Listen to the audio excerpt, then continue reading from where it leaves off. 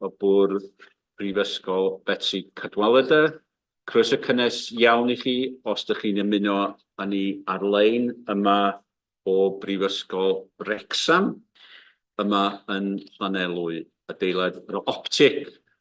Mae'r stafell yma yn reit fawr, wel, yn uchel a dweud y gwir, wedyn dwi'n mynd I annog pawb I godi llais mwyn I bawb glywed os gwelwch yn dda. Siaradwch yn glir oherwydd mae'r acwstic ddim cweit yn berffaith ar gyfer ni yn yr ystafell. Gobeithio bod chi'n clywed yn iawn adre. Croeso arbennig I un o ddau o bobl heddiw. Mae gen I ymwelydd o Lywodraeth Cymru yn enw Carwyn Wycherley. Carwyn ar hyn o bryd yn gweithredu fel ysgrifennydd preifat i'r ysgrifennydd cabinet. Dyn ni'n adnabod mor dda yr ysgrifennydd cabinet ar gyfer iechyd sy'n ar fin o bosib ddod yn brif weinidog wrth gwrs. Felly, falch iawn bod Carwyn efo ni I arsylwi ac wedi bod efo ni ddoi mewn sesiwn anffurfiol o'r bwrdd. Felly, croeso cynnes iawn I Carwyn. Rhybydd hefyd, does na ddim rhybydd tân heddiw. Os oes na rhybydd tân yn digwydd, yna awn ni allan drwy'r ffrynt, drwy'r drws yma neu'r drws acw sgwelwch yn dda. Mae gennym ni Mr Gwynfor Owen, neu Cynghorydd Gwynfor Owen, dylwn ni ddeud I ddefnyddio'r teitl swyddogol. Ond mae Gwynfor yma heddiw I ddarparu cyfieithiad a mae Lowri yn darparu cyfieithiad ar-lein. Diolch mor iawn I chi'ch dau am y gwaith pwysig yna. Smydwn ni felly at ymddiheuriadau. Mae gen ni chydig o ymddiheuriadau. Mae Mike Lafyn yn ymddiheurio oherwydd mae Covid. Mae Mike, mae hynna'n esgopo ni fod yna gryn dipyn o Covid o gwmpas. Gobeithio fydd Mike a'i deulu yn gwella. Ymddiheuriadau eraill gan Mike Parry, David Jones, Cynghorydd David Jones, Billy Nichols, Nick Lyons a mae James yma. Croeso James sydd yma yn dirprwyo ar ran Nick Lyons. Reit, dyna ni yr ymddeiriadau I gyd dwi'n credu. Jyst rhybydd arall, os ydych chi'n gweld pobl yn dod mewn i'r stafell o bryd i'w gilydd efo camera, criw ffilmio ydyn nhw. Mae yna griw ffilmio o gwmni teledu chwarel yma. Mae nhw yn mynd I wneud rhaglen ddogfen cyfres arall. Mae nhw wedi wneud un yn flaenorol yn dod. Falle rhai ohonoch chi wedi bod yn wylio yn y gorffennol. Mae nhw wrth I wneud cyfres arall fydd nhw yma yn wneud rhywfaint o ffilmio heddiw.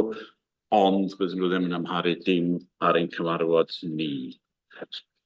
Ymlaen efo'r agenda felly ag yr eitem gyntaf di datgan buddiant ar unrhyw eitem ar yr agenda heddiw.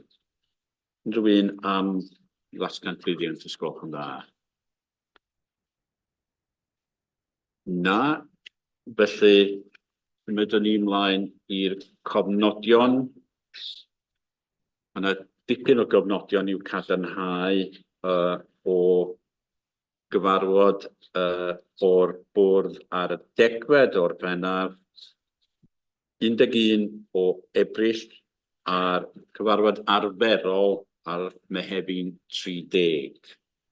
Oedd yna 2 gyfarfod ychwanegol yn doedd, un ar gyfer adroddiad blynyddol a cyfrifon a llall ar gyfer penderfyniad am beth sy'n cael ei alw'r ambynnsawyr. Felly, eisiau cymeradwyaeth ar gyfer y cofnodion yna. I pawb yn apus I gymeradwyo os gwelwch yn dda. Unrhyw un ddim yn cytuno. Na, pawb yn apus, diolch o'r iawn am hynny. Materion yn codi ag yr cofnod gweithredu. Na I droi at Pam rhag ofn bod yna rhywbeth yn codi. Anything from the action log we wish to note, please, Pam. Thank you, diolch, David. The action log is there. We're just happy to take any comments from any of the board members. The one you'll notice on the action log, there's a gap there on 24.102.4, and that was in relation to the financial action plan as a result, which was addressed, picked up in the accounting meeting. The action was there for us to circulate the action plan. I'll do that following the meeting. I haven't picked that up to now, so I should have put an update on that. So that was the only one I wanted to draw attention to. I think the other matter, David, is we'll be looking at some consistency, how we do with action logs across the board and all committees. So we've got some consistency going forward. So I'm happy to take any questions, or indeed any of the directors will be able to answer any points on their lead actions. Great, that's very helpful. Gareth? Could I just ask on 24118, the planned care escalation meeting is referred to. I just wondered, could I just clarify the membership of that? I presume it's under the executive, but I'd be interested in knowing. It's for independent members, in fact. Oh, it's the one. It's the one that we haven't met yet, but we're meeting next week. That's okay. It's a different title. What I would say though is that we've got a number of escalating meetings, given the focus on this matter. So yeah, there are executive and senior manager and senior clinician meetings, but for the independent members, next week oversight. Thank you. Rhywun arall? Pawb yn hapus I dderbyn yr adroddiad yna. Felly, diolch yn fawr iawn I chi. Symudwn ni ymlaen rwan I eitem arferol gynnu sef stori staff, ag dwi'n meddwl bydd Angela yn cyflwyno'r eitem yma I ni. Felly, Angela, dros at ti. Diolch, Chair.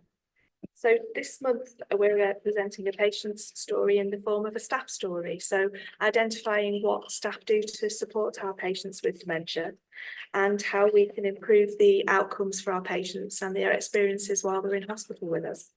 So this story is about one of our dementia support workers, activity coordinator over at Mould Hospital, called Diane.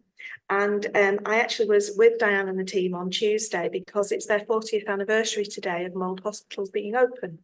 And unfortunately, obviously, I'm here, so I couldn't meet with them. But I went over on Tuesday and had a fantastic opportunity to see them in action, working with individual patients and groups of patients. There was some information around mouth care and information to student nurses that was actually shared with the patients in their group. And on Monday, they'd had their Monday Club, where they'd had tea and biscuits and had conversations about the past and had some reminiscence therapy, which was really, really good to see.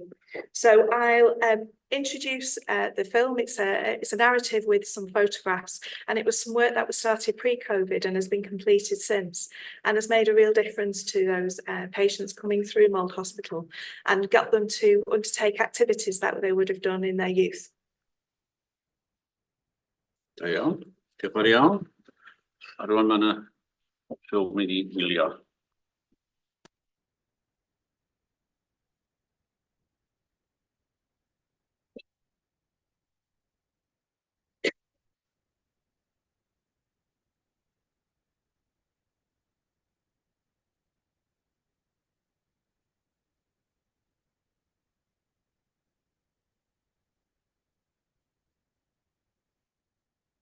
Hello, I'm Diane Sweeney.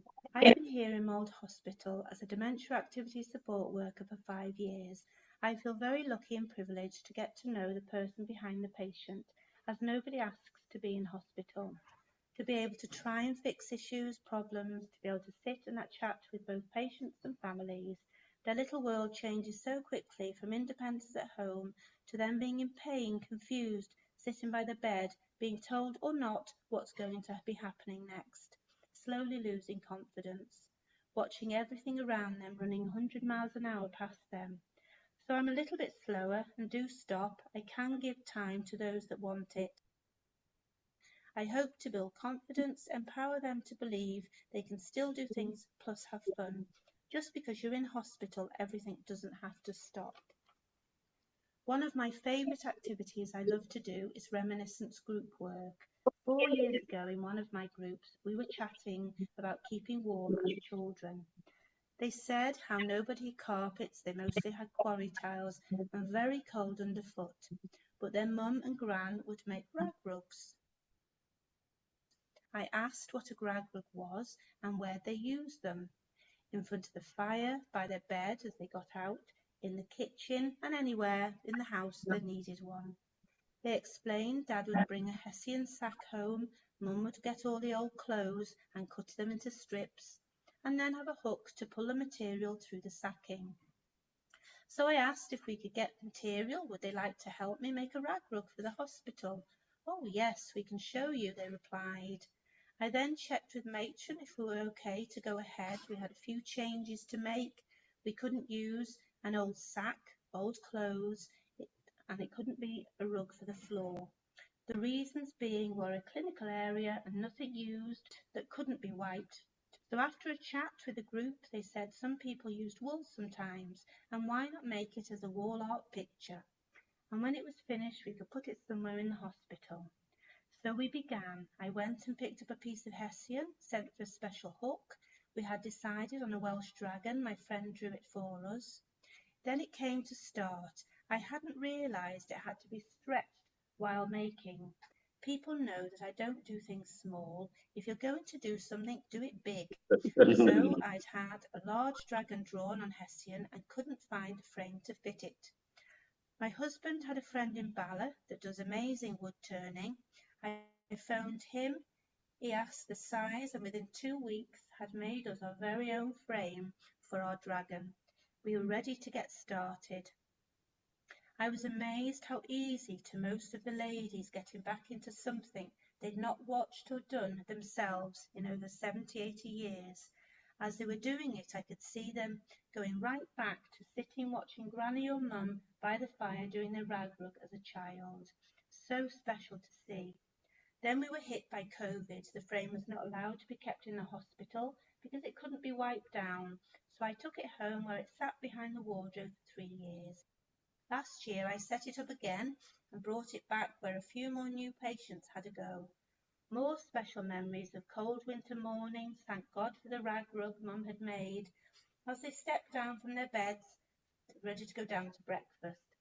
The dragon was finished in April this year. The background was painted green and white like our Welsh flag, and all the ladies' photos that helped me make it was placed around the dragon. The Hessian was taken from the frame and placed onto a hard board, and this has gone off to the framers. I'm very proud of everyone's hard work, but so pleased about how our dragon brought skills and memories back that we thought had been forgotten.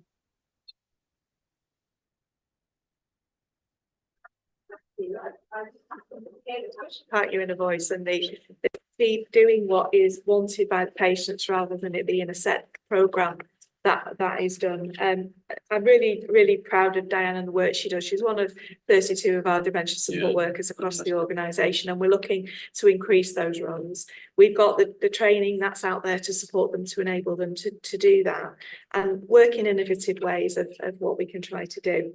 Diane actually has won her bronze, silver and gold awards for patient experience PALS support, and I was really privileged last month to award her the EDON award, the Exec Director of Nursing award. So when I went on Tuesday, she was wearing it with pride on her uniform. So really lovely story, I think, to share. Brilliant, thank you very much. I'm gonna, before anybody else fits in, I'm just gonna follow and I just wondered, in this space, there's lots of good things happening, and wonder how closely we work with third sector and local authorities. Maybe you can share some of that. That'd be quite useful for us to know. Yeah, no problem. Yeah, so we're trying to get more involved with third sector, very involved with local authorities. So I'm the exec lead for dementia and picked that up last year.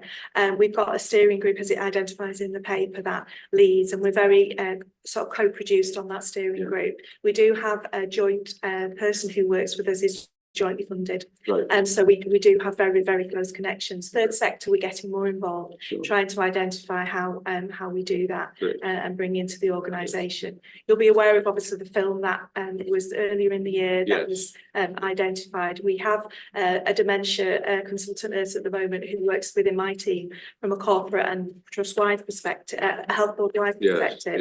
But we are recruiting, as identified in later papers, a dementia consultant nurse for mental health and learning disabilities, who will be more operational rather than the research and strategic work that my team have been doing. Diolch yn fawr iawn. Dwi'n meddwl Rhian sy'n dod gyntaf, unrhyw un arall efo cwestiynau sylwadau, nodwch wrtha wedyn. Rhian gyntaf. Just a little here. Dwi bron yn mewn dagfer. A faint mor bwysig ydi o. Ond I 35, there is only a lot of tactic. A sut maen nhw'n cael eu gwasgaru dros stad Betsy mwyn bod nhw'n cyrraedd gymaint o bobl at y Baltic. Cwestiwn da iawn, ac diolch am nodi'r pwynt yna pa mor bwysig, ac mae'r maes hwn yn cyffwrdd llawer iawn o bobl, llawer iawn ohonyn ni, dwi'n siŵr, ac nid dim ond genhedlaeth un, wrth gwrs. Felly, dwi'n siŵr os Angela, ateb y cwestiwn yna, gan Rhian gyntaf, diolch. Yes, thank you. I think it's really important that we spread this across the health board, and we do have training for roles within specifically mental health and learning disability. But one of the things that I'm undertaking at the moment is the establishment review of nursing across learning disability and mental health, and identifying those activity coordinators that are needed within those areas, and that dementia training and support will be for those staff as well. We do have, as again identified later in the meeting pack, training that is bespoke for mental health learning disability, shining the light, if you like, on dementia and making sure we've got that consistent approach. So it is the ambition. I think, you know, we've developed these roles within the last 2 years since I've been in post, and I think that's been adopted across the IHCs with vigour. They've really embraced this, and we are making sure that is happening across. Diolch yn iawn. Yrtha nesa wedyn Gareth.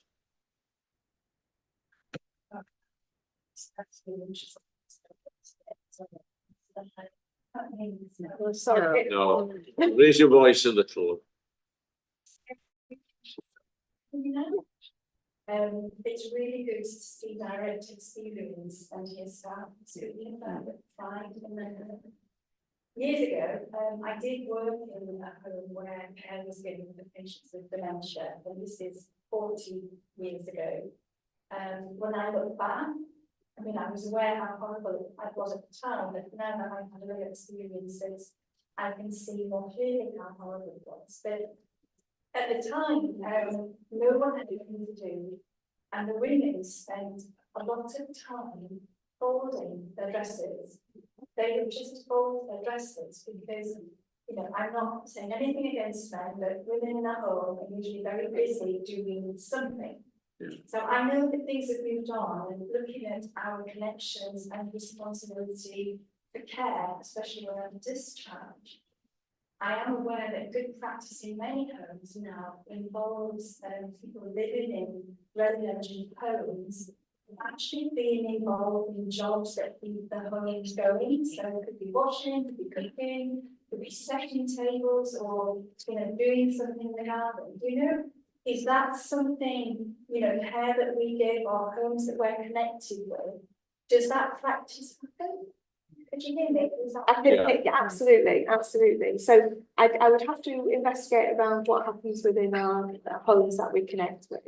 But certainly within the dementia support worker roles and activity coordinator roles, there is that opportunity for sort of afternoon tea to be supported by the patients if they're able to, for them to get involved in quizzes and different activities that are happening. We've actually done some work with local council and job seekers around getting people ready for a role in the community. And I met one on Tuesday at Mould, who had been given an opportunity within Old Hospital and was working and identifying how people could undertake different things. And photography was one of the things that people were interested in, and undertaking the little projects for the ward to make it better. So, you know, helping with the wrapping of napkins, if you like, when they were ready for the meals and things like that. So some people are not able to, and that's accepted. But the ones that are able to and want to get involved and are stimulated by that, then certainly that is happening in our community hospitals and in mental health and learning disabilities. Gareth, ti nesa? Yeah, I mean, I had the same question as Rhiannon, which has been well answered. But just to say, I also really think it's important the monthly meetings you've instituted, because despite, you know, the incredible energy and positivity of the colleague that was interviewed, you know, it must be really challenging work, and particularly if you're one person in a community hospital, having the chance to regularly catch up with colleagues, I think is really important. I just want to very briefly go a little bit off subject, because it's about consistency as well. And you've obviously talked about, we're going to spend quite a lot of the agenda talking about the work of MHLD, but I saw a really excellent practice by the older people's community mental health team in Bryn Beryl in Pwllheli, where they have a sort of respite opportunity. They take people in, loads of really creative activities. But the thing that struck me is that it was really positive. But then when I go elsewhere, we don't have the facilities to do that. So obviously we can't unfortunately do best practice everywhere all the time. But I do think we need to look at how we can, you know, make that more general. And again, that all comes back to some of the issues we have with the estate and so forth. But I think it should definitely be as an ambition that we need to do more like that. Because this, in that case, this was obviously helping people stay in their homes. Absolutely. But giving them sort of meaningful opportunity to escape from the prison that dementia is. Chris, and then Carol, and then if you want to come back with it. Yeah, thank you. I just wanted to extend the comments that you'd made with regard to working with others. I recently did a walkabout in Llandudno Hospital, and the dementia support workers there had done some fantastic work with the local schools in Llandudno. And if you look on the wall by General Office in the corridor there, you'll see a large frame with lots of postcards from the children. Just the power is in the simple language that children use to describe the conversations that they'd had with individuals with dementia. So worth a look if you go there. But another example really of the power of the dementia support workers and how they're working into the community, not just in our hospitals. Thanks, Chris. Carol, did you want to make a point? Yeah, just briefly.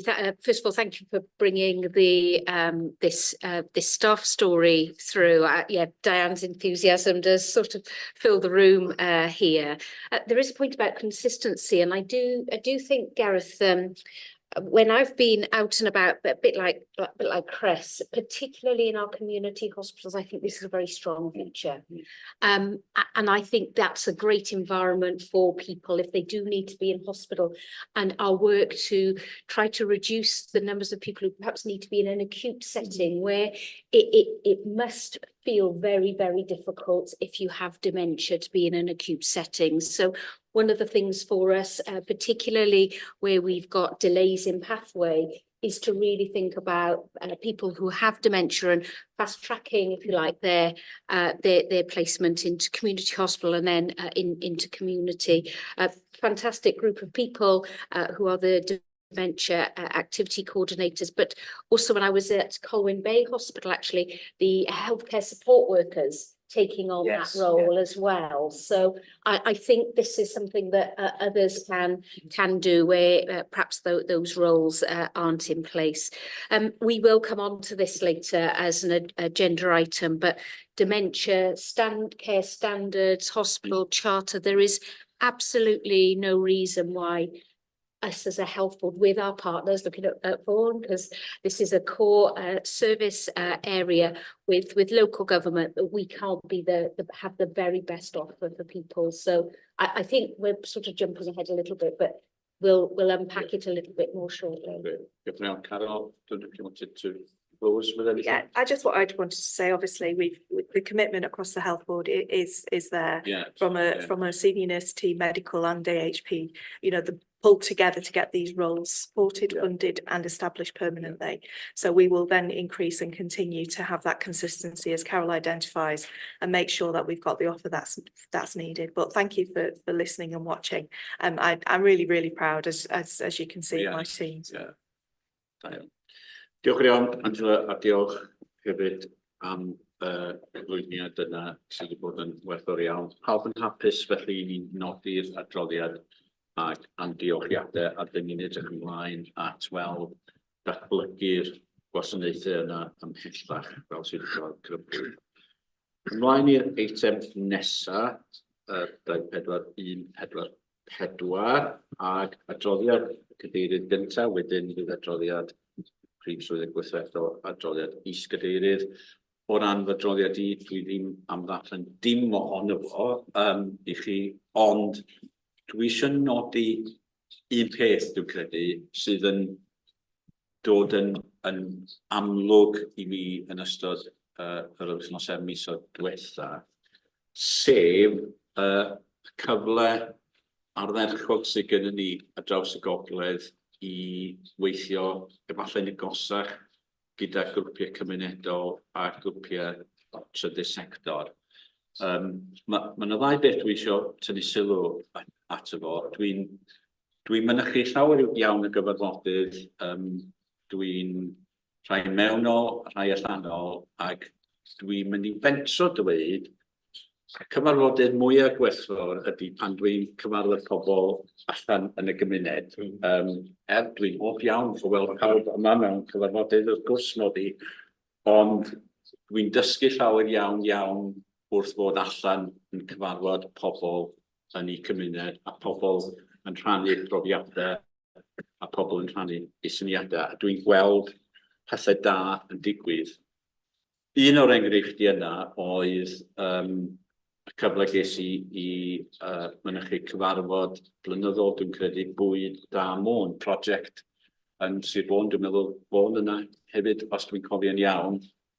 A prosiect sydd yn gweithio yn y gymuned a draws cymunedau y môn o ran ansawdd bwyd ac hefyd cefnogi pobl gyda pwysau ariannol a pob math o bethau felly.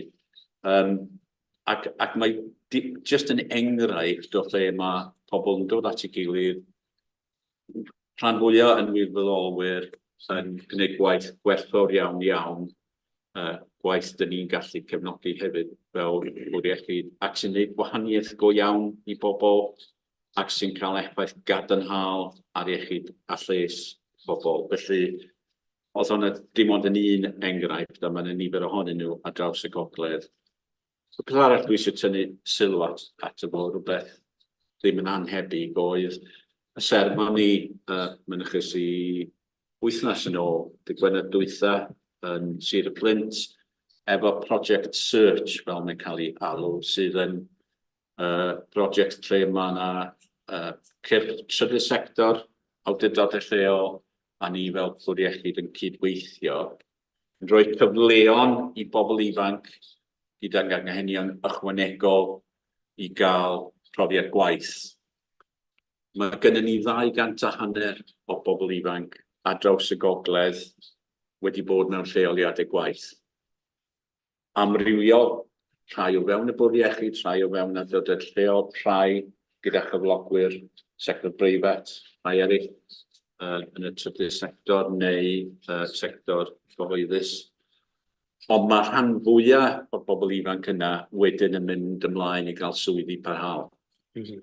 Ac oedd yn anrhydedd bod yna i weld y cyfraniad o'r bobl ifanc wedi gwneud a'r cyfraniad y gefnogaeth gan gyflogwyr. Ac mae sermoni wedi digwydd ar draws y gogledd, a dwi'n awyddus i ni eisiau datblygu'r gwaith yma, ac dwi'n gobeithio bod yna gyfle i gyflogwyr sydd ddim yn rhan o'r prosiect yma i ddod ymlaen i gynnig lleoliadau addas a cefnogaeth i bobl ifanc. Oherwydd, dyn ni'n gwybod oherwydd maint y bwrdd iechyd prif gyflogwr, mae gennym ni ddyletswydd y dweud y gwir i gefnogi pobl sydd angen y gefnogaeth. ond mae'n rhywbeth dyn ni'n teimlo fod mae'n fraint i ni bod yn rhan o'r gwaith yna. Ac oedd yn anrhydedd bod yna a bod yn rhan o'r seremoni yna. A dim ond yn enghraifft o y pethau yna sy'n digwydd o'n cwmpas ni sydd yn aml yn mynd yn ddisylw o dan yr eida dydyn yng nghanol pob dim arall sy'n digwydd. Ond mae'n dangos y potensial fel prif gyflogwr yn y gogledd, un o'r sefydliadau angor na, fel mae'n cael ei galw, sy'n gallu gwneud cyfraniad tu hwnt i'r brif ffrwd os liciwch chi. Felly, oeddwn ni'n wedi cael cyfle i weld hynny'n digwydd mewn seremoni. Felly, dim ond yr enghraifft yna. Ac mae'n bod yn gyfnod prysur, ond fe welwch chi, mae yna fwlch yn y dyddiadur. Nes i gymryd rhyw 10 ddiwrnod i ffwrdd o wyliau hefyd yn ystod y cyfnod yna. Rhag ofn bod chi'n meddwl o'n i wedi diflannu o ddiar y ddaear am gyfnod. Oeddwn ni'n ffodus iawn i gael gyfnod o wyliau, ond dwi wedi nodi pob dim arall mwy na lai. Hapus os oes unrhyw un eisiau codi cwestiwn neu sylw. Diolch yn iawn. Neb yn mentro deud dim byd. Teresa, sorry. Dim ond eisiau ategu be oeddech chi'n neud am yr len search, os yw'r gair, David. Yn ddiweddar, oedd hi'n wythnos codi ymwybyddiaeth a mae yna bledda dysgu ar draws Gogledd Cymru. A mi fuon ni'n codi'r fflag ar draws y 3 safle, Ysbyty Gwynedd, Ysbyty Glan Clwyd a'r Maelon yn Wrecsam. Ac oedd hi yn fraint, achos gathon ni nifer o pobl ifanc sydd wedi bod hefo ni yn yr bwrdd iechyd yn gweithio, a llawer ohonyn nhw yn mynd am cyfweliadau o fewn dyddiau. A be oedd yn wych ydy, mae rei ohonyn nhw wrth gwrs yn gweithio fel pencampwyr ar iechyd corfforol i helpu i cyfoedion o fewn y maes. A da ni'n gweithio hefo nhw yn agos, ac wrth feddwl am y stori o gynnon ni gynt, wrth gwrs mae llawer ohonyn nhw'n gweithio drwy gwaith llaw a creffta hefo'u cyfoedion i helpu iechyd corfforol yn ogystal a lles meddyliol. Oedd y gwaith yn wych, pobl ifanc, gwaith arbennig, pobl ifanc efo anabledda dysgu, braint arbennig, ac o'n i'n ddiolchgar i bawb ddath i'r 3 safle wrth i ni codi'r flagiau. Diolch, dim ond eisiau dweud, ond mor bwysig bod ni'n trafod anabledda dysgu bob amser. Diolch iawn am hynny, Teresa. Diolchgar iawn am sylw. Rwy'n arall yn rhyw gwestiwn neu sylw? Na, gobeithio bod chi'n hapus i dderbyn yr adroddiad yna. Diolch yn iawn. Ymlaen yr adroddiad nesaf, adroddiad Carol Trobwn. Carol, diolch. Thanks very much. Those who are eagle-eyed, you will have spotted the format change on my report reflects the strategic objectives of the organisation. So happy to receive feedback on that. And we'll develop it. And the purpose of the report really is to try to draw through just a couple of things that may either be on the agenda later and a nod to those, but particularly those that aren't in another report, but are worthy of celebrating and drawing to colleagues' attention, as well as actually some of the very real challenges that we're working on. I'm going to take the report as read. We've got a very big agenda, but I just want to add a couple of things that at the time of writing were not known and in the public domain. So just to say that the COVID inquiry first review report is now published. We will be doing work on that in the organisation with Pam and Jane in particular, as well as other colleagues, and look to bring back some reflection on the key things that are particularly important for us as a large integrated health board to take forward in terms of our responsibilities. So there will be a series of these reports over the coming years, and we do have mechanisms in place already to receive those reports. The other update on my report is around executive and senior management team appointments. Really pleased we were able to say the Director of Performance and Commissioning appointment, I can give a name now, Stephen Powell, who will be joining us in September. And also pleased to say, hot off the press, I've got his permission on this, is to say that Gareth, where's Gareth gone? Gareth has agreed to take on a really big role, I think, as the Integrated Health Community Director for Centre. Lots of opportunities and also challenges ahead, but to thank Gareth for that. So really pleased with that. We are very busy recruiting into vacancies at executive director positions, because we do want to be able to get to the place where we do have a full board, recognising so much progress on the independent member side already. So I promised somebody that I would flag their success as well, and they may well be listening in, and that's the work around diabetes. And you'll recall that diabetes is a key element of our annual plan. Well, I was delighted to hear about one of our colleagues who has developed material for children in relation to diabetes. I got a lot of national recognition through their appearance on CBeebies bedtime story. Yeah. So I wasn't quite sure I could ever, as a chief exec, talk about CBeebies, but really pleased that Dr. Rose Stewart's work has been recognised in that way for such a really challenge and key area. And I'm sure in the future we'll be having those reports on diabetes coming through. So there's a lot to say, but I'll leave it there, Chair. Diolch yn fawr iawn. A cyn I mi droi at eraill, os oes yna gwestiynau, dwi eisiau hefyd deud llongyfarchiadau mawr I Gareth a diolch iddo fo am ymgymryd a swydd ac yn ei rôl bresennol. Dyma cyfarfod bwrdd ola, dwi'n credu. Felly eisiau diolch Gareth am yr holl waith dros y blynyddoedd gefnogaeth i'r bwrdd. Dan ni'n edrych ymlaen at gydweithio a cyflawni lot o bethau da yn y dyfodol agos. Felly llongyfarchiadau mawr ar y penodiad yna. Reit, unrhyw un efo cwestiwn neu sylw?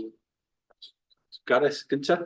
Yeah, just briefly, given my sort of role with primary health and also the absence of our colleague Mike, wanted to say how important and how much personally I welcome the approval of the M-Farm course at Bangor. Yeah. I mean, we will be talking, no doubt, we do talk a lot about the areas in which the performance of the health board isn't particularly great, but community pharmacy is one of the ones where we are doing really well, and particularly in terms of pharmacist prescribing.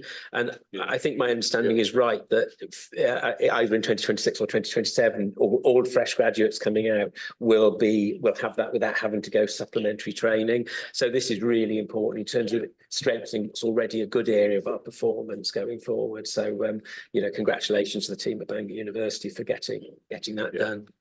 May I just comment briefly on that, because that really important change to being independent prescribers will play a really important part in how we think about providing services in the future.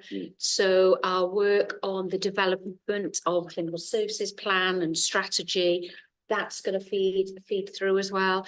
And as Mike isn't here, I just would want to say that our growing relationship with Bangor University, but other specialties as well.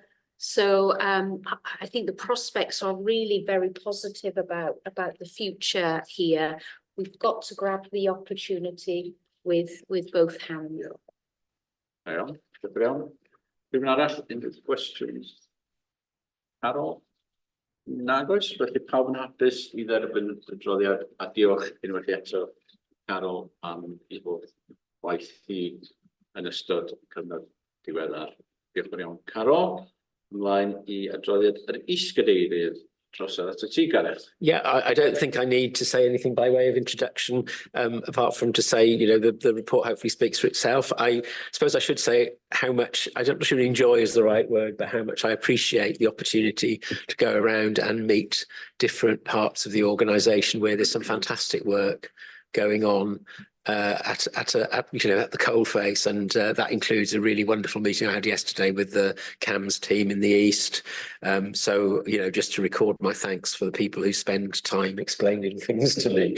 But nothing more by way of introduction, but I'm happy to take questions, or obviously from colleagues, if anybody ever wants to talk to me about specific issues, you know, my metaphorical door is always open. So. Iawn, diolch yn iawn, Gareth. Diolch am y holl waith a hefyd llongyfrchiadau i Gareth. Mae Gareth wedi bod yn dilyn cwrs Cymraeg yn Aberystwyth yn ddiweddar a wedi datblygu ei Gymraeg, felly gadewch i ni helpu Gareth efo'i Gymraeg a siarad. Mae'n gwell, ond dim yn rhugl. Na, ti'n neud yn dda iawn. Dwi'n trio. Ti'n neud yn ardderchog a dyn ni am gefnogi Gareth efo pob ymdrech mae'n neud efo Gymraeg a diolch i ddweud. A diolch am y gwaith. Unrhyw gwestiwn neu sylw ar y droddiad Gareth? Nag oes, felly os da ni'n hapus i dderbyn yr adroddiad ysgolch yn dda ac unwaith eto diolch am holl waith mae Gareth yn gymryd a fo ar draws y gogledd i ddweud y gwir dwi'n gwybod am yr holl deithio mae yn neud o Benllyn bron i Queensferry, felly diolch fawr iawn Gareth. Ymlaen at yr eitem nesa, eitem 24,147, sef adroddiad sy'n ymateb i adroddiad gan y Coleg Brenhinol, sy'n cytryddion. Dych chi'n cofio yn cyfarfod bod diwetha ni drafod y mater yma, a mae yna nifer o ddatblygiadau wedi bod yn y cyfamser. A dwi am groesawu Jeff a Carol o llais, yn ddiolchgar iawn iddyn nhw am eu cefnogaeth, ac David sydd yma, David sydd bod rhan o'r sgyrsiau efo teuluoedd, ac dwi am wahodd Jeff ymlaen. Os Jeff, if you wish to say anything before we get to the report itself, please, so you can provide us with some of the context, perhaps. Thank you very much. Thank you. We've had a couple of meetings with families.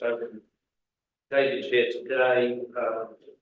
Phil Dick did hope to attend, but he has childcare responsibilities today, so it wasn't able to. We had our second meeting last week. I think that was useful. We carried on the work from the first one, but it also allowed families to explain their scepticism and the difficulty they had in the first round of improvements in 2018, 2019, 2020. I think they are hopeful that it's different this time. It feels different.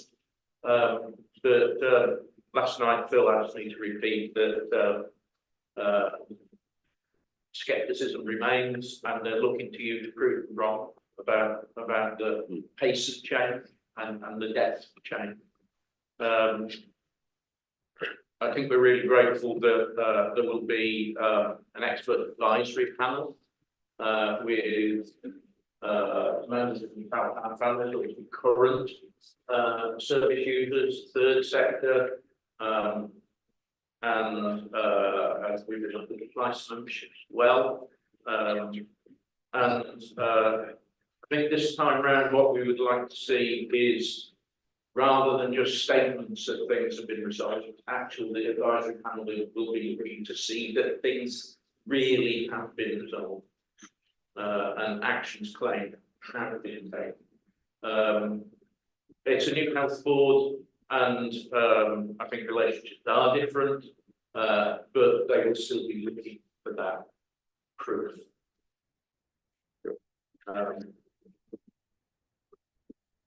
we will we'll continue to work with Teresa, with Ian and Gareth to take this forward. It would be useful to have regular reports on the board. I'm sure you plan that, but I think this is something that needs to be seen moving forward. There's some work to do in the various groups about establishing which of the 80 odd recommendations are still relevant, which need urgent action, which can be discarded because things aren't relevant anymore, but also what is new. I've spoken to the people involved, and I understand that you're not just looking at Royal College recommendations. You're looking at the service in the round, and wanting to establish those issues. We can certainly bring forward current service users who have relevant experience, and I think things are different post-pandemic. We're seeing a lot of new issues. One of the most surprising issues we've seen is the prevalence of people with suicidal thoughts. Last week, I said a new procedure to take forward when people express suicidal thoughts to us. Last week I dealt with 6 sort of similar situations in a week. For us, that's unprecedented. I end up speaking to Ian and his deputy a lot about that, but it is something that has really changed, and I think needs to be worked into that, along with other post-pandemic issues. I think I've said all I need to say. Thank you very much, Jeff, and we're grateful for the work you have contributed here, both you and Carol, and the support you've given ourselves and the families, and we're looking forward to continue that cooperation going forward. I'll turn to Carol first, and there'll be others we need to contribute, and Ian is here as well, so first up, Ian also. Diolch, thanks very much, Chair. This is one of the most important reports and areas that we will consider today. There's a very busy agenda, but as Jeff has outlined really well, I think there's hope that we move forward, but there's scepticism from the past, and we have to take that on board and take that into account. And I think in our discussions with people who've had those difficult experiences, just reflecting on how we demonstrate the evidence of moving forward is going to be a really key aspect.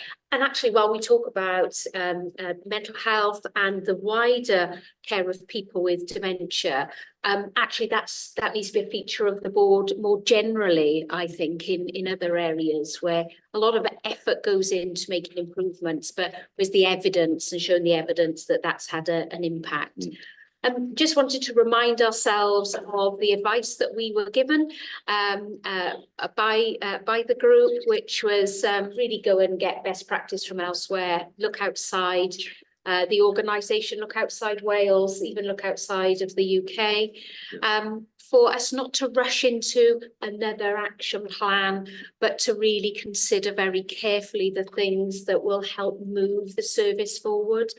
And some of the recommendations that may have been now superseded, as Jeff was saying, for people outside of the health board to work with us and bring those fresh eyes and perspectives, and then of course to grab hold of some of the things that we really can do and push forward on. So the report that has been brought forward by Angela and Teresa predominantly covers many of those aspects, and in particular the work that is already in progress. And not to jump too far ahead onto the next agenda item, of course, there's a biggie here about the electronic health record, which has been such a big issue in terms of supporting staff to deliver great care. So I'm also very grateful with the tone and the approach that has been taken. And just to reiterate, you know, mine and our commitment to taking this forward in an open and very enthusiastic way. Yeah. I was going to hand over to Angela and Teresa. Might you go to Angela, Teresa, you first, Angela? Yes, that's We did Teresa, right. So Teresa and I have been working on this, identifying how we can give the information to show where we're going to be going, and how we are going to be changing the outcomes, and looking at how we can make sure that that quality of care is there, that we are listening and that we're taking things where they need to go. I'm going to be looking at from a health board perspective. So the issues that have been brought up in the reports and the Royal College of Psychiatry review have resonated within the whole of the health board in some of the issues that we've been dealing with. And obviously we're in special measures because of some of the issues around communication and engagement with our patients and the public, the way we've dealt with complaints, the open and transparency of what we've been trying to do. So we've identified that it's not just the mental health response that we want to make. We want to make sure that the specifics are there from the details that we're working with, but also a wraparound from a health board perspective, so that the change is made systematically across the health board that will be sustained and will impact on mental health. And then mental health experiences will feed into how we can improve the health board as well. So the paper identifies the key building blocks. And just yesterday, we had a board development session around developing our strategy and vision for the health board and our clinical service plan, and how we're going to be taking that forward to make sure that we've got that opportunity to have a vision for the next 10 years, to have a clinical service plan that makes it approachable for the public to understand and get involved in our developments and making sure the services are where they want to be. The operating model refresh that's identified in the paper. We had that work undertaken and it was implemented 2 years ago, just as I arrived. Mental health didn't necessarily have the follow through on that and it get to the place it needed to be. And we're doing a full refresh of the operating model currently. So that allows us to look at how we work. And Teresa and I have been discussing in her new role from next month as a clinical executive with me, how we look at that multidisciplinary working, how we make sure that is evident across mental health as well as the whole of the health board. And I think that's really exciting for us to be able to do that work together alongside obviously the medical director as the clinical execs with support from public health. Introduction of the quality management system. So that came to board last time and was approved as a framework. We're now working with the performance team supporting us to identify the first pilots for where we're going to utilise that quality management system and how we're going to tweak it and refine it to ensure that we've got the best methodology and we've got the support wraparound for the services. So mental health have volunteered to be one of the first pilots alongside vascular and urology. So we're just working that up at the moment to identify how we're going to be taking it forward. And by September, we'll have those processes in place and moving forward through that. The integrated concerns policy, which is later on in the agenda, was informed from coroner's feedback, from our Lynn investigations work, but also from the Royal College of Psychiatrists and the feedback we got around concerns and about the timeliness of them and the investigations that were undertaken and the oversight of them. So again, I'm presenting that a little later on the agenda, but it's been built by the teams, it's been built by working. We've got ICE feedback, we've got Welsh Government feedback, we've got our clinician feedback to identify how we can make that so that it's the best opportunity for us to address concerns, incidents, mortality issues, and we don't get lost in silo working and not covering what we need to and giving a timely response to people who are waiting to understand what's happened. Strengthening organisational development, culture and leadership is work that is wrapped around from a special measures perspective. Board development, the recruitment as Carol identified of board members, identifying strengthening the exec team, working on the operating model and supporting teams to take things forward. Electronic health record, I'm not going to rehearse the next item. And then service user and carer engagement. Helen and my team in patient experience have been very active, working with Kath Broderick as our independent advisor to look at how we do things differently than we've done before, so that we've got that real engagement. And only last week, Carol and I met, and David met with family to identify what had gone wrong in the past and how we can learn from that. And then embedding the risk management framework, we've had a refresh, we're on a journey with it.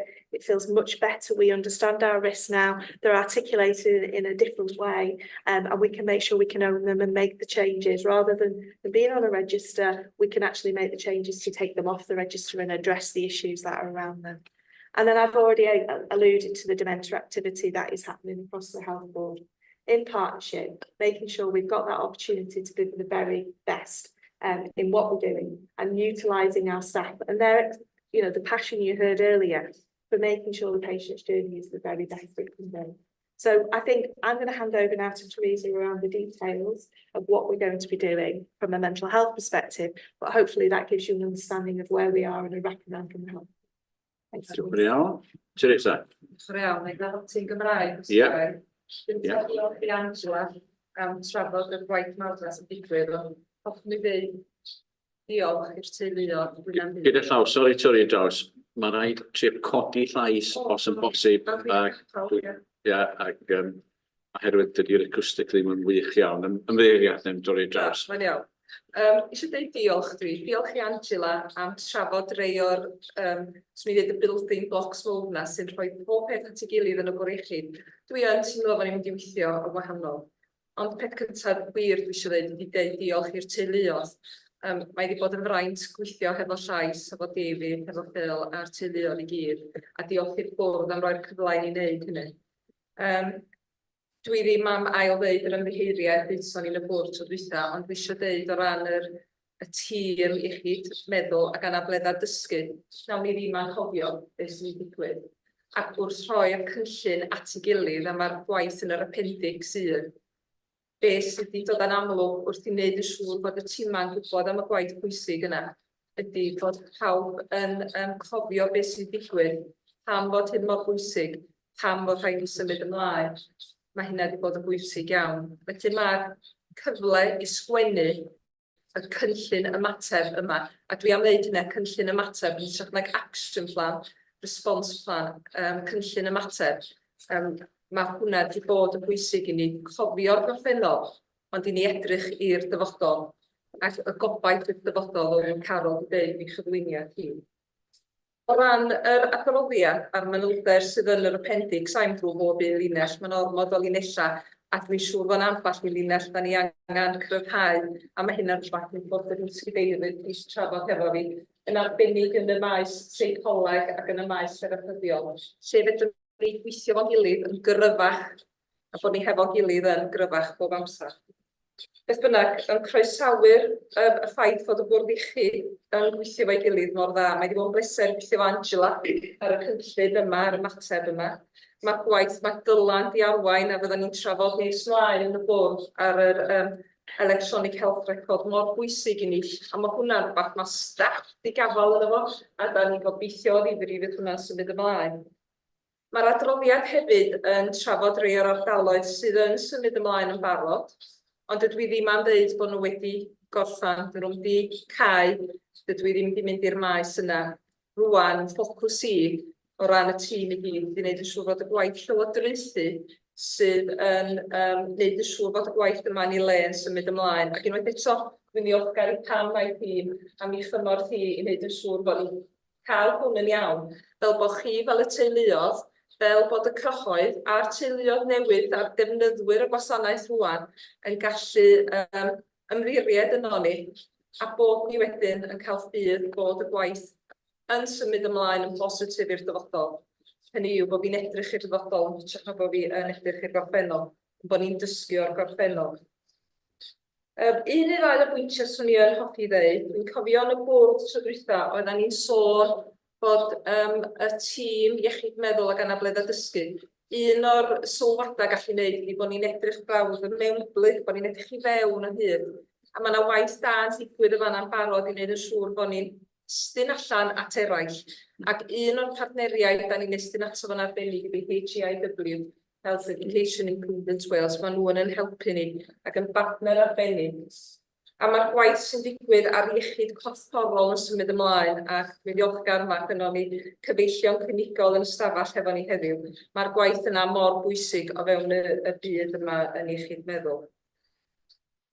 Mae Angela di taro'n barod ar y gwaith da ni'n neud hefo cleifion, teuluodd a gofalwyr, a dwi wrth y modd bod ni wedi barod i mapio'r gwaith yna ar draws y tîm a'r gwahanol tîmau iechyd meddwl. Mae hynna wedi bod yn fraint o waith, ond cam cyntaf i hwnna, mae rhaid ni gweld y gwaith drwodd rwan.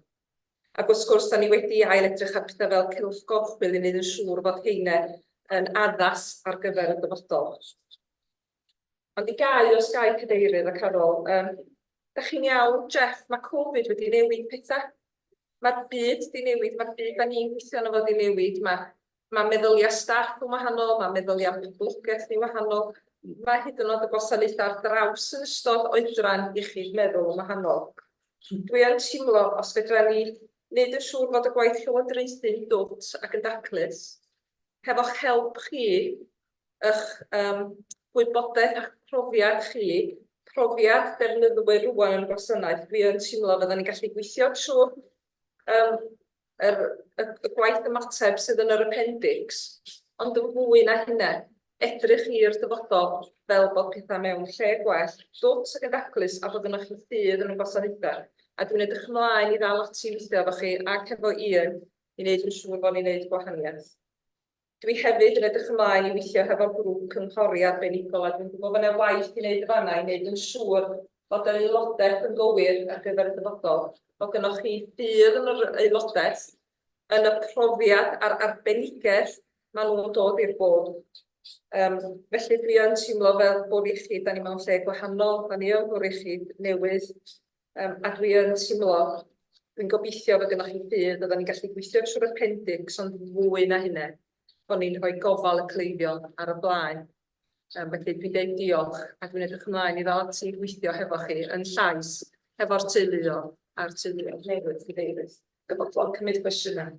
Diolch fawr iawn, Teresa ac Angela, ac hefyd ga i ddiolch i Ian hefyd am y gwaith mae o wedi cyflawni yn maith hwn yn ystod wythnos yn mis dwytha. Dwi'n siŵr bydd yna nifer o gwestiynau sylwadau. Dwi am droi'n gyntaf at Gareth fel yr is-gadeirydd sydd efo'r gorolwg o'r maes hwnna a sydd wedi bod yn rhan o'r trafodaethau. Gareth. Diolch, Cadeirydd.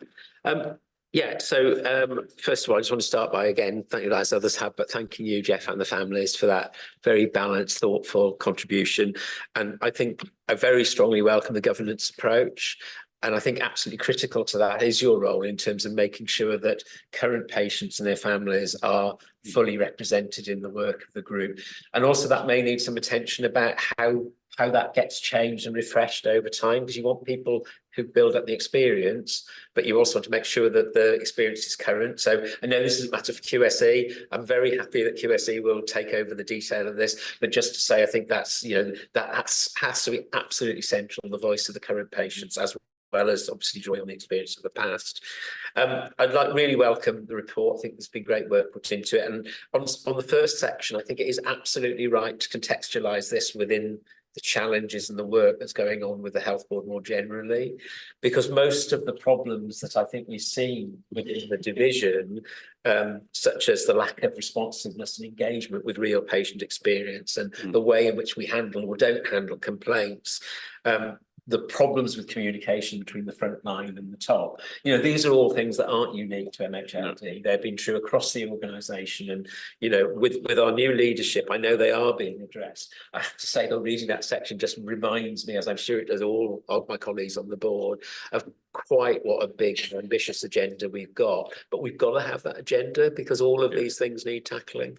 So, as I said, I really think it's important to contextualise that, which isn't to say there isn't a lot of work to be done within the specific area of mental health and learning disabilities, but it is a subset of a much bigger set of issues. I think just on a couple of specific points on physical health, I think, you know, that it's very welcome. I know we've had some very unfortunate cases here. I really welcome the move in Hedvan to have a particular physical health suite, and we must look at whether we can replicate that in the other two areas. And one of those is obviously something we talked about elsewhere, is the pressure on space in her guest, and whether we can move the community mental health team out of there to somewhere more appropriate, freeing up more space there. But we must try and make sure that's the same in all of our three key acute sites. I won't talk about the electronic records because we're going to talk about it. Staffing, I'd just like to say that this mentions the wellness service, which is obviously looking after our staff, but I really think that is really important, and the action point here about making sure we put that on a permanent footing is so important. I mean, it's not about, let me put this in the most sort of Daily Mail sort of way, it's not about mollycoddling our staff. It's about giving the staff the support they need to do a really difficult job and do it well. And if our staff are suffering from the effects of pressure in terms of their mental health, they are not going to do a good job in delivering care. So to me, this is a really important enabler of improving the performance of our staff and giving them the support they need.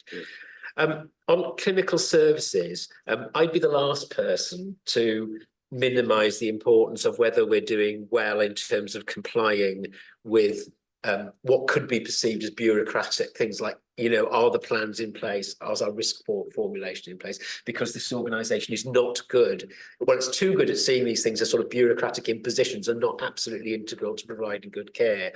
So I don't want to minimise those, but in that section where we talk about, you know, that our compliance is quite good, we do need to recognise that it's not just whether there is, you know, whether the plan is in place, but is the plan appropriate? Good. So I'm sure we're doing that, but we probably need to do more of it. So just to say, let's not think, and you know, we are target driven, and I have no problem with the broad issue of targets, but it's also the content as well as the existence of these things that matters. On interim posts, I think this is, you know, it's been tragic that we've had both for the care of our patients, but also for the well-being of staff, that this has been such a prevalent model in the health board. But, you know, with the very, very welcome new executive director starting in only a few days' time, I think that will allow us to cascade downwards a degree of sorting all of this out. And so I just want to reassure people that that really is, I believe, now at last in hand. I do think, I don't want to move away from the point that, you know, I've heard some real concerns, as we all have, I'm sure, but I've certainly heard from patient groups about scepticism about whether we are serious about co-design of services. And so we have to work even harder to prove that we are. And that includes as well the importance of working closely with our local authority colleagues. And again, I've heard some quite worrying things, I think, from local authorities about their perceptions that while often working relationships at a working level are great, that they don't feel the health board has been sufficiently inclined to listen to their points of view, even when they have got very strong arguments about why things ought to be done in a different way. So, I mean, again, I have no doubt about the seriousness of our senior staff about changing that culture, but just want to stress there is a big change there. Two last points, one really important, one small but nevertheless important. The really important one is going back to that point about whether we've got the plans in place. I didn't, while this report is excellent, I didn't really hear it, and it does stress multidisciplinary team working. I didn't hear enough about psychological therapies and talking therapies, and I think those are really important, so I don't want to lose sight of that. I'm sure it's there, but you know, we absolutely have to get better. And that is something that the college raised, but it's something we have to get better at, really integrating the talking therapies, psychological therapies in our care. And the small point, and it is a small point, but I think it's an important one, is this point about being outward looking. And my understanding is, sorry, I don't want to point the finger of blame at Russell because he gets blamed for lots of things. But at the moment, because of our financial controls, and God knows I understand why we've got them, but this sort of blanket ban on any travel to foreign international conferences, even for staff who are working as researchers, and I don't think that can be right. I think there has to be a place for making exceptions, because if we're serious about learning from elsewhere, then perhaps only for staff who, particularly as part of their contracts, have a research function, that we need to be able to on an exceptional basis, agree to them to travel internationally, because that will then show in practice this commitment that we, I mean, it may be wrong, but it was somebody who had a very direct experience of this. So Russell, I'm not really trying to talk about it, but if that were to be the case, then we must address it, because I think we need to be willing to look outwards and and make that small investment. So sorry, I've talked quite a long time, but broadly, great report, sets the right tone, awful lot to do to actually implement it. Great, thank you very much, Gareth. Diolch yn fawr ti. Thank you for referencing Daily Mail. And, my favourite newspaper. That massive outward looking, I think we stress that in everything we do, in fact, and we want to see where the best is, including in this really important field. So it's the matter of any international travel, I'm sure we will look at another time and consider it appropriately. So thank you for raising that. Reit, unrhyw un arall, unrhyw gwestiwn neu sylw ar yr adroddiad, ysgwch yn dda. I ddod mewn munud. Caroline, checio rhywun arall. Caroline gynta. Yeah, just sylw cyflym, gwerthfawrogi fel iawn y ffilm a cynllun ymateb hefyd, a fel cadeirydd QSC, edrych ymlaen i weld atodiadau rheolaidd yn dod i'r pwyllgor hwnnw. Diolch yn fawr, Caroline.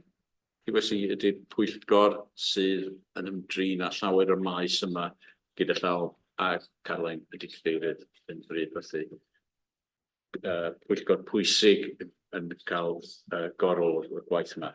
Wrth nesa, ar ôl i ni gyfrannu, dwi am droi at Carol a Jeff hefyd i gyfrannu ar y diwedd. Wrth nesa. Hear me? Yep.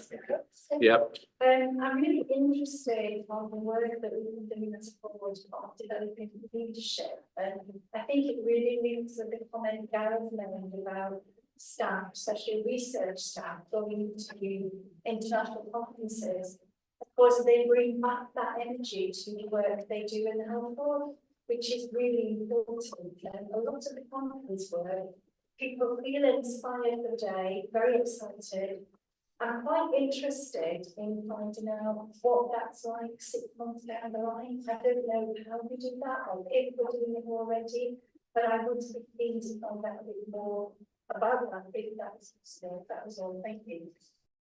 So there may be a piece of work actually looking at how we plug into research and innovation and similar things and what our investment is and the return on the investment and how that learning is shared across the organisation. That's something to note.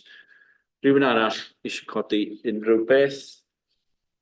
Os nad oes yna, dwi am rhoi cyfle i Carol, a wedyn Jeff, a wedyn Teresa ac Angelos, gynnych chi rhywbeth i ddeud wedyn. Carol, nesa? Yeah, lovely. Thank you. Just Eartha to say that I think it might be the September board, or maybe I'm looking at Jason, an update progress report really on the work around culture, leadership and engagement. And really we're looking for social movement here rather than pebbles in a pond, if you know what I mean, because I completely agree. We can all get very enthusiastic, go to a day and then go, that was very nice, yes, but back to where we were. And there's a lot to be done in that space, but a lot of opportunity. There's a lot of leadership. Really great leadership goes on in the organisation, but we know we've got to do more. And then the whole research and development agenda, we probably need another session on that. I just wanted to pick up where we go from here. So a lot of work at the organisational level. Thanks to Angela for covering that. Because it's absolutely right, this is about an organisational change as well as some specifics in mental health and learning disabilities services per se. We committed at the last board meeting to bring back a public report every 6 months on progress. So I think that will be an opportunity for people in our communities and our other stakeholders to see the progress. I very much hope and expect that the expert advisory group going through the Quality and Safety and Experience Committee will have a view on that progress that we're able to consider in the public domain as well. So I did want to pick that up. Inevitably, some things will move more quickly than others, but I think we need to be very honest where things are taking longer or they're more difficult, because my sense is this is a test of honesty and openness. If we're ever going to move beyond skepticism, I think we have to build that in. That all sounds very negative, but I think that the positivity around the commitment, motivation to move forward will drive us through, as Teresa was saying. So thanks to colleagues for all the work on it. Great. Leon, Jeff, did you want to come back Thank you. on anything with Teresa and John?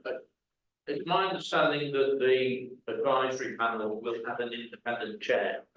I think that's really important. It's a key appointment. It's vital that that person can show independence and command the respect of Absolutely. service users, families, local organisations. And I'm really pleased that the health board has agreed to do that.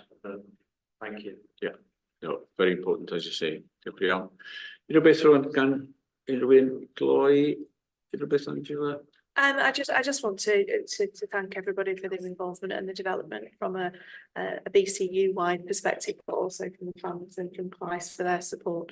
I think it is an opportunity for us, and we don't want to let anybody down in this. So our commitment is there.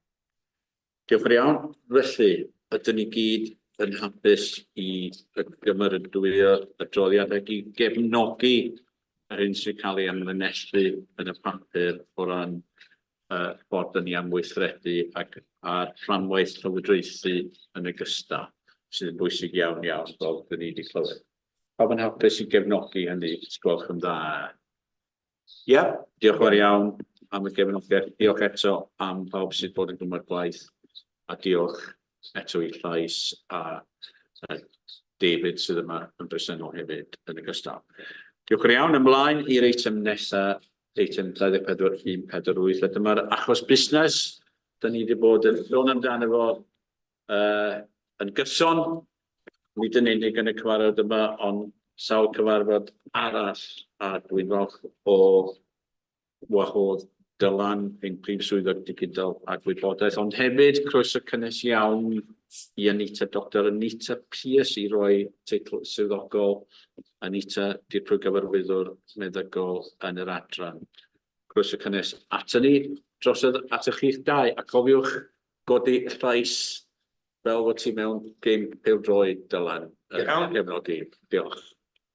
No, thank you. And I hope that this paper will also provide a small amount of evidence to show that we are moving forward and that things are changing in the way that we are delivering. So I'm here to present with Anita our all-age mental health business case. I think it's important that we recognise this is a double act. And I think it's important for everyone to understand, how much the deal, why are we here? We're here because we believe that it should be easy for staff to deliver great care every time for patients. And actually, the situation as it is now, that is not the case now across mental health in particular. And this business case is about addressing that by bringing in an electronic patient record system. I think it's important that although I'm the Chief Digital Information Officer, this is not an IT project. No. This is not, I'm often quiet, PCs and things like that. But digital is about how we change the business model and the model of care to deliver better outcomes. Yeah. And we can only do that, as Teresa was saying, we can only do that by working together. and then gryfach efo'n gilydd. And we, as a joint team, it's really important to know this is not a digital paper.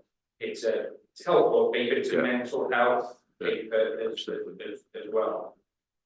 So what we're going to do, we're going to pass over to Anita, who is going to present the case for why this is so important. And then I'm going to go into some of the detail about the finances, the money, and all of that.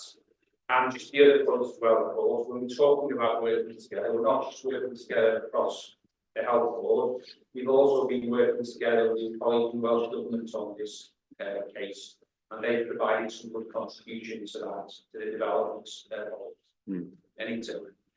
Thank you very much for having me here today. I'm a consultant psychiatrist and I've been employed by BCU in its various prior forms since 1999.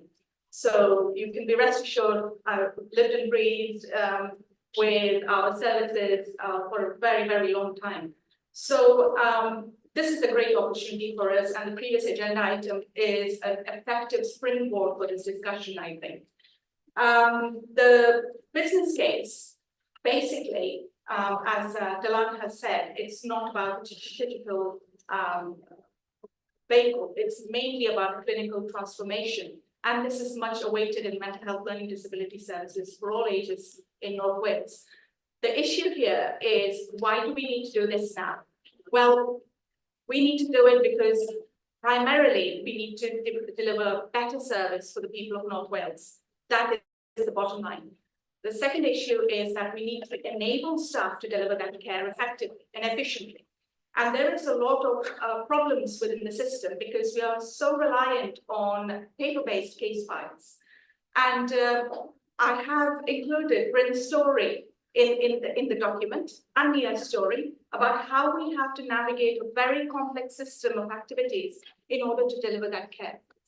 One of the issues, it is very evident, and one of the internal reviews we've undertaken has showcased that an individual in need has to tell their story between 7 to 11 times before they can get the appropriate care. And that is not a good way for people who are at their most vulnerable and most needy in their time of life.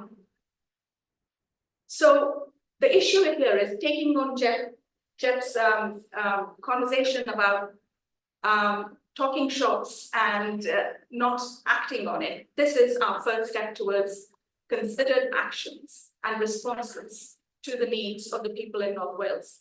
And I think we have several drivers, strategic drivers, but also several other important drivers that, like the Royal College report, the HIW action plans, but also we have our Regulation 28.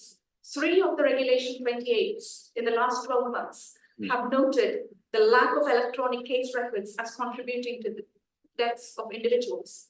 And I cannot stress how important it is to prevent preventable deaths. Will this digital solution offer the entire solution for that? Not entirely. It is actually the clinical systems that will be enabled by the digital vehicle that will enable us to transform what we deliver on a day-to-day basis. So for staff, it is about enhanced visibility, being able to make appropriate clinical decisions with that unwarranted variation, because there is that visibility. Also sharing contemporaneous care records that can be available at the point of care readily. For patients, it's about having a patient-centered approach, about co-production, about owning their care plans and demanding the appropriate services from staff.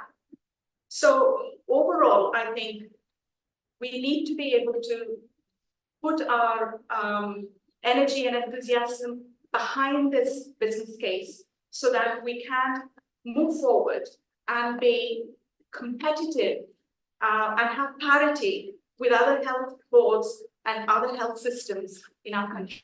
Thank you. Thank you, Peter. So yes, I mean, as you've heard there, the cost of this project is not just the cost of the software it is the cost of the change as well, and the importance for the multidisciplinary team to in some cases come out of day-to-day clinical practice to make these changes happen. It's critical that everyone we work with people, do to people or do for people. We've got to do it together, and that means that people in some cases are going to have to come out of roles for periods of time, and we're going to have to put in some resources to help make the change happen. So the case includes the costs for the software, as well as that wider change and implementation. As we discussed, we've been going through those with colleagues in Welsh Government, and although we are putting a significant investment in as the Health Board, there is an ask of Welsh Government, which is in the range of a £10 million investment over 4 years, or 3.5, really, 3.5, depending on when we get started on this particular project. We cannot do it without that. Just to be clear on that. The case is going to the Digital Investment Panel today. That panel assesses does the business case have sufficient rigor to provide assurance that if that amount of money is going to be spent, it's going to be delivered effectively and potentially deliver the outcomes that we want. That's what the panel we're looking at today. We have, just a quick update, had a letter from Judith Padgett, the Chief Executive of NHS Wales, just yesterday to say that, subject to going through the investment panel today, that she and the team will be presenting the case to the Cabinet Secretary in due course. So just to confirm, we are not over the line yet in terms of the funding, but I think it's really important that we approve this case today and provide, the necessary support and push really for this to be a success. I think it's not the IT system, but the change that Anita has described is a very important first step in delivering a more sustainable future for mental health in BCU. Diolch yn iawn, Dylan ac Anita am y adroddiad yna. Pwysig iawn, a dyn ni'n edrych ymlaen gobeithio at gael cefnogaeth y Llywodraeth ac ysgrifennydd cabinet. A falle prif weinidog newydd hefyd gobeithio sydd wrth gwrs wedi bod yn glwm ar maes yma ac yn deall y dadleuon yn dda iawn. Reit, cwestiynau nifer ohonych chi. Na i droi gyntaf Gareth fel y person sydd efo gorolwg, a wedyn Russ, wedyn Caroline. Wedyn Claire. Yeah, just a couple of points. I mean, thank you for the work that's gone in on this. This absolutely has to be one of our top priorities. I mean, I know it is collectively, but just to state the obvious, I do want to say that, although we haven't had time for a long presentation, I think that the options appraisal and going with an off-the-shelf system is absolutely the right thing to do in this instance, because it's the way of getting something that we know works in place quickly, and that is absolutely right. I feel a bit that I've got, sort of two heads on this one, because with my finance hat on, I mean, we absolutely have to invest in this, and you're absolutely right. If we're going to do it, we need to do it properly, which means taking people off their frontline jobs to help with the culture transformation that underpins it. Yeah. But there is a point. I know it's recognised in the outline business case that when we get to the business as usual, we need to show that it's not costing money, because logically it should free up so much time that it both enables us to invest more in our actual services, but doesn't actually cost us more. Logically, that's got to be the case. So I do think when we get to full business case, and I'm sure this will come back from the Welsh Government as well, we need to be able to show that. And I know you're working on it, but just to say, but I think because potentially the benefits of this are absolutely enormous, and the financial benefits of it should not be negligible either. I was going to ask, and I think to some extent you've addressed it, but I'm going to ask it anyway, is so we haven't had a clear decision from the Welsh Government, and indeed we can't have a decision from the Welsh Government until they've had a recommendation from the NHS Executive. But I know we've had informal or formal meetings, but which are meetings, sort of warm words from the Welsh Government about their recognition of the importance. Sorry, that sounds cynical. I don't mean it to. I mean, I know some of the ministers who said this, and I respect them. But have we got any definite view from the Welsh Government that providing the technical case that stacks up, that they will support this, or are we not there? Because if we're not there, we just need to continue hammering on the door at all levels, from you and me down there, to say, you know, of all the things they can do to help Betsy. At the moment, this is probably the single most important. I will come back to that in a second, but I thought, Russ, it might be appropriate for you to give us some confidence, maybe about the financial case in particular, and if we're going to invest in this, what it means for us as a health board, and any impact elsewhere and so on. Yeah, so thank you, Chair. So I think this is a key strategic enabler for us. I think digital is absolutely the model we need to move forwards within, not just for this service, but for wider service provision throughout the health board.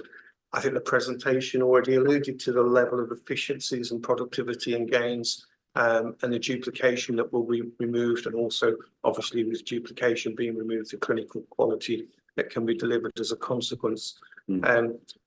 There is a challenge for us in terms of making sure that we can find the resources to move forwards in a steady state and crystallise some of that benefit into a financial return. The case alludes to that, and my point was going to be, I think there's an awful lot of work we need to do, but not just for this case, but to understand the principles as we go forward, because this case will be a blueprint for us moving into a lot more digital environment. And we need to be careful and considerate as to how we actually pay for that as we go forwards, not just effectively free up all the additional resources for further investment into those particular services. And the harsh reality, unfortunately, if we don't have those tough conversations, are that services that won't benefit on the individual cases that come through are essentially asked to pick up the tab. And if that's the case, that doesn't feel equitable.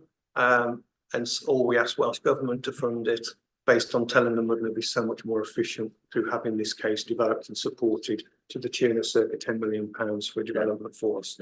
So I think those are hard conversations we have to have before we get back into full business case. And we're not assured at the moment that we have a route how we would find that resource. But we need to do that from OBC to FBC so that we can be assured as a board, we commit to it, services that are better, efficient, more productive as a consequence of the investment, therefore contribute to that ongoing cost that is required for us to realise those clinical benefits for our patients. Diolch yn fawr. So I run at Caroline wedyn. Diolch yn fawr. Dwi'n gefnogol iawn i'r cais yma. Mae'r cais yn wir am ei blaenoriaeth i ni fel bwrdd. Ond os ni'n mynd i'r ategu'r hyn mae Dylan a Benita wedi dweud o ran pwysigrwydd, a ni just project IT ydy hwn. Mae'n hanfodol bod y clinicians, y rheolwyr, y staff gweinyddol yn rhan o'r project yma reit o'r dechrau, fel pan ni'n prynu'r system, yn ei addasu o ac yn ei weithredu o, bod nhw'n hyderus fod y system newydd yn mynd i wneud y job yn iawn iddyn nhw, bod o'n hawdd i'w ddefnyddio a bod gennyn nhw'r hyder i ddefnyddio'r system yn llawn. Some point cael system sydd i bobl ddim yn ddeall, mae'n rhaid i fod yn system maen nhw'n hapus hefo fo ac gefnogol iddo fo ac yn hyderus bydd o yn gwneud gwahaniaeth i'w gwaith nhw ac i'r broses o gadw recordiau cleifion hefyd. Diolch yn fawr. Karen, wedyn Claire. Wedyn Ursula. My question, Russell, was an indication in the paper that there's some further Can you work. slightly raise your voice if you don't mind? Although I know he's next to you, so I don't know you. But so everyone else can hear as well. Thanks. Apologies, Chair. My question's for Russell, and it indicates in the paper that there's some further work to be done around the savings, which may not be realised. as inflation and time goes on. But can you just give us an indication of what you expect in those savings, where they're likely to manifest areas? Yes, if I may, savings then, Russell, what are they going to be? So I think I think we've already almost alluded to them. So if we're not using paper records, then we're not transporting paper around. Therefore, we don't need individuals to transport paper around. If we, in addition to that, we don't need the paper, we don't need the filing, we don't need the storage. So you start to add all of that up, then we're not duplicating. And I think there's a reference, there was 5 or 6 different conversations having to be had. If one of those conversations can be recorded, captured digitally through medium, i.e. written notes, etc. You don't have to have those conversations 6 times. Therefore, officers are in a better place to be able to treat those patients. They don't need the background check, so the background check is contained within the electronic record. Therefore, in reality, to see the same number of patients, if we were allocating the same time, in reality, therefore, of course, we wouldn't need as much hours of that support. So there'd be labour savings as well. And there's always that balance between where can we add value, because we're doing this so we can add value as well, of course, and use that resource to support enhancement in service provision, versus some of that labour resource is not required anymore and therefore can be removed and effectively used to pay for the system. You're essentially transferring the resource from payment for a system into payment for staff into payment for the system to manage that patient expectation. So there's probably 4 or 5 really clear routes where we can obtain value. It should give us sufficient value to cover the cost consequences. So, you know, a digital system and an electronic system shouldn't make us less efficient in servicing, you know, cost more to service the same number of patients. What we might want to do is service increased demands, and use that as our demand management model. But we need to just take those decisions in open honest. So in reality, it could be a lot higher. What you're saying? Oh, yeah, absolutely, We are. Can we come here? No, just let us know what we're doing. Claire? Can everybody hear me? Yeah. Yeah, great. So lots of things I was going to raise have been answered by everybody, which is great. But two kind of key areas for me. And one you'll be surprised going into technical questions now, just prepare for that one. First one's around the whole change management strategy, and I think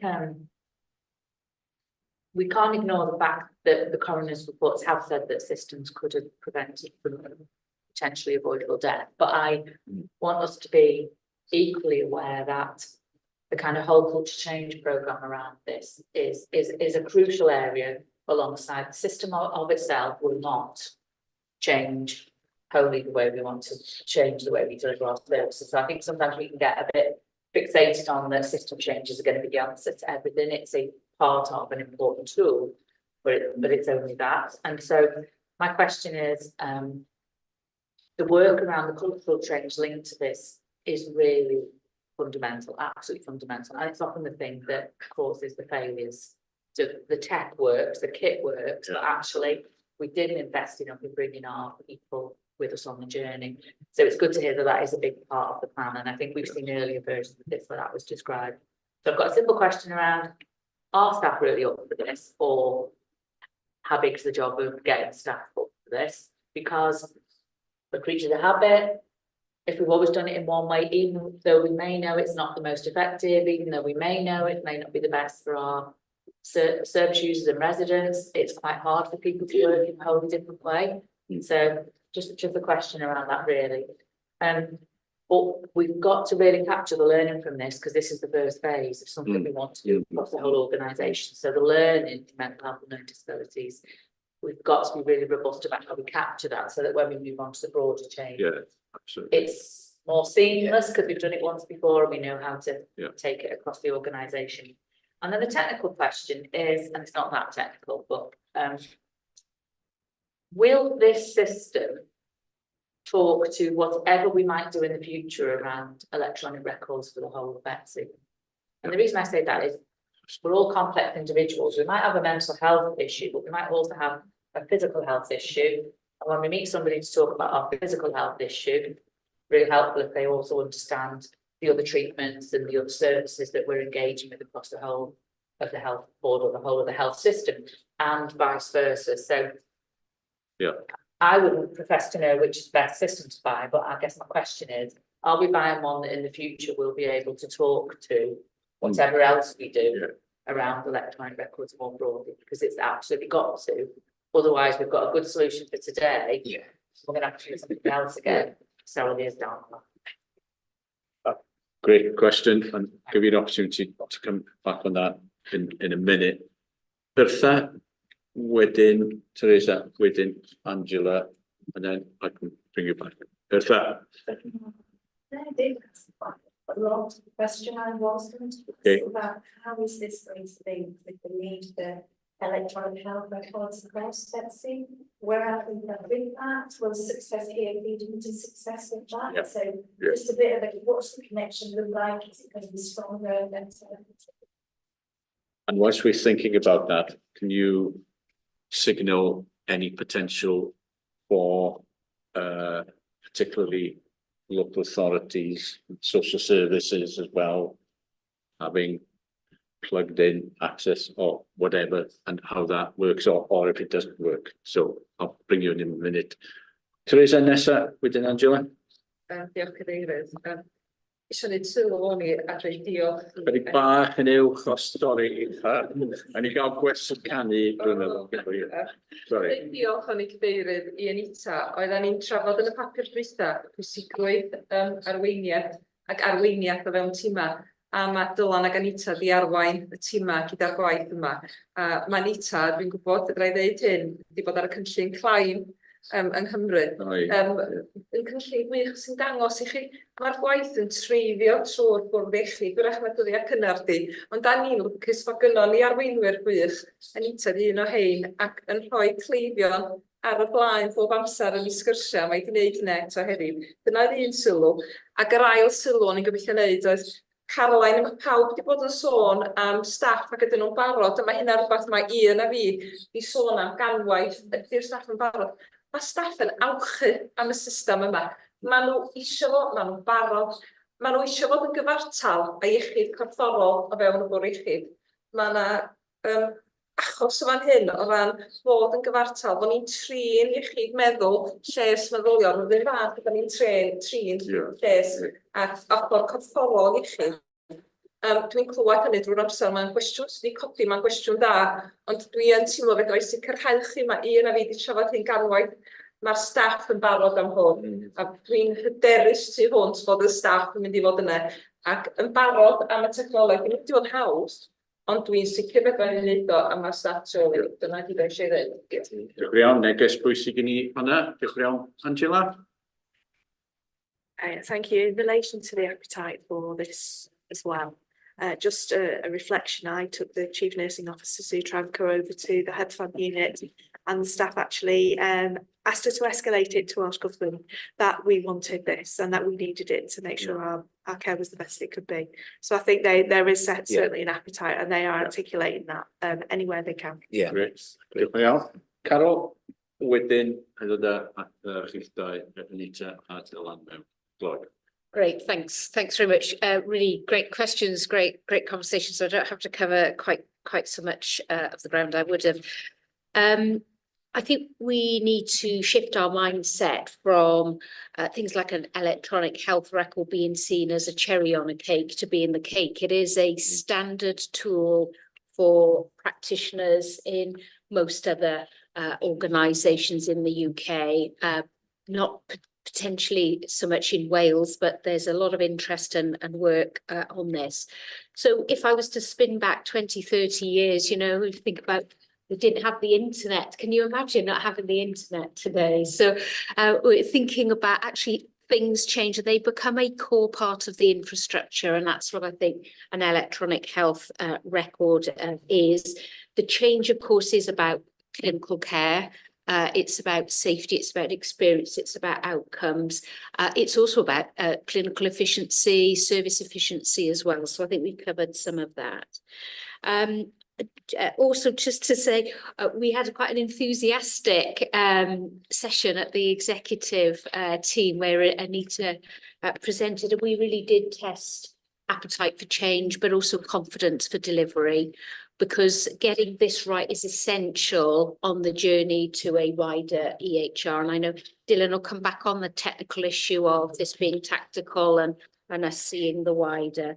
If I can just pick up Gareth's point about Welsh Government commitment, I'm at risk of making myself unpopular because every time I have an opportunity we talk about this, and actually in fairness the supportive words are very supportive, and obviously that now needs to translate into finance. I hope that we're going to find that out that soon, but I believe that the Minister for Health and Social Care had a Regulation 28 notice themselves about prevention of future deaths. So I think this isn't an accountability issue sitting just with us. It sits with them, and until we see the money, of course. But I'm becoming more confident that we'll have that. The big issue will be, well, what if it doesn't materialise? Yeah. What are we going to do? And I think we'll need to keep that door slightly ajar to have a further conversation if that doesn't happen. This is part of the change that we want to make in the organisation and that others want us to make. Dylan will cover perhaps the technical, wider EHR and all of that. But yeah, thank you. Dylan, toss that to ti ag Anita i gloi. So, thank you. Regarding the benefits, I think there are going to be a number of quantifiable and quality related benefits, and as in mental health, learning disability services, not everything is quantifiable in the sense of how much good work we have done. We cannot quantify it when we prevented a self-harm progressing to suicide, for example. We cannot say whether we have done that. So there are, like Russell has outlined, lots of issues regarding estates and storage of case files, transfer of case files, paper, stationery, those costs. But also there are other costs in relation to the time that is taken for waiting, not only for patients, and that is valuable time as well, but also for staff waiting for paper records to arrive before they can undertake activities. So all that is very low value activity.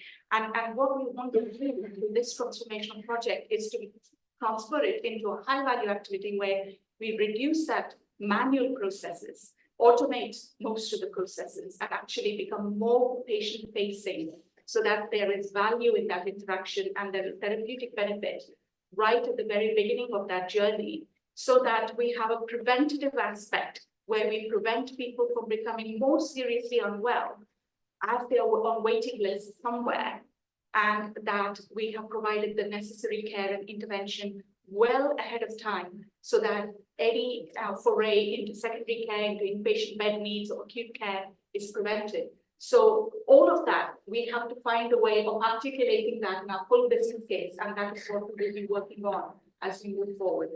The second issue I wanted to talk about is about staff preparedness. We have been waiting for the last 8 years for this all singing, all dancing solution, and several of our managers and staff have contributed to the WCCIS program. So when we came to know that it had been shelved last year, towards the end of last year, it really hit staff morale, because 2 years ago we undertook a staff survey in preparation for the WCCIS being rolled out as well. And in that staff survey, staff were worried. They were fearful about the change, but they were enthusiastic about the change as well. They understand how important it is to be able to deliver safe care in the digital world.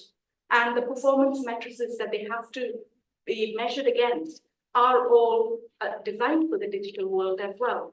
And going forward, since February, we have been engaging with frontline clinical staff across North Wales in the Mental Health and Learning Disabilities Division to talk about requirements. What would the requirements look like? What will their job look like? What is it now? How will it change? But there is only so far we can go. because we do not know whether this is going to be a funded endeavour at all. So there is that fine balance of raising their hopes once again. And so that is where we are at this moment in time. So this will have what we do and how we progress will have quite a significant impact on staff morale as well. Thank you. Dylan, to you, Lloyd. Yeah, just to add to that. So in terms of hard cash, so we are committed, as I said in the paper, that from year 5, we recognise that our running costs to running this system and making sure that there's continual improvement of the service.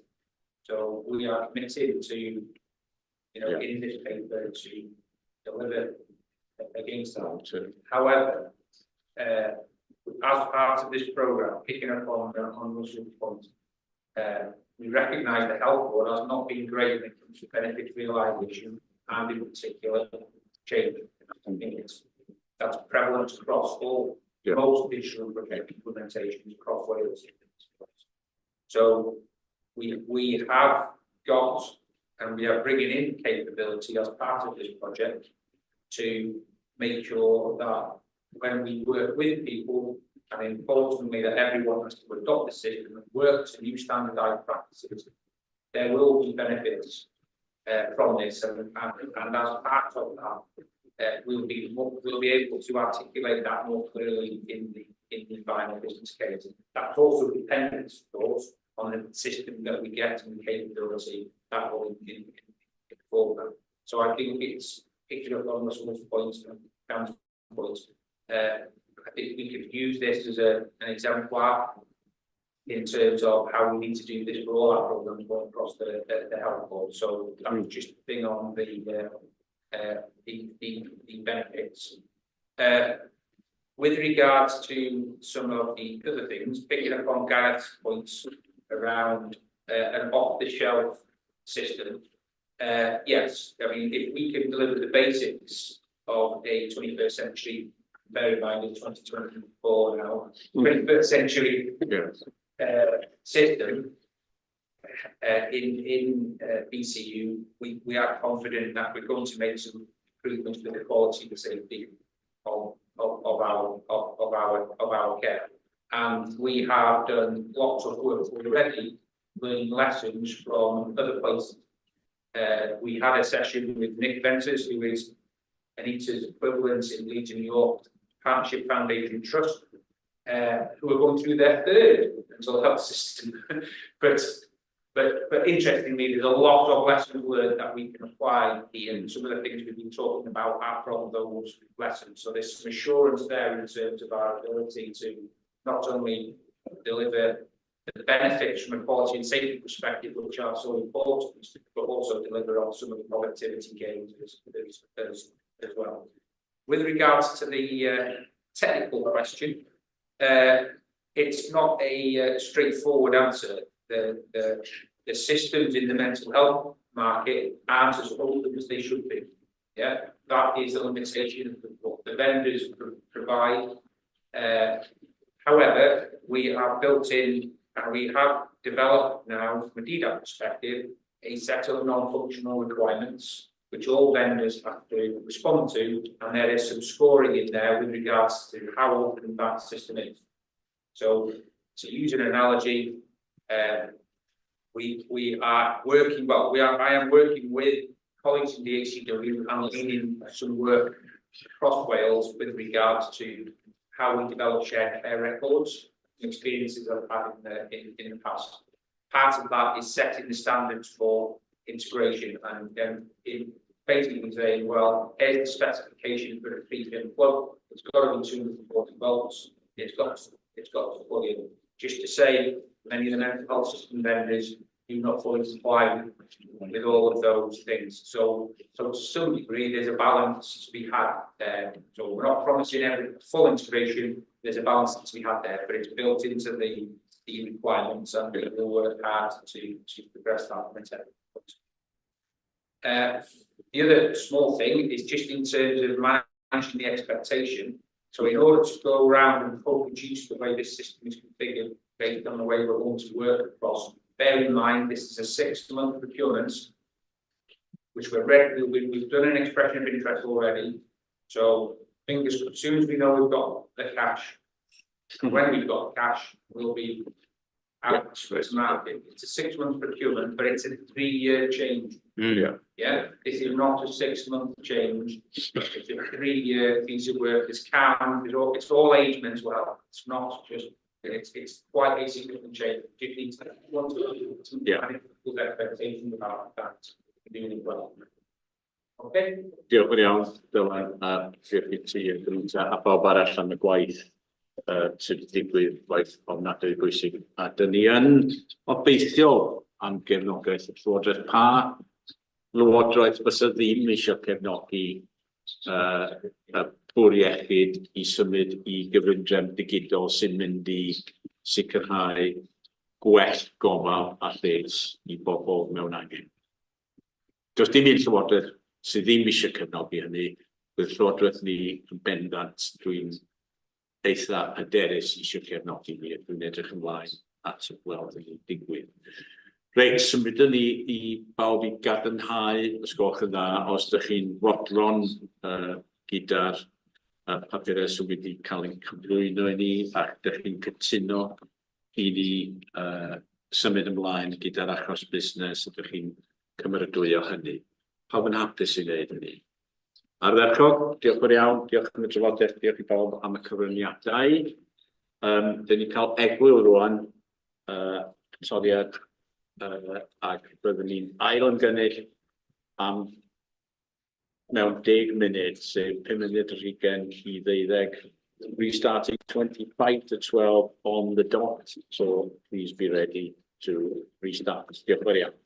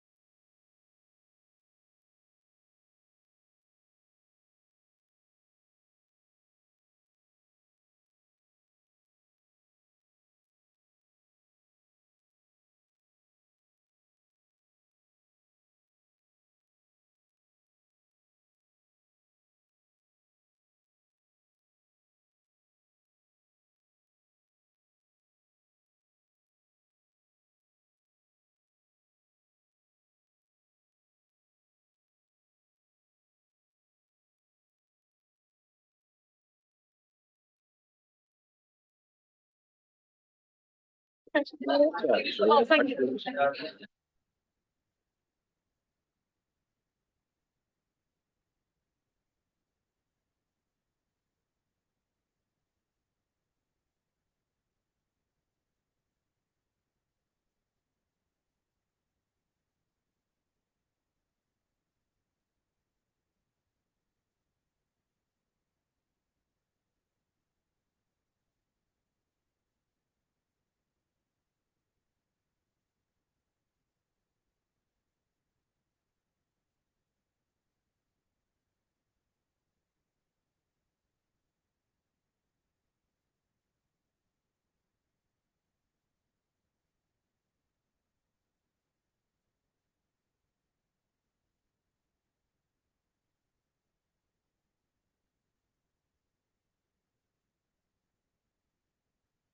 Need to speak to him about at lunchtime, so.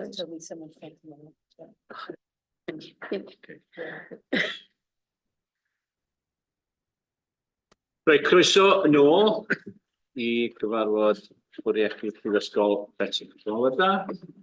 Ac da ni'n parhau gyda'n agenda a'n eitem nesaf ni eitem 2449 ar adroddiad gan Rhwydwaith Vascular Gogledd Cymru. Dwi'n drwy'n gyntaf Carol a wedyn bydd Chris a James dwi'n meddwl yn cyfrannu i'r eitem yma. Carol. Thanks very much, Chair. So this is really a key report for a service area that has been a core part of our work in terms of improving service delivery and a key escalation under special measures. It's really important that we do take stock. There's been a lot of work in this area, so the report details some of that, and colleagues will illuminate a bit more of that shortly. But to get a sense of where are we now and where are we going next, colleagues mentioned quality management system earlier. We approved that at the board, and that being a major mechanism and tool to continue to guide our improvement journey, and vascular is a key area that is at the forefront of that. Just to say that there has been investment, you will see as part of the paper in this service, and we've regularised that investment that had been made a couple of years ago, and there are further developments. But I'm going to go to Chris, if I may. It's been a core part of special measures, of course, and then James from the clinical perspective. Thanks, Chris. Thank you, Carol. One of the interesting observations, having looked at this paper, is it's a really helpful reminder of the journey that we've been on for around a decade now, and we entered into reshaping vascular services because of concerns right at the very beginning of that. And whilst this journey has not been a straightforward journey, and the paper brings out well the various different assessments and various different periods of support from other organisations. At each of those turns, we've seen improvements and a shaping of the vascular service in North Wales, which in the course of perhaps the last year or so, I've certainly seen a marked change in the approach that a team has been able to adapt and adopt to continuous improvement. It's a much richer conversation now, and as a consequence of that, we've seen a much greater, faster growth in terms of some of the clinical pathways, in terms of the extent to which we contribute to the National Vascular Registry data and use the data of other organisations to then improve our service. It's really important to draw those out, because I think they're clear signs of a maturing service. There is some data within the paper which is drawn from the most recent registry data, which shows that we are performing well in many areas. There are some areas where we improve performance, but a really clear plan from the team in terms of how we will do that. The paper doesn't go into great length about the current integrated improvement plan, but I've seen that plan. Teams have contributed to that plan from across the organisation, and I look forward to being able to share some of the details from that plan as it moves through. James, I'm sure will want to comment upon the medical workforce and how they have contributed to the progress that we've made. But the service we see now really is very different from the service a few years ago and from the service 10 years ago when we embarked on this journey. Bringing the service together into a single hub and spoke service has allowed us to really get into the forefront of some parts of vascular surgery. For example, the EVAR replacements for open aneurysm surgery that we simply wouldn't have been able to get into had we have not done this. So a really helpful opportunity to reflect upon a 10-year journey positively. James? Thank you, Chair. Thanks to Chris and his team in transformation improvement for the support that they've given the clinical teams in really trying to make all the progress that we can see outlined in the paper. I think the introduction of the context is really important here, and I think keeping an eye on exactly where we've come from is really helpful as it outlines the complexity of the challenge we faced. It's been really good to see our engagement, not just with the Royal College at the start of this journey, but the ongoing engagement with national colleagues, as well as having independents, experts coming in to give that triangulation for us to ensure that we're not biasing ourselves and we are actually improving. I think we can see some high level improvements in the paper where we can see quality and safety improve. But what I've really noticed is the clinical engagement not only is just improved, but it's become really constructive and proactive. And we're starting to see a cultural change now where we're identifying problems before they've occurred, which I think is really helpful. And it's something that we want to start using as a marker, like we would with the electronic health records and mental health, for how our approach to change can positively improve culture. The other thing that we have seen as well is that the quality of the governance is increasing as well. So we're now seeing the right questions are being asked by the teams. The engagement and response to that is also improving, which I think really does help support the kind of plans to move forward. Diolch yn that. Cwestiynau gan aelodau ysgolch dda. Gynta, Carlau. Iawn, diolch yn fawr iawn. Mi gyda ni adroddiad ar vascular yn QSC fis dwytha. A mae rhaid mi ddweud, dwi'n gwerthfawrogi'r papur yma. Dwi'n falch iawn o weld y cefndir yn cael ei egluro mewn glir. Yna nifer ohona ni fel aelodau annibynnol sydd yn dal yn weddol newydd i'r bwrdd yma ac efallai ddim yn ymwybodol o'r holl gefndir yna. Felly mae deall y cyd-destun wedi bod yn y gymorth mawr i ni. Mi gyda ni adroddiad tebyg iawn yn QSC yn ystod dechrau mis Mehefin. A mae o'n galondig gweld y holl gwelliannau sydd wedi cael ei gwneud yn ystod y cyfnod dwytha yma. A nid yn unig bod y tîm yn adrodd ar y gwelliannau, ond bod yna gyfeiriad at y data sydd yn National Vascular Registry a gweld y data benchmark yna a cadarnhau y gwelliannau ac hefyd yn dangos i ni lledan ni o gymharu hefo ardaloedd eraill. Felly falch iawn o'r newidiadau a gwelliannau. Mae rhaid i ni gynnal hynny a gaddasu dros amser hefyd fel mae'n symud yn ei blaenau ac yn newid. Ond wrth gwrs mae papur hefyd yn cyfeirio yn falch iawn o weld pa mor agorad ydy'r papur yn cydnabod y y gwellianna pellach sydd angen ei wneud, y gwendida mewn rhai llefydd sydd yn dal yn bodoli. Mae'n hanfodol i ni ddeall hynny a gydnabod o, fel bod ni'n gallu wedyn taclo'r meysydd yna hefyd, heb y wybodaeth yna, dydy gwella ddim yn mynd i ddigwydd. Felly, fel pwyllgor QSC, ro'n i'n falch iawn y cyflwyniad difon ni mis dwytha, ac yn falch iawn o dderbyn a adnodi'r papur yma hefyd heddiw. Diolch iawn, Caroline. Ac i adeiladu ar hynny, bydd, fel sydd wedi dweud, mae bwyllgor ti'n cadeirio yn bwysig o ran monitor gwaith yma, a mae'n y gyfle wedyn i yn adroddiadau ti'n rhoi i'r bwrdd i'r bwrdd fod yn wybodol o unrhyw baterion sydd yn codi hefyd, felly ni'n falch iawn o'r cyswllt yna. Unrhyw un arall eisiau cwestiwn i'r sylw os gwelwch yn dda, just check Claire o wedyn Gareth.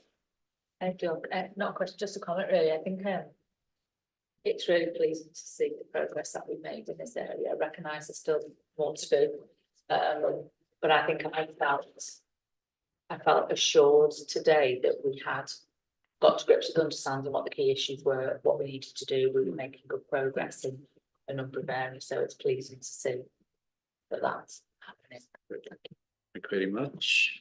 Gareth.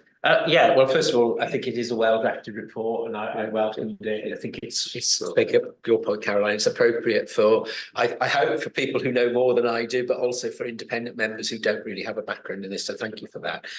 In this way, sort of perhaps like some minor or carping question, but just want to be clear. So on page 9, it highlights, and they're very welcome, the areas of improvement. But in some of those, we're still not as good as elsewhere in Wales, and particularly in the length of stay for amputation.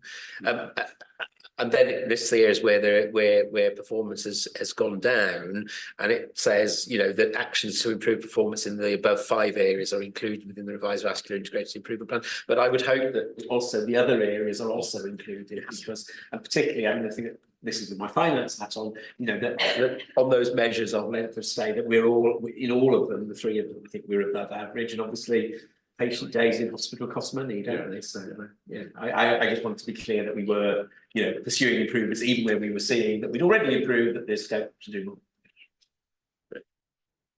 Can I just build on a little bit of that and ask for your views of the future of this particular area? And one of the things we hear frequently in clinical matters and clinical expertise is that we need that critical mass, if you like, for practice and so on, and we need to plug into where the best is and so on. Are we well positioned to continue on that journey then? And that's, I know it can be challenging, but that's the reality, isn't it, that we face? What are the 2 of you, your thoughts on that? Yeah, James may well want to add, but certainly my observations would be we did this at the right time. We did this at a time when there was a growing realization that small individual units couldn't maintain a critical mass, and that outcomes then would be adversely affected. And our opportunity then allowed us to bring the mass together into a unit that was essentially 3 times bigger. In vascular surgery, there is an ongoing debate about what that should be, and in fact some conversation now which would put us now on the smaller end of those recommendations, and that's something that we'll need to watch as we go through. But one of the important pieces of learning from this has not just been about how do you bring together units and help both from a practical perspective, but from a cultural perspective too. But actually, it's given us an opportunity to learn how to work with neighbouring services in a way that has been complementary to both services. So the work with Stoke, the work with Liverpool has been really helpful in terms of moving our service forward, and is something that would be of benefit more widely than just vascular surgery. So we need to keep that in mind, I think. Good point. Any thoughts, James? Well, I mean, we've done the great work in stabilising a service that was quite unstable, and then that allows you to build. And key things for us are going to be getting trainees back. That's going to take a bit of time, but as we start to build on each improvement, we increase our chances of recruiting, of bringing back into the health board trainees, as we know that if you're training there, you're more likely to stay. Right. The other thing is, as Chris has mentioned, that we're doing not just in vascular now, but we're thinking more in terms of all wells basis on lots of clinical services, because we're not necessarily on our own facing some of the challenges in a lot of our services. So what we are doing is openly engaging with colleagues across Wales and North West England to think about different ways of either workforce strategies, so looking about joint appointments, and really engaging about not just the appointments, but for instance, joint MDTs and sharing that learning. Yeah. I think that's really good to hear, because our ambition in this area and all areas is to have the best for the people of the communities of North Wales. So that ability to use the size of the health board, although we're large, in fact, in some specialist areas, we're seen as quite small. So that ability to reach out to other health boards in Wales, but also across the board to the North West of England, is really important for us to pull in that expertise and shared learning. So really, really good to hear that. Rhian, ti nesa? Just picking up on that, have we got enough beds? I mean, it's there as your number one priority. If you're working across patches, it's the issue of beds creating a blockage. Shall I look to add that? Because when I did a visit to the board, to the unit, I was observing a multidisciplinary ward round, chatting to some patients and some colleagues. One of the frustrations was that same as elsewhere in our hospitals, some patients sort of getting stuck. So not necessarily about adding in more beds, but getting the flow moving more effectively, because some patients will need more time in perhaps a community hospital, etc. So that is probably the more of the issue rather than the number of beds, because we've actually opened quite a 150 plus additional beds to support the pressure. So adding in more doesn't necessarily help block. Just it's because it's there as priority one, Yeah. vascular beds. Now, is that really the case? And you've just said it isn't here. Well, I think make the beds that are have patients who are delayed in there available. That's the first step. And then we can reassess following that. But that was certainly one of the things that the team were asking me, could I sort out flow? We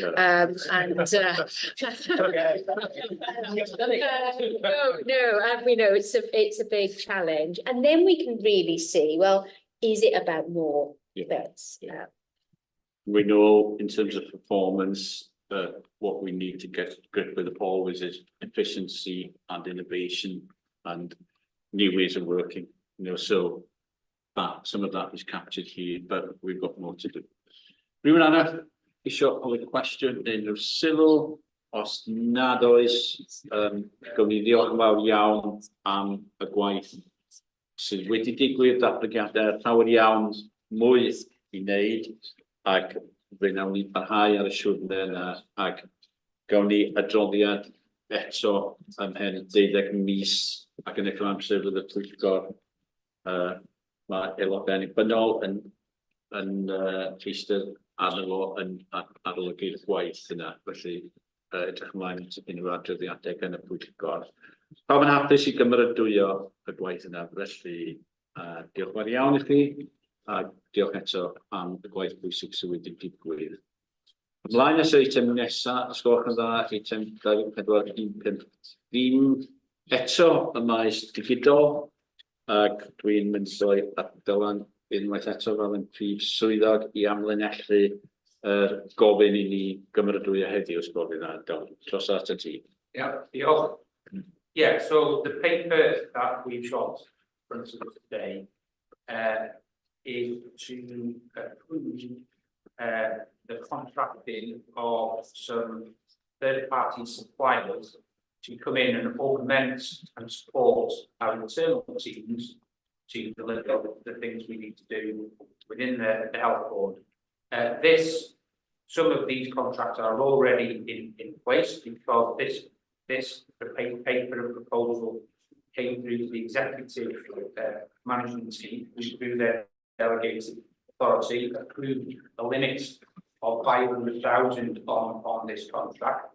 However, it may be the case that spend through these contracts may exceed £1 million in this year and future years, and therefore that requires board approval. So first of all, it's probably worth just referencing, which we do in these papers, the links to the organisation's strategic objectives, and in particular, Doug talk about the mental health business case. What might the plan be if we weren't able to secure the funds for the work to continue? Strategic priority number 2 for VDDA, which is in the annual plan, is that we need to optimise the use of our current systems and make as many improvements as we can and mitigate risks that we've got with some of those systems as quickly as we can, albeit on an incremental basis within the funds that we've got available. We've been to Health Board on numerous occasions over the last 2 years to highlight some of the risks we've got with our existing applications. Over 100 of those applications are out of support, present a risk, and they are critical to the delivery of care. Strategic objective number 1, the ideal case would be funding of a system-wide electronic healthcare record system, which would mitigate the risks and replace a lot of those failing individual applications. This case is about how do we get the skills that we haven't got in the organisation in to augment our teams, a bit like a yin and a yang type team arrangement, whereby they can pass the knowledge on to some of our trainees and some of the people who are trying to learn around how to manage, redevelop and replace some of these applications to do that piece of work. We'll call it the plan B, which we are on with. This is a zero-based contract, so the suppliers recognise we might not even spend £1, but we are spending £1. Russell gets smiling there. Because we're going to spend more than so based on funds that have become available, we've recently and the Health Board approved this as part of setting the capital programme for last year. We've recently approved the case for the replacement of the therapy manager system, for instance. So we will be using these partners to assist us and our internal teams to replace that system. So the partners will bring in the skills, work with our team with the view that we should be sustainable in the future. So that's as much as I want to say. The maximum value of the contract could go up to 2 million, but it's limited. So just to be clear, it's limited to 1,160,000, which is what's available in budgets which have been agreed through business cases. What we're asking, as well as approval for us to proceed with this, we're also asking that should there be subsequent business cases which come asking for further money in the future and which are acceptable, and we need to spend over the £1.16 million, but no higher than 2 million, then we're looking for delegated, for the execs to be able to make the decisions on those. But just to reaffirm, the limit as it's set now is based on money that's available, which is 1.160 million. Diolch yn fawr. And then about. Diolch yn iawn. Dylan, cwestiynau sylwadau gyda Rhys. Being cynical, is there any chance that the third party brought in will then poach our people that they've trained up? and therefore we don't get much of a benefit in the longer term. Do you want to risk? Yeah. Yeah, I think it's worth noting, in the ideal world, we would like to recruit our own staff with the skills on NHS terms and conditions, yeah. We've been limited because of non-recurrent funding issues and things like that. But it's true to say that, unfortunately, the IT markets in terms of staffing is it's a tough market, so there's more opportunity elsewhere. I think there is some of that risk, but I suspect that there is a wider risk in terms of as soon as people do learn and do develop, there is a wider risk that they will want to leave. So part of it, of course, is there. However, what I would also say is there are lots of people in Wales, young people in particular, and we try to recruit. We've got about 10 apprentices who start every year in our service desk.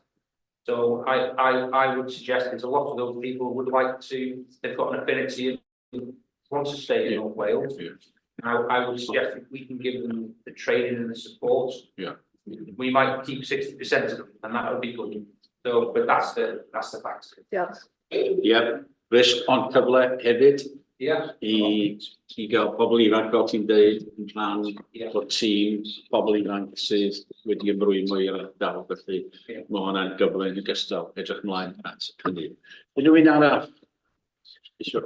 Question, Gareth? It's the same point really, but I do want to say that, you know, I think this is really important, and we had the therapy management system business case, didn't we, at PFIG, and that just highlighted to me, and I know there's one of 100 where, you know, we're out of any sort of cover. It's really worrying.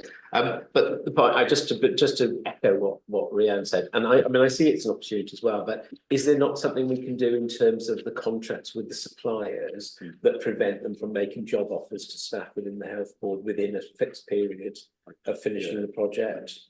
I know that's been done elsewhere. I mean, it doesn't stop them going off to work for somebody else. But the problem is that, as we've explained with the coders, is with a lot of this, you can do it remotely anyway. So they may want to live in North Wales, but if somebody offers them 10,000 quid who they've been working with as an external partner to work for them, work from home, you know, we're pretty stuffed really, aren't we? So. Well, maybe we can ask Dylan and the team to do everything possible and create the conditions, I think, where positive incentives, you know, people who want to be part of this and be part of this organisation and part of the team, the digital team and so on, where they can contribute to a positive future. You know, so it's not just about the bouncing expense, it's about the team you're going to be part of. So, you know, but we hear what people have said and we will do what is possible, I think. Unrhyw un arall? Os nad oes yna, mae gennym ni ddau beth I ystyried. Un yn bod ni yn gytuno gyda'r gytundeb ychwanegol yma hyd at eich safswm o $2 filiwn, fel mae Dylan wedi deud, a rhoi hawl wedyn, dipwyo'r hawl wedyn i'r tîm gweithredol os oes yna symiau uwch ben hynny. Ond hefyd bod pwyllgor tle, your committee also getting updates on the contracts, so we can keep an eye on that as well. Pam yn hapus I wneud hynny? Arfarchog, diolch yn iawn I chi, ymlaen ar gwaith, felly edrych ymlaen as well yn ein datblygu. Symud ymlaen i'r eitem nesaf ar yr agenda, ysgolch yn dda, eitem 24.151, a polisi pryderon integredig. Ac dwi am droi at Angela, dwi'n credu I gyflwyno'r eitem. Angela, diolch yn fawr. Diolch, Chair. So I'm presenting the integrated concerns policies today for approval. I'm presenting on behalf of myself and Gareth, who have led this. But I want to thank the Office of the Medical Director and the quality team for all of the work that they've put in to do this at pace. So colleagues will be aware that we identified some issues raised via Regulation 28 and coroner's feedback around the quality of investigations and the timeliness in investigations. And we commissioned a Learning from Investigations project that looked at the investigations ready to go through the coronial process and whether we needed to do some improvements around that. We'd also had an internal audit and had some soft intelligence from teams around the way we manage concerns, complaints and mortality across the organisation. So since April, so that's quite a short time frame for this work to have been undertaken, and I again thank the teams. We've managed to bring this policy for approval to the board. We're trying to make sure that we've got a timely identification of complaints, incidents and mortality, recording it on Datix in one way rather than being confusion of things being catalogued and missed, and that we're not having that silo working across the organisation. We're developing an integrated concerns hub, which will meet and will be staffed by the senior managers in complaints, mortality and incidents and inquest, to allow us to have that oversight and consistency of approach, that it's not relying on one team or one individual, that it's actually an ethos that we take across the whole of the organisation. Feedback has been taken from CLICE and from Welsh Government and NHS Executive, who've been supporting us around this. And we have developed an implementation plan, and I can identify the timescales were yesterday on some of those actions. I've had an update and those actions have completed and the others are in train. So we're really working at pace for this to get to the point where from the 1st of September we will be live with our policy, that we will have the hub in place, we will have the teams supported out in the divisions and in the IHCs to enable them to understand where we're going, although we have had a lot of engagement along the way around it. And we will have a toolkit with simplified letters for complaints to be sent out to families so that it's understandable and it addresses the issues that they bring. And then if there's more complex complaints or incidents, there is a very streamlined report mechanism rather than having duplication, which has been the feedback from families around identifying what the issues are and what the process is for resolution. So I've taken comments from board members and incorporated. The CLICE comments and the Welsh Government comments are part of the operational delivery and the toolkit that we will have. But I'm happy to take any questions on this policy as we stand here. Angela, unrhyw sylw neu questions? I droi into Chris, wedyn Claire, wedyn Rhian, wedyn Bertha, wedyn Gareth. Chris? I just wanted to make the observation of just how much work has been involved in pulling this together, because it's been a huge amount of work. So I think that needs to be understood. And just how important this is as one of the foundational blocks for the quality management system, because until you have all of that intelligence in immediate sight in one place, it makes it very difficult. So it's really important in terms of addressing concerns, but it's also really important then in terms of our journey going forwards with the QMS.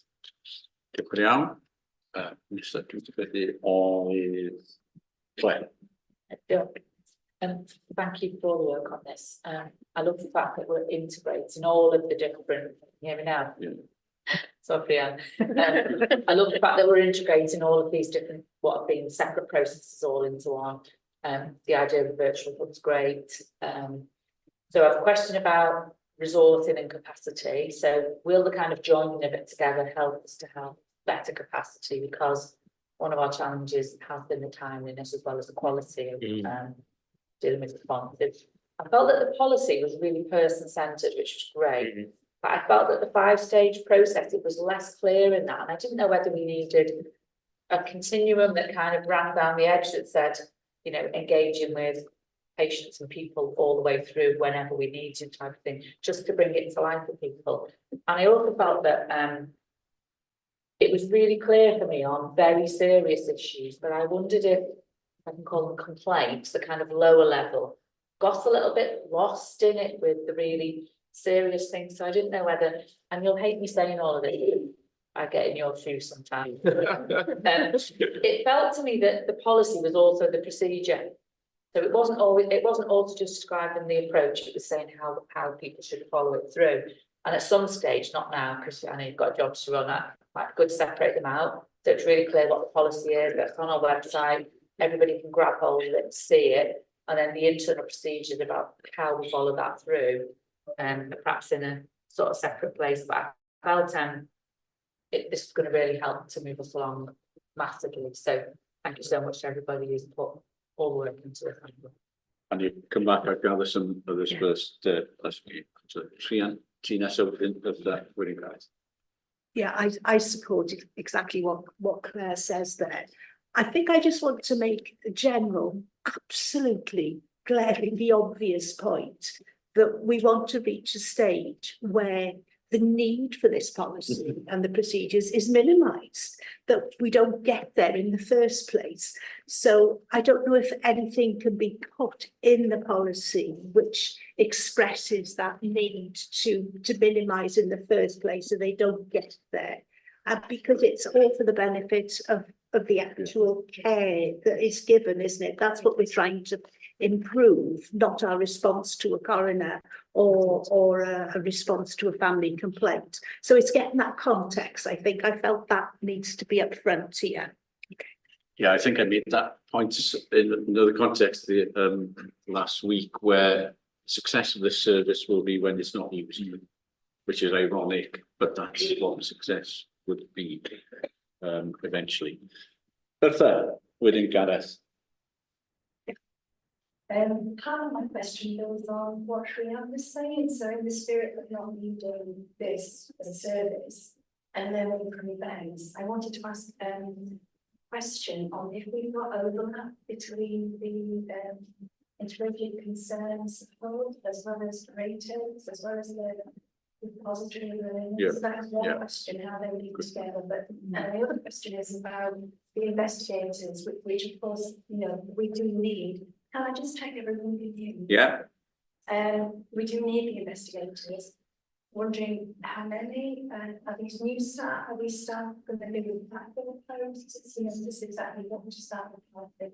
What will the impact be on resources, etc. Thank you. Good. Well, Gareth? Well, like everybody else, we really welcome this. I think it's absolutely moving in the right direction. Obviously, the proof of the pudding is going to be in the implementation, or hopefully the not implementation. We don't need to implement. But I do, it's picking up a bit the same point as Claire. I was a little bit confused. This isn't important, but this presentation, which was very helpful, and the document. But in the document, there's principles, and in the presentation, there were some aims. And actually, I thought the aims were really useful, but they weren't in the document. But within the aims, I wanted to sort of clear a statement about that patients and families being engaged and informed wherever possible in person as soon as it's recognised that an incident has happened.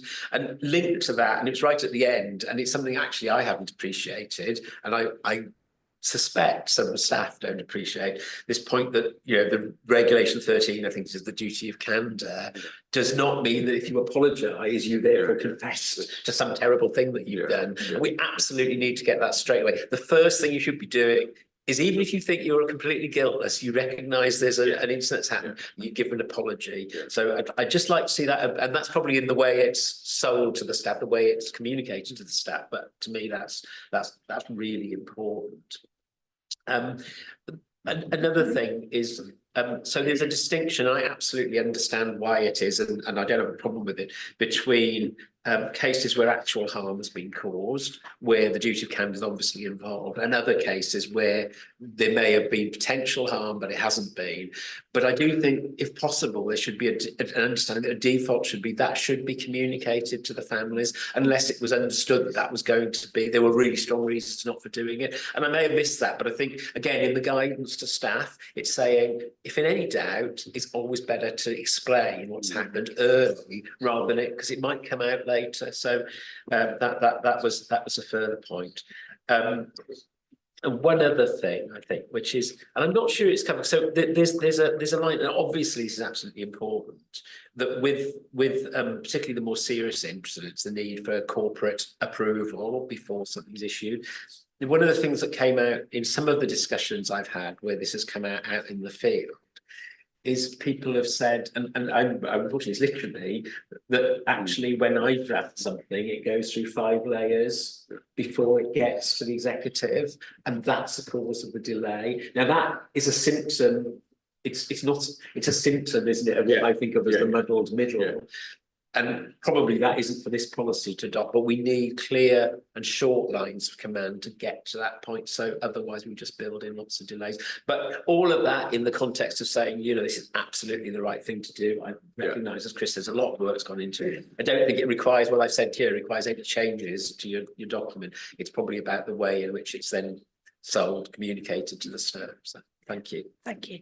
I'll bring Carol in a minute, but just to add to some of the thoughts, and some of us are at the sharp end of quite a lot of this on a daily, weekly basis, is I'm wondering if there's a cultural thing around not so much complaints, but the learning, because I see the dial in the organisation tends to shift towards complaints rather substantially. So people say, someone's contacted us and say something gone wrong, oh, go to complaints.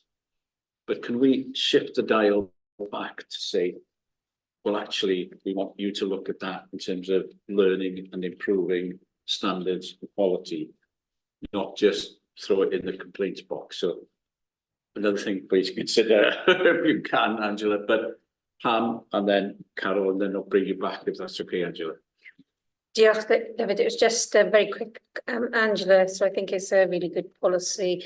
Just this is one of the policies that the board has to approve. So that's why it's coming here. Just noting there's a review date of within a year. So I'm sure you'll come back on some of the points that maybe some of the more substantial elements could be picked up as part of that.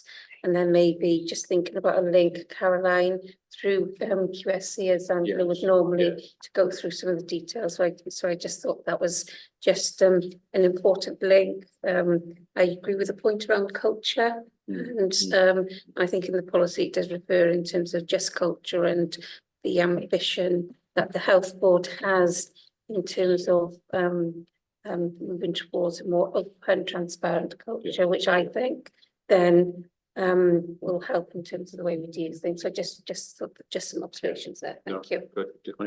Carol. Yeah, thanks very much.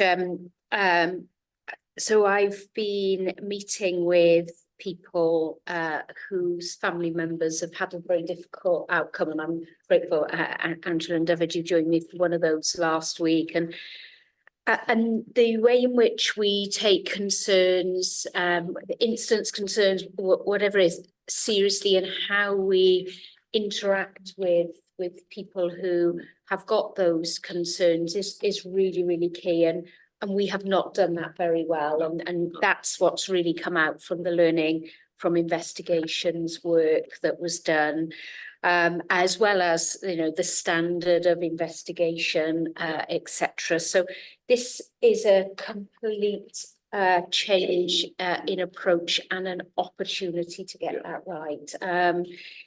So while we talk about policy and process, it is absolutely about culture and practice and habit. So all of that is really good. It has been very rapid.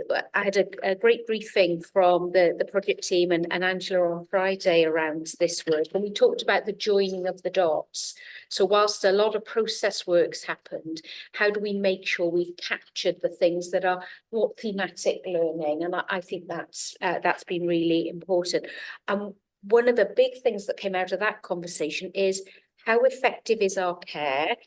How well are we following standards and guidance, including the consistency across? So we were exploring, and want to have a bit more time on this, potential to use this rapid improvement approach, looking at that, because you're absolutely right. It's great to have a process if it all works, but can we prevent the need for the process in the first place? And then I just want to mention the complaints response and timeliness. So quality is absolutely right, but timeliness is part of quality for me. And I think we'll see later on, Angela may well comment later on the integrated performance report, the complaints process and the complaints work that's been running alongside this in terms of streamlining and getting those responses back through. It's a sign of us caring about this and giving it the right attention. So yeah, thanks to everyone involved. Yeah, Angela? Yeah, thank you. So if I can answer some of the questions. Yeah. So from a resource capacity point of view, we're not having any more resource. We do have the capacity, it's utilising it in a different way and bringing the teams together. And part of that is around the duplication. So identification of the process delays. We have streamlined since Carol and I were having our meetings fortnightly with the complaints team and the IHCs and divisions. We've identified some changes to the assurance process. So low-level complaints, 1s to 3s, as we identified a letter of apology, identifying what happened, and that can be signed off at a local level IHC director. From the more complex complaints, instance, inquests, then there is a process to go through, but we're trying to make sure that that bureaucracy is removed, so there isn't that escalation through. I do think that we do need oversight. When I first arrived, we didn't have that oversight as an exec, and I was very concerned, I must say, and put it in immediately. I think we do need it, and I do need to be understanding of what the investigations are and what is going to the coroner and to families in that point. Engaging with families is key to all of this, and I've asked the team to make it more explicit around engagement from the first instance throughout the process, having a single point of contact that somebody can speak to if they're concerned and if there are delays, but also offering meetings at an early stage with clinicians in the room. So I just ask that for that to be a little bit more explicit in the authorisation of it rather than the policy as such, I would suggest. PALS is something that we should be supporting the low level rather than it turn into a formal complaint. And the focus on that, and you'll have seen from previous reports, the PALS activity is increasing. The work that we're doing around PALS and that local application is really, really important. I won't promise something here. In previous organisations, I've done work around posters behind beds identifying who to contact and where we are. I think it's an iteration of where we are in the future, maybe. That we could do that and get that concern at the bedside sorted by the nurse in charge, by the matron, by the head of nursing on the site, rather than it escalating to a formal complaint or even a PALS, if you like. The policy procedure separated, I completely agree. I think we needed people to understand this. We needed the wraparound and for the questions of the operational, I can't say it, putting it on the ground where it actually needs to be. And so we will in the future split it, and we will go through process around review and it coming back through board. With those, you know, it'll be an iterative process, I think, for us to identify what works and what doesn't work for us. The Greatix, the learning, etc. I think in some ways it's separate. The Integrated Concerns Hub will pull the learning, feed it through the organisation learning forum, feed it through our repository. I think that Greatix allows staff to celebrate and identify the good work, which then can feed in from a different route, and we then can triangulate that information. But I think we don't want to stem that really. We want people to nominate from a Greatix perspective and identify what's going on, as well as learning from the things that not necessarily where we want them to be. So I think it's a dual process that we need. I think I've covered most things there. Great. Diolch yn iawn. A fel dyn ni wedi clywed mewn sawl adroddiad arall heddiw, newid diwylliannol sydd wrth rai y gwaith, newid diwylliannol. Karen, final word from you. Sorry, it's only a quick question, and it's a very lengthy document, so apologies if I've missed it, Angela. But is there anything in there around how long we'll keep the data and information for, and do we need to let public know as part of the policy how long we will store that information? I think we've got national guidance on how much documents are stored, and it's consistent across. I can make sure that it's included within the policy. Yeah, if I could, sorry, I think I missed something as well around the number of complaints and having the policy. And I think, yes, we don't want to have the number of complaints of the nature that we have, but I think we do need to be open to complaints, even if it's only about car parking or about the things that, you know, are potentially a low level complaints, if you like. So I think, you know, we want to make sure, and I think if we get to a point where we're seeing a massive reduction in complaints, we should be looking at making sure we've got that access. So talking to patients, talking to the public and saying, are you able to complain? Are there any barriers, rather than us not having any complaints? Absolutely, yeah, no, really important point. Common hapus, felly, ti eisiau dod nôl ar rywbeth? One small question back. I remember conversations before, we can move away from the word complaint, moving more to comment or feedback. Where are we in that? Is that, are we still working towards that? Moving away from the word? Or? Yeah, so that is why we're calling it integrated concerns policy rather than governance. So this is the policy, then eventually all of the wording around that, the teams, what they're called, etc., will morph into a concerns team and a concerns, rather than it being complaint and that negativity that yeah, cultural change for us as well, then to change our life. Absolutely, absolutely. Diolch yn fawr iawn.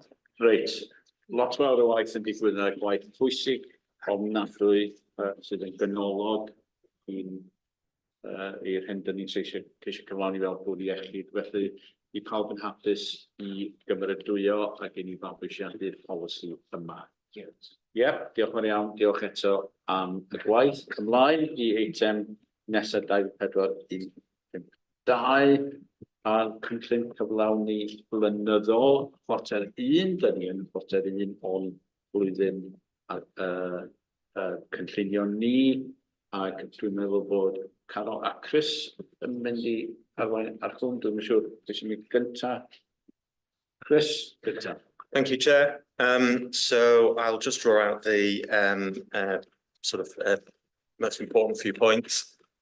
This is the first report for this year's annual delivery plan. It's the report on quarter 1. You'll see of the deliverables that were due to be completed in quarter, something in the order of 2/3 did complete within the quarter.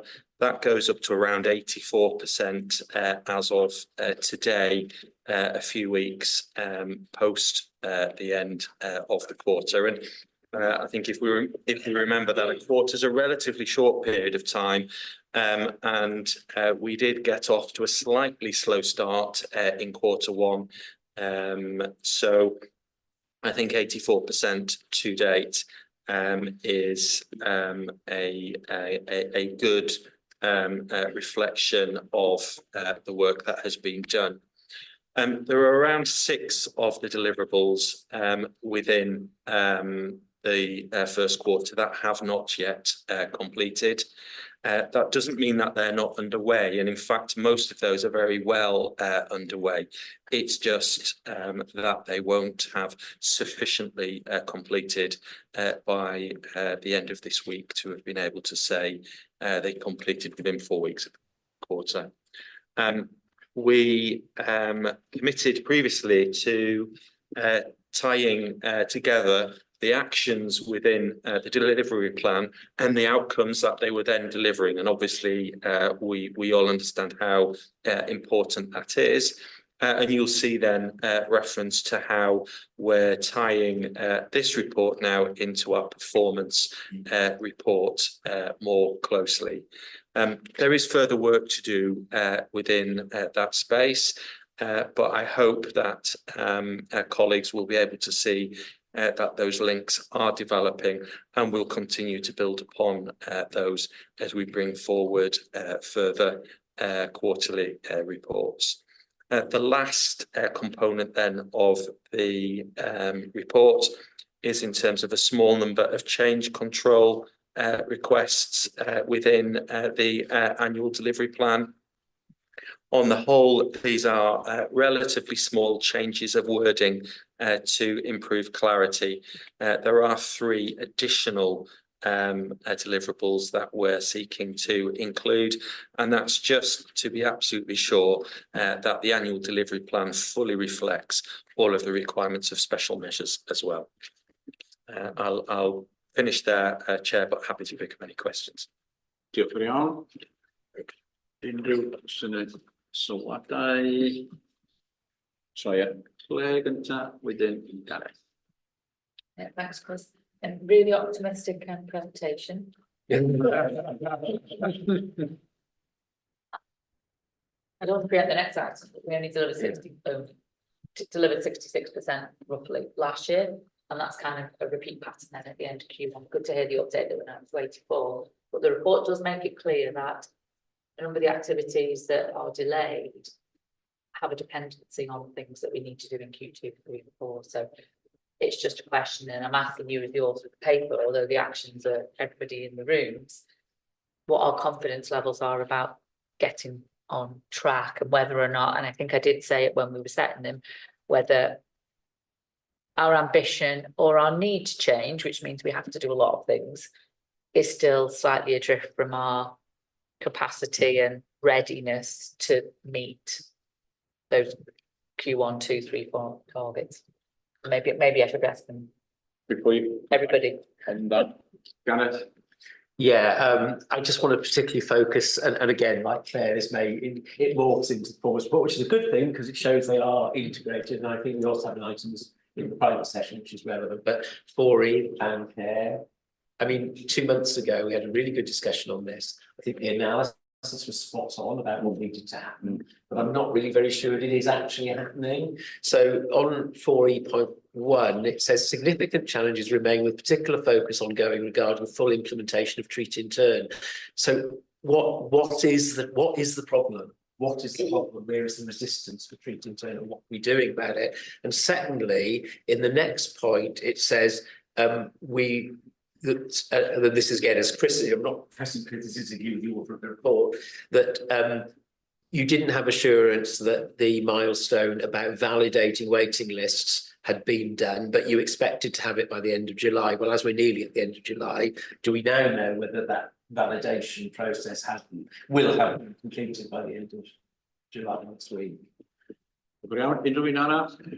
Cyn I mi ddod â Chris a Carol I mewn. So some specifics there as well, Chris and Carol. I wouldn't mind.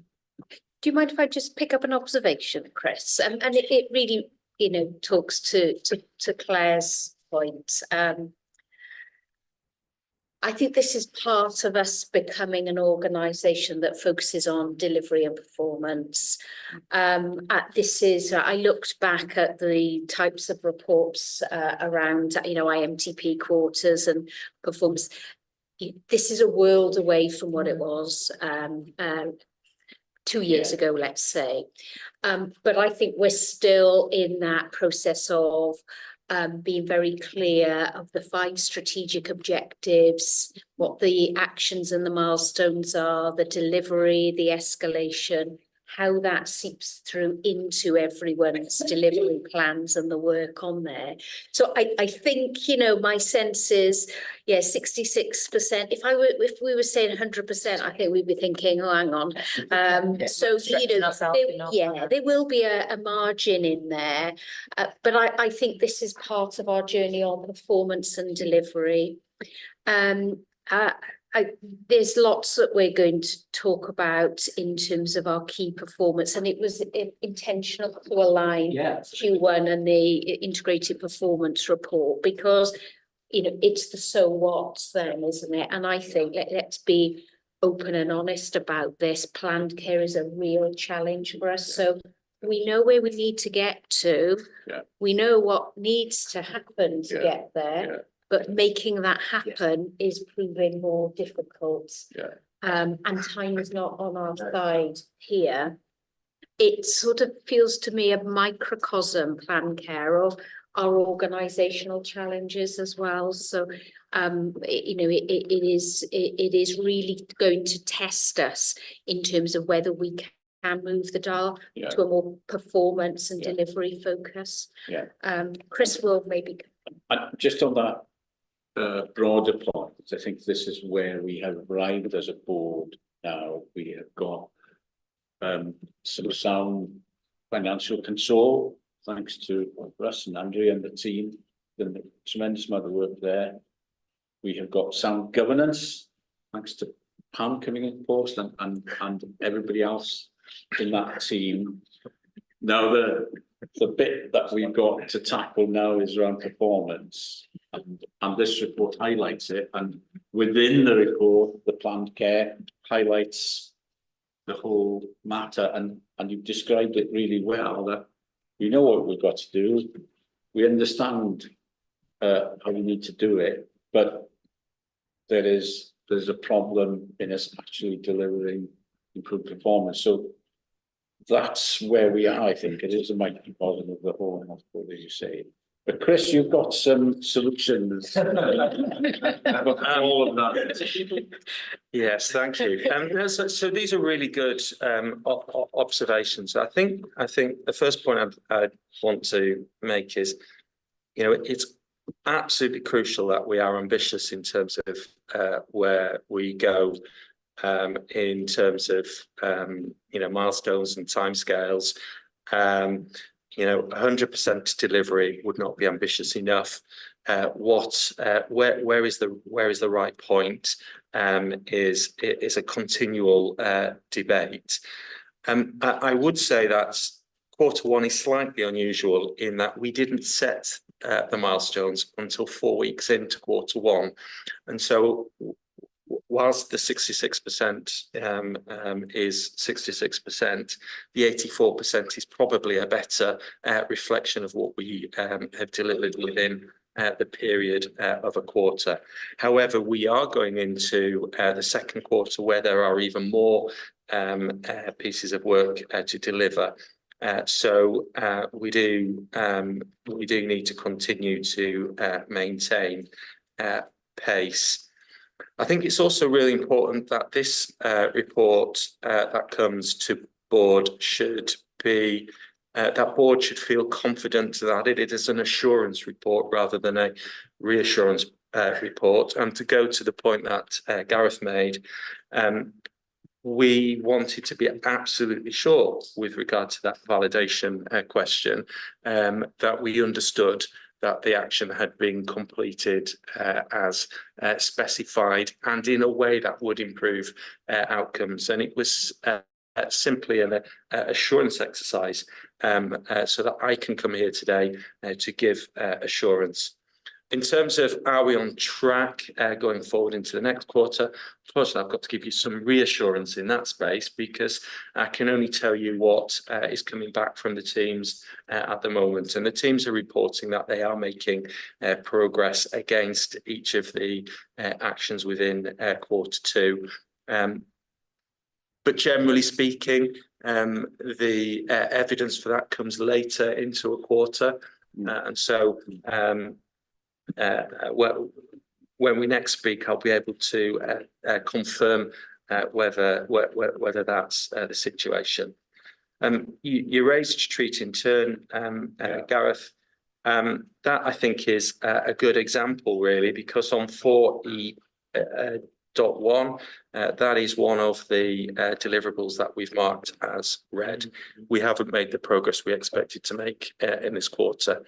However, in the last 4 weeks, I'd say I've seen a huge step change in progress in that space. The conversations that have occurred in the health board with regards to that have been very different to the conversations that have been occurring prior to that. And Russ will no doubt share more. It hasn't been sufficient to bring it back into quarter. But it will deliver as we move into the remaining of Q2. Great. Mae'n arall unrhyw cwestiwn yn y sylw. Os nad oes, ydyn ni yn hapus felly I dderbyn yr adroddiad a cymeradwyo yr argymhellion ysgol yna. Pawb yn hapus I wneud hynny. Diolch yn iawn, diolch am y gwaith, a dyn ni'n edrych ymlaen at y cyfarfod i edrych ar peth o'r perfformiad yna wythnos nesaf fel dyn ni wedi crybwyll yn gynharach yn y cyfarfod. Ymlaen i eitem 24.153 a'r cynllun blynyddol a dod ar rhai materion i ben. Dwi'n meddwl dwi'n troi at Chris eto. Please, Chris. Yeah, thank you. So the report we've just had was with regard to the current annual delivery plan. This report is with regard to closing of last year's annual delivery plan. And colleagues will remember that last year we had the annual delivery plan, but we also had the special measures plan alongside, which is different this year because we've been able to bring the two together. In terms of those two plans for last year, this report closes off the actions that were not complete by the end of the year. A good number of those have now completed, but the majority of those that hadn't have been fully subsumed within actions within the report that you have just received. On those ones, we propose retiring them and no longer reporting them from last year because they have been completely contained within new actions for the current annual delivery plan. There are a small number in there which haven't been completely included within the current annual delivery plan, but which haven't also completely finished now. And on those ones, it's a total of 26.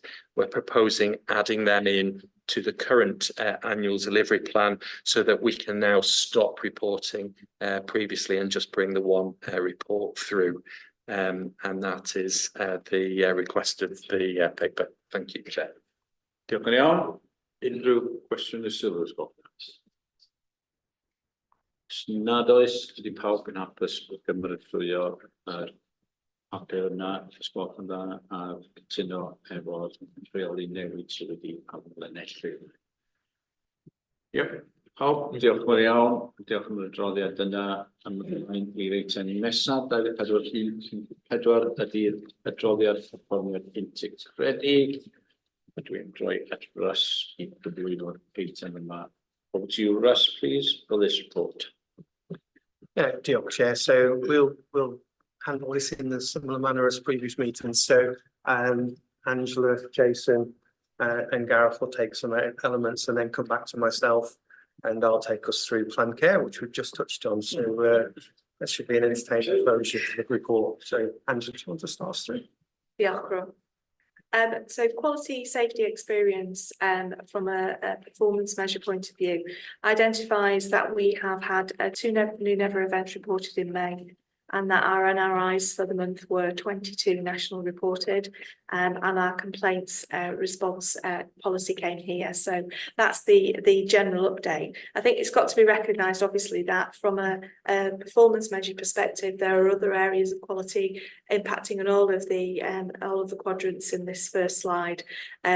Identifying from an urgent care perspective the delays there and what we're trying to do around covering those delays, which I'm sure Gareth will come to when he identifies, but also from a workforce perspective and the impact the workforce has on the quality and delivery of care. And I note that the nursing turnover rate has been brought up in that slide, which is really positive. But I also wanted to let colleagues know that from position in May 23 compared to now, we've reduced from 763 nursing vacancies down to 526, which has obviously had an impact on the reduction in agency spend that we see within the report as well.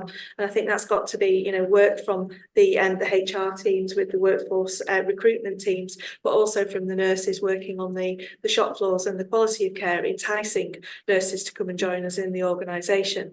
We've got 158 new qualifiers who are starting in September September, and we've managed to recruit 157 of those into the organisation from our local universities, which will make a massive difference to the use of agency spend. So I just wanted to bring a little bit of a link through really around some of the other work around quality within this report that isn't actually badged under quality. Great. Anyone else? Great, super, thank you. So in relation to people domains, you can see that our pad rate is fairly constant, and we are working on developing a new pad system in the next few months. Our sickness absence rate is fairly constant as well at the moment, and it's fairly comparable to last year. In relation to our turnover rate, you'll also notice as well that that's at 1.8% for nurses, which is the third best performing position within Wales. And Angela's noted agency reduction. There's been a big focus within the people team to both make sure that we are using appropriate agencies and we're not going to off-contract agencies. So we are focused on the key activities, which is about making sure we follow the process very, very clearly. You'll note within this report, there are a number of other metrics as well. And one of the things that we wanted to do is to try and ensure that the board have visibility of people metrics. Let me just bring those up on my screen because it's just moved. There we go. So some of the key differences that you will note within this report is, for example, looking at roster compliance, and we've put that within the people section. Also as well, looking at disciplinary cases, agency as part of the total bill, and also as well looking at turnover within year one. We made a commitment last year that we wanted to be a compassionate organisation, and within the next 2 months we'll build what is called the culture dashboard. And the culture dashboard will be something that we'll have at health board level, but it will also be at IHC level and directorate level. A lot of the metrics here will form as part of the culture dashboard. My example on that is, if we say we're a compassionate organisation, then we need to make sure that we've got good rostering in place to make sure that we're looking after our people. And so therefore, this will be an area that we'll want to work with the IHC teams to improve their position, because we want to make sure that our staff are getting good breaks, good rest. And on the ground, when we talk about culture programs, sometimes that might seem quite far away. So there are some very specific actions that we can build into this around, if we do care for you, we'll make sure that we roster you well because your health and well-being is important to us. If we do care for you, we'll make sure that you get your PADA, and your PADA will be about your health and well-being and what we need to do to look after you. You know, and when things go wrong in relation to conduct processes, we'll look to make sure that we manage them in a short time frame. This is the first report as well, which notes really the number of conduct cases that we have per 1,000. And whilst not high across the whole of the health board, there's still work to do in this. And we know that the implementation of our restorative approach in relation to disciplinaries that we presented in the leadership conference in June now, the anticipated likelihood is that we might be able to reduce these numbers by a further 50% based on some of the experiences within Iron Bevan and in West.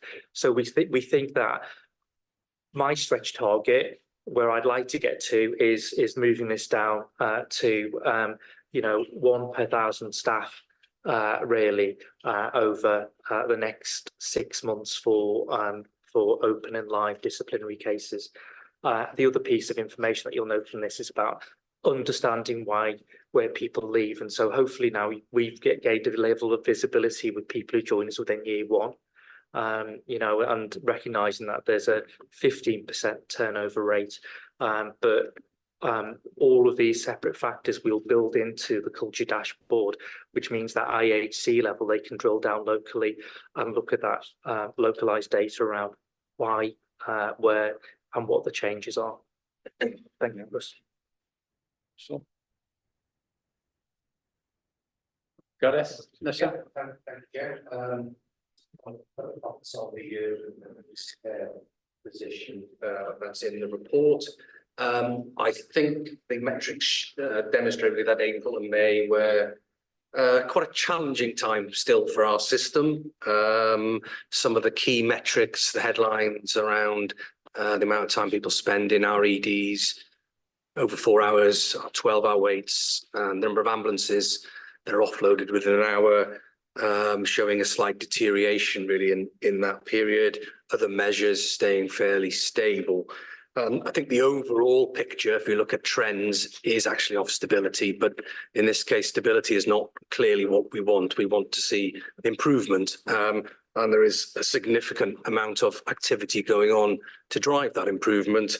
But the system, as I say, remains challenged, and consolidating the improvements we have made are quite challenging. And that's important clearly because that filters through to the experience our patients get in our system, and particularly within our emergency departments, with the waits there, and sadly occasionally harm results. It also filters through, of course, with our staff as well, who again, particularly in ED, are having to deal with the real challenges day by day of caring for people in less than optimal conditions. I mentioned there's clearly a lot of work going on during Q1 of this year. As we committed to in our annual plan, we have reframed our 6 goals programme, a national programme that I know board members are familiar with. The reframing of that programme really is to try and what we call invert the triangle, if you like, on how we do this, with a real focus therefore on goals 5 and 6, which is about optimal hospital care and our discharge pathways, and a philosophy of home first, and activities that really then prevent people from being readmitted and being cared for in our community. There's also an additional focus on community pathways, rapid access, rapid service access in our communities. We had a very productive meeting with Welsh Ambulance Services just this week, where we had a focus on that particular element of our improvement journey, with a focus on patients who fall in our community and patients who have breathing problems. There's also a refocus on optimal flow, and that's throughout the system, not just within the hospital. And then lastly, of course, how we manage people and their experiences within the emergency department.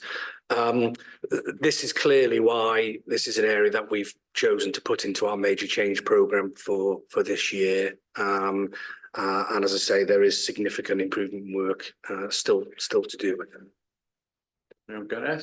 So, thank you. Just plan care then, Chair. I will briefly take you through some highlights if I may, and then clearly the financial paper is separate, so we can talk about the financial separately. So obviously plan care, significant allocation through Welsh Government to tackle and ensure we treat all of our plan care patients post the pandemic. That has now been made recurrent in our baselines, and in excess of £34 million for this health board. A real focus on making sure that we therefore improve our performance across all of our spectrums. So just some real quick highlights from some of those. So stage 1, so outpatient appointments within 52 weeks. That is a challenge across the whole of the Wales economy. And our numbers are big, but we're proportionally also quite big to the economy. So we're not disproportionate in terms of our size of our challenge. However, our list is growing, and clearly we can't afford for that list to be growing. So we need to make sure we're enacting all the different measures that we've alluded to earlier, in particular treating turn, and making sure you're fully utilising our list. And there's some work ongoing around that. But circa sitting at 24,000, that's been on an increasing trend for now over 2 years. So that is a key one for us to reverse back. I'll talk a little bit about stage 4. So stage 4 is where patients have been waiting beyond 104 weeks for treatment of procedure. We are disproportionately as an outlier, so we stubbornly stay at around 10,000.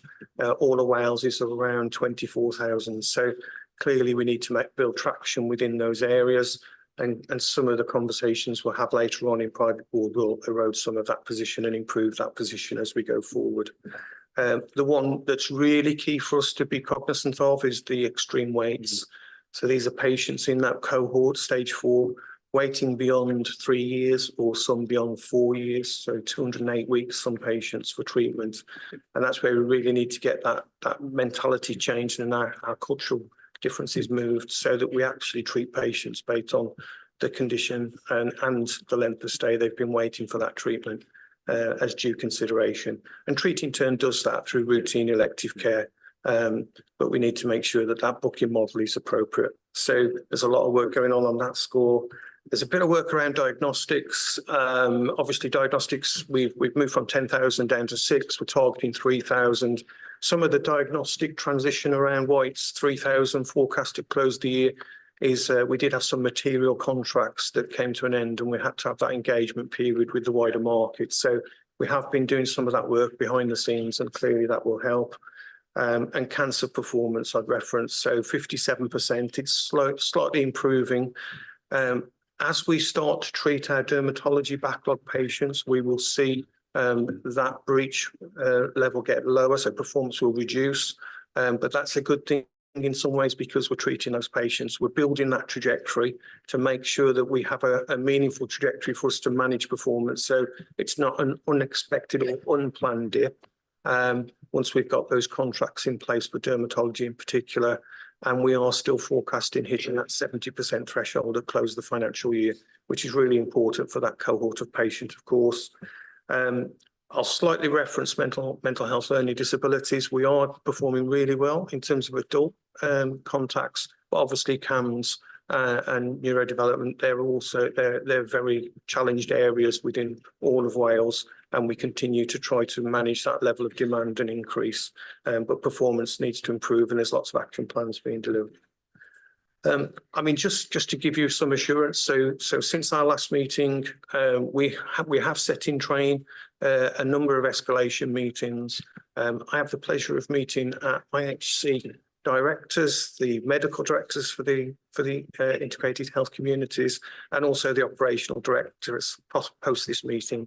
And the challenge predominantly for them at this moment in time is how do we deal, book and treat all those extreme waiters at the most earliest opportunity using those routine slots. We've also made available capacity on a weekend to treat those as well. And there is a further escalation meeting that will occur next week with Chief Exec, where we're clearly trying to build that line of sight and accountability. So, it's back to that, who is driving the change and where's the levers in the organisation to drive that change. So that will be quite a change, and we've seen that change, and it's nice that Chris reflects on some of that change. But we need to see that driven in terms of those bookings and assurance those patients are now booked in. And I guess as we move forward, Gareth will be part of those conversations, of course, and we will look to, by close of August, which is a ministerial target for us, to have all of the extreme waiters booked in, and we are targeting to have a number of those treated. So certainly next time we meet as a health board, we're looking to present progress in both of those areas, but it is a challenged area, and that is why it is further subject to debate through the private session of the health board. Russell, before you're writing questions, comments, it's just something that came to me and just shared with Carol there. The reports have developed really well, and the way they presented is excellent. Lots of information and lots of detail. The way it's been presented today is very effective. I think there's another section we need, and that is having described the performance, can we have a section what we're going to do about it? To put it sharply, I think the board at this particular place in our history would be pleased to see that addition, mapping out these are the issues, this is how we're performing, and then okay, these are the actions we're going to take and some time scale and so on. I know much of that goes on in committee, I understand that. But I think where we are currently, particularly some of these areas, I think the board, as a board, would be particularly interested in that. So have a think about that suggestion, if you can, whilst I gather other questions or comments. Felly, cwestiynau, mae gen i byrthau gynta, Chris, Caroline, Gareth, Karen. Where? Yeah, I think. So it's the question for Gareth really. So great to hear the information you were sharing with us there, and pleased to notice that the planned care is going to be a major change programme. I just want to ask, what does that mean? What does that mean in terms of money or staff or time, and what's the timeline? So what difference is it going to make? And you know, just broad, I know that's a big question, but what does that mean when something becomes part of a major change programme? Okay. Do you want me to answer, Carol? Yeah, please. From an urgent and emergency care perspective, what this really means is we want to try and get at a few really important things that we think will make a difference to our urgent and emergency care system. So you'd have heard in my report how some of the metrics are telling us that things seem resistantly difficult to change one way or the other, better or worse. So we want to focus on a few things that we think will make the difference. And in doing so, we want to prioritise our resources to do that work. And that will require us to really get in some depth underneath some of the drivers in the system of our emergency and care performance at the moment. So it's about prioritization really of what is a very large landscape, and that prioritization obviously will include then the resources we require within the organization. So there are a number of colleagues with corporate teams who will be able to prioritize their resources into this program of work, with a very clear focus of measuring what difference we can make to those areas. Coming through the next, Chris. Thanks, Chair. Two very quick points, and then I think probably a bit of a narrative mode, for which I do apologise from the first is in respect of open complaints, although resolved within 30 days. Just looking at, we haven't been able to target at all ever. It looks like it, and we're getting worse from what I can see. And I know we've dealt with a new process previously on the agenda, and I wonder what your thoughts are in terms of whether or not that's going to help this. Second point, it might be a very quick one to answer, is in respect to the learning from events reports. We've got 32 open or not, so that are overdue. What's that in as a proportion of those we receive? So I suppose, are we doing well or not? Obviously, having any overdue is not great. I might well have missed that elsewhere. And the final narrative moan is on planned care.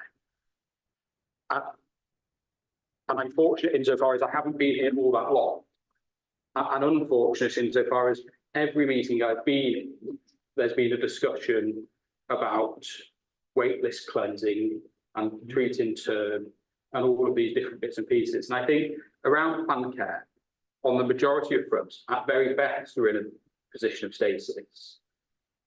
And at worst, and I don't think it's unfair to say, we're deteriorating.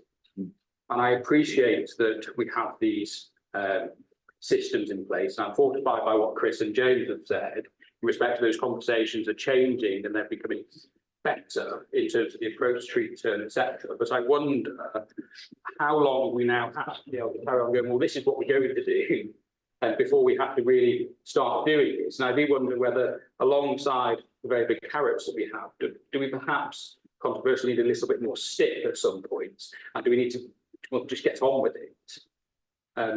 Sorry for that. No, good point. We'll come to that in a minute. But was Angela, I think, wanting to respond to some of that? Then Caroline within it, guys. Hi, thank you.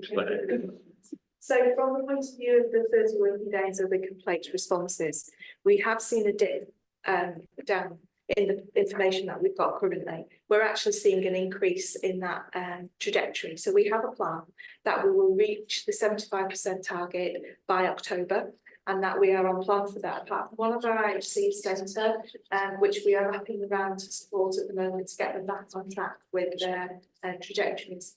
it needs to be noted that we've obviously got a lot of focus on the inquest reviews that have been undertaken and the investigations. We've now got 87% of the ones that need further work completed, and that equates to about 14 outstanding, as we were told last week. So I've signed for about 25 of this week so far. So we should be in a much better position from that perspective. We've also obviously got a lot of overdue complaints that we need to be working on. It's the balance between meeting the 30-day target, but then making, you know, sort of people wait even longer for the overdue. So that is the balance. We've worked with performance to look at the trajectory. We're happy with the trajectory, presented it to Welsh Government, and we're on track to meet that at the moment. I don't know if Carol wants. I just wanted to add a very small point. This is for both complaints data, but also for cancer performance. You only get a tick in the box, if you like, when you close a complaint. So if you close a lot of overdue complaints, that pushes the performance down, even though we're closing more complaints overall. So it is a bit of a quirk of this, that we would almost expect the data to show us going down before we go up. But there's been a lot of work on how does that tip across in terms of the effort that goes in, and then you start to see the performance coming through. So there may be something we can explain or add in a local measure to try to show that difference. And we've got another. Carry on. Is that okay? So the 32 overdue, let's say the percentages of proportion of the ones that we've currently open. It is moving on a daily basis. As I say, you know, this week signing off so many investigations that will have reduced, then we'll have potentially some that might tip over.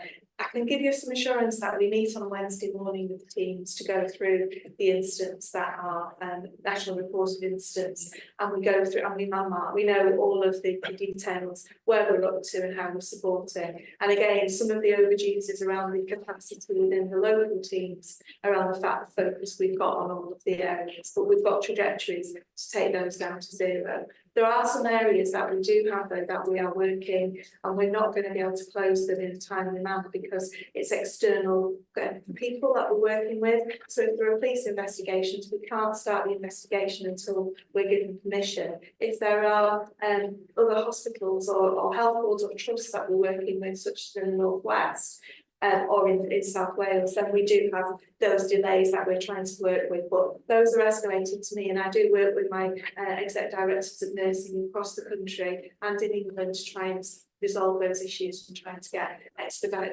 that information so we can close those areas. We can back to the plan care before we finish this item on Nessa. Caroline, or Wedding Guy. Sorry. Did you want to come in, James, first? Yeah. Yes. Just as a quick point, I don't want to make tease out here, so just your points that you have to speak up a little bit. We can't forget that we had around 3,700 patients from insourcing the 6 last year who had to repatriate back into the health system. So actually, although it looks like we might not be making progress, we've actually absorbed a huge amount of work in that we're now going to have to deliver. So our capacity is slightly affected. So just for a bit of extra context, Chair. Yeah, thank you very much. So Caroline, Wedding plan, Wedding Guys. Yeah, no.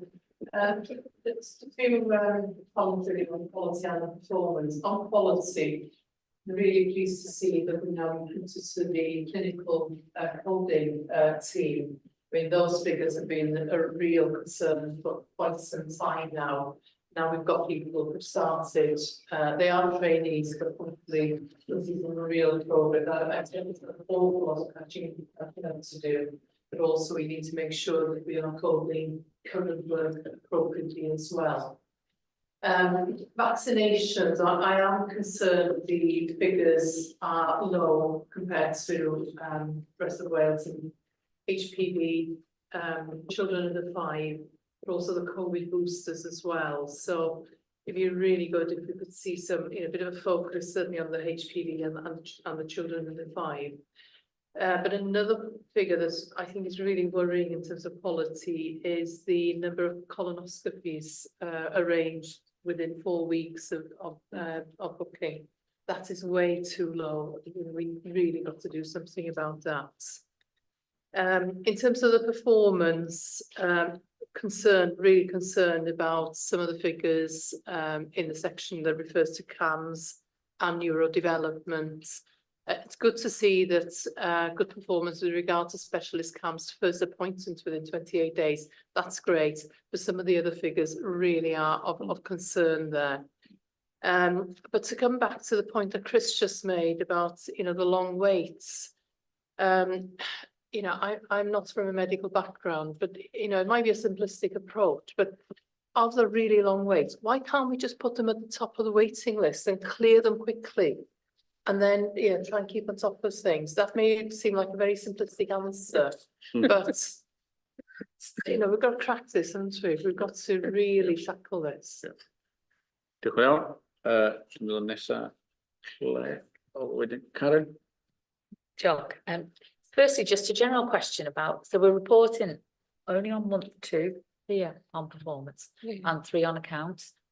We ought to be reporting on month 3 at the end of July. So it's a request really that I think it's hard for us as a board. We're asking really challenging questions, but on data which is 7 or 8 weeks out of date. So if we could pick that up, please, for future reporting, that would be really helpful. And, you know, if we're able to be quite proactive around finance, I would expect us to be able to do the same on our performance data too. I think the way we report on performance now is so clear. I love the 4 circles, it's really, really helpful, but it does not identify that we've got 75% reds in access. So I think as a board, we've really got to focus in, and of course it's the same issues that are still there. Caroline's referred to quite a few, ambulance waits, you know, also I see still quite big inconsistencies when you look at the detailed report between Central, East and West.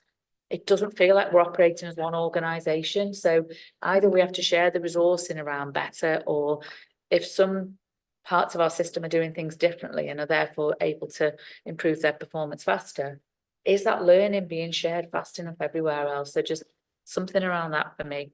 And then in terms of our people, we know, because again, it's been here a long time, that stress and mental health are still the key issues as to why people are absent from work. I don't get a sense of what we're doing to try to address that issue. And maybe that's an area for people and culture to be doing a bit of a deeper dive around in the next few months. And a bit like Caroline, I felt that in terms of mental health, there's some good data in there about first appointments, but then the follow-on. And in mental health, we make a statement in here that there was a dip in performance in April, but it was predicted. Why? Sorry. So that, so it feels like we are making progress in some areas, but there's still such a huge amount to do. And it's quite overwhelming. And that matter you raised about One Health Board is one I'm beginning to reiterate on a frequent basis, actually. So, Karen, Wording Gareth. My question was for Jason really, and it might be something that we might want to explore again at people committee, because I think it's what the first just said, it's around the retention of employees and some context around why people are leaving, which could be mental health and well-being, or a multiple of other reasons. But I was particularly interested in the staff turnover for those who had less than 1 year's service, because obviously, you know, we've got a lot of vacancies, but we need to be making sure that we're recruiting the right people to the right job and not just trying to fill a hole. And it would be interesting to explore that a bit further, as I say, probably at people committee, because recruiting people costs a lot of money, both time, effort, induction. So it's just something that I think we should explore a bit more. Good point. We'll take that up to the committee, and the chair, when it's back, we'll have a look at that, I'm sure. Thank you. Gareth? Yeah, well, I mean, I know we're going to have the chance to discuss some of this next week, and also there are some items that are relevant to the private agenda, but this is the public meeting of the board, and I think it's really important to be honest that the poor performance in terms of access and activity, even allowing for the timeline question, is really, really, really worrying. we are at the bottom of the heap or near the bottom of the heap on all the indicators, more or less, with a few honourable exceptions. And I do want to concentrate on planned care, which is the area I know we'll have the opportunity to talk about more. But as I said, making allowance for the time lag. What concerns me is that 2 months ago, we had a really clear analysis. So going back to what you're saying about urgent emergency care, saying we need to focus, we need to work out what's wrong. We had a really clear analysis with planned care of what is wrong. And I'm not really seeing the evidence that it's progressing. So just to take, and I may have misunderstood, but this issue about validating the lists. So when I looked again, I listened to what Chris said. So I think what you said, Chris, was yes, we are now assured that it's happening. But the target there was that a formal structure is in place to validate the lists. But have we actually done it? And if we haven't, who is doing it? Have we got people who can do it? And why isn't it? Why hasn't it already happened? Because we are in the last chance saloon, yeah, let's be under no doubt. Every other health board in Wales is really making progress with this, and we're not. There's no evidence that we're actually tackling it, as opposed to knowing what the issues are. And I mean, a bit like Caroline, I've got a very simple question, which is, if we have the list centralised of these long waiters, if we haven't validated them, can we put some bodies in place to validate them quickly? If we've got them in place, why can't we just book them and just tell consultants that these slots are now filled by these people? I just don't understand why. And if it's helpful, I'm quite happy to formally move that the board has a resolution that we do that, because I do not understand why it is not happening. And I know cultures take a long time to change. We haven't got a long time. We really haven't. And if we haven't, and if we have not, final last point on that, if we have not got these 1,800 cases booked by the end of August, we are really in a bad place. And we're in a pretty bad place now. So, yeah, I'm sorry to say I'm impatient. It's not my normal style, I don't think. But as I said, and it's no criticism of people sitting around this table, but there's clearly resistance in the organisation. And I know that we've got the analysis. We've got the answers. I don't think we've got the people who are actually pushing it through. And what can we do about that? Thank you very much for that, Gareth. And I think that highlights the need for us as a board to have visibility of not just what is happening, but what actions we're taking, as I mentioned earlier. So Gareth, I don't know, put everything in a nutshell, I think. So how do we go from here? Carol and Russ, over to you two. Yeah. All the answers, please. Lovely. Well, I leaned over to David and said, this is probably one of the best discussions we've had on integrated performance. So for me, trying to help lead change in the organisation, it's really good. I'm really grateful to Claire to say, actually, the data is more visible. I agree, it must be more up to date, and there's all sorts of when's it ready for the board and all of that, and timeliness. But the data's visible, the problems are laid out, and that's the first. That is the first step. There's, when Stephen Powell joins us as the director of performance, he's got a task on his hands to help us to develop to the next stage, including, we've got to ban the use of abbreviations, but what we said we would do, what we've done and its impact, and what we're doing next and the expected impact. Because just looking at a picture doesn't say what we're going to do next. I have got a saying, I won't use it here, but we just keep weighing things. We're not actually moving them on, and there is I haven't come on to what we are doing, but we need to be able to say that more clearly, I think. There is something here about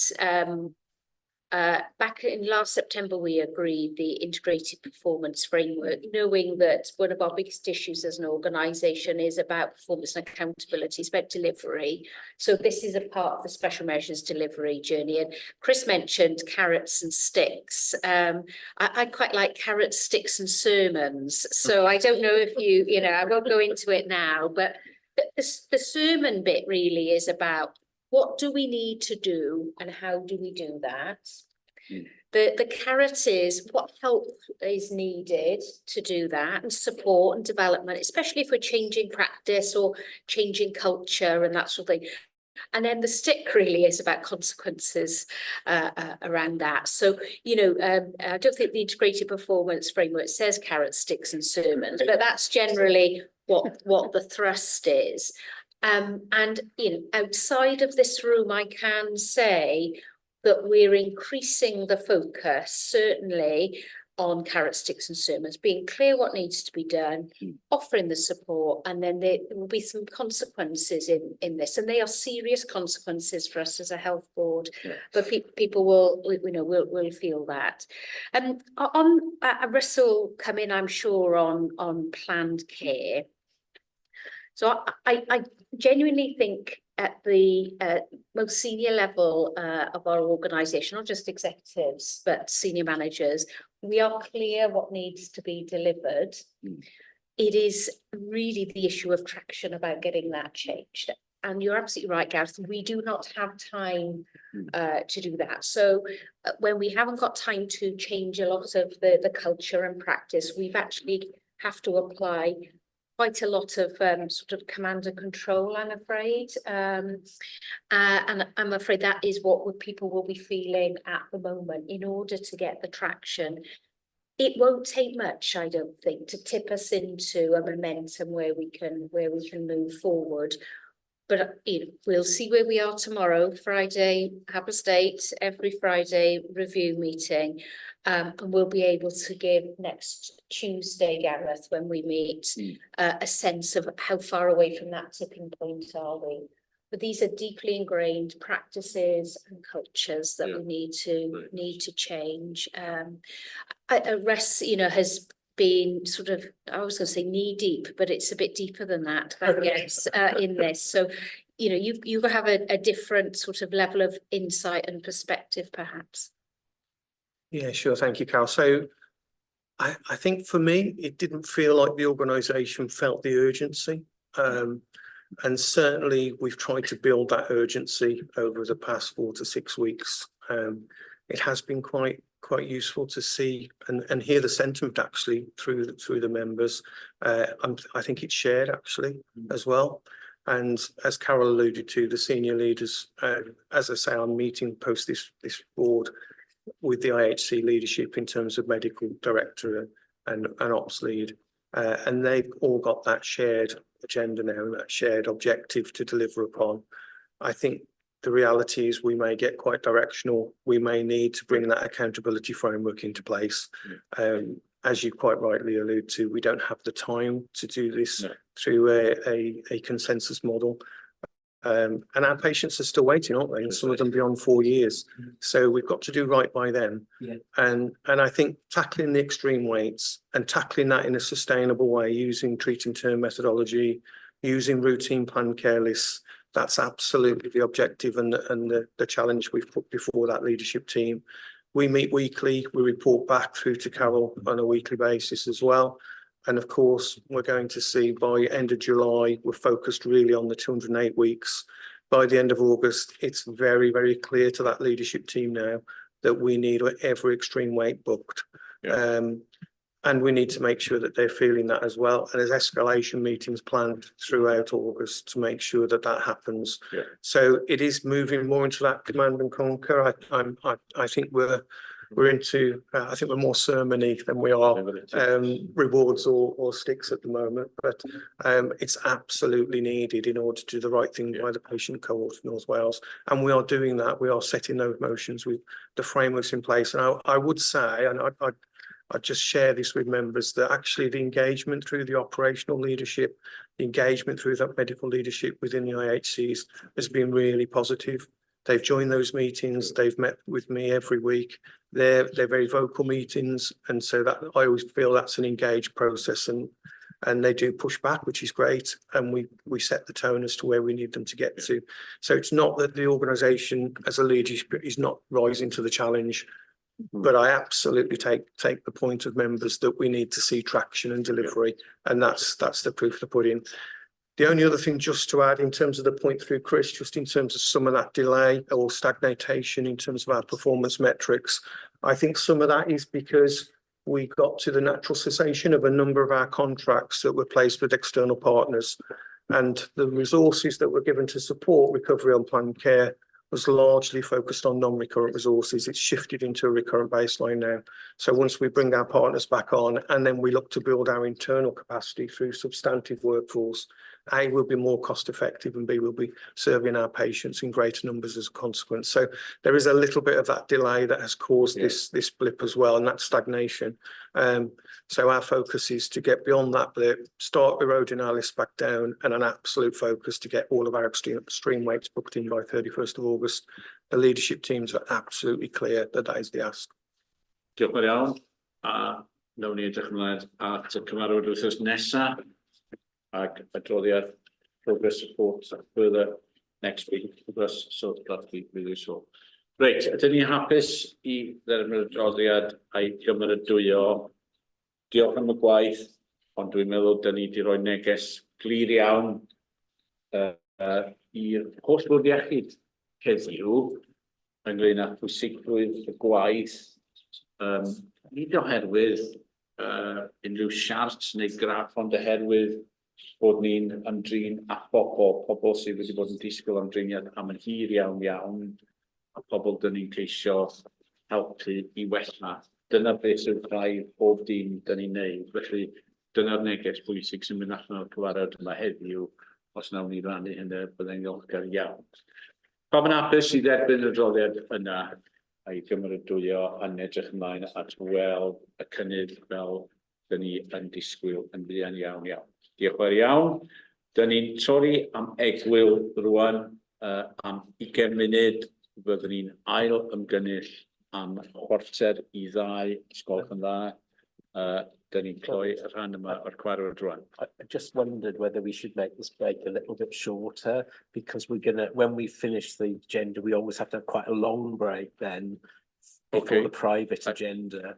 I mean, I don't, you know, I know some people need to eat now, so I don't, but I'm just wondering that because we want, I think we need to start the private agenda fairly promptly at 2:30. So so 15 minutes, are we happy with 15-minute break? So it is now 13:26, 13:27. We'll reconvene at 13:42.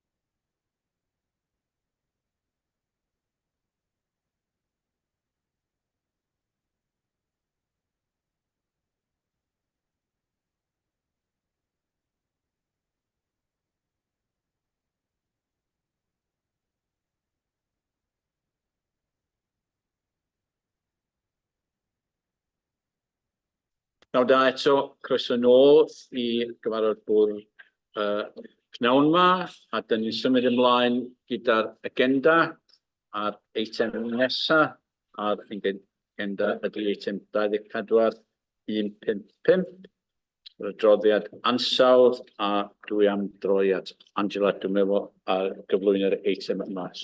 Diolch yn iawn. So the quality report for this month, I think we probably covered quite a bit of the information in the integrated performance report. I think it's really positive that that's the connections there. I just wanted to bring out a few items from the report around firstly regulation. So you'll note that we had a HIW inspection of emergency department in Ysbyty and Clwyd. And I can confirm that we've actually had the factual accuracy checking for that report now, and I approved the action plan improvement plan, and it was sent off yesterday. So that report will be published middle of August, probably around the 20th, 22nd of August. You'll note from the report we identified that they saw improvements. Although there were some areas that we needed to give some immediate assurances on, we were able to do that, and we've closed the actions on those now. We've given an update through to HIW. We are waiting to find out whether we are going to get downgraded from the service requiring improvement down to normal monitoring, and that will come before the report is published. So we'll be able to let colleagues know around that. We also had another inspection as part of their ongoing reviews of the IRMA service about medical exposure and radiation, and that was a positive inspection. Very limited feedback for improvement, but again, we don't know until the report comes to us exactly what that will cover. We'll note in the report that we had some ombudsman public interest reports that were under consideration. I can confirm now those have been published, and those we reviewed what was suggested, and we've taken those forwards, and they've now been published. And then I also mentioned earlier the Learning from Investigations project and the position we're in now. So we're just moving now into phase 2 from there.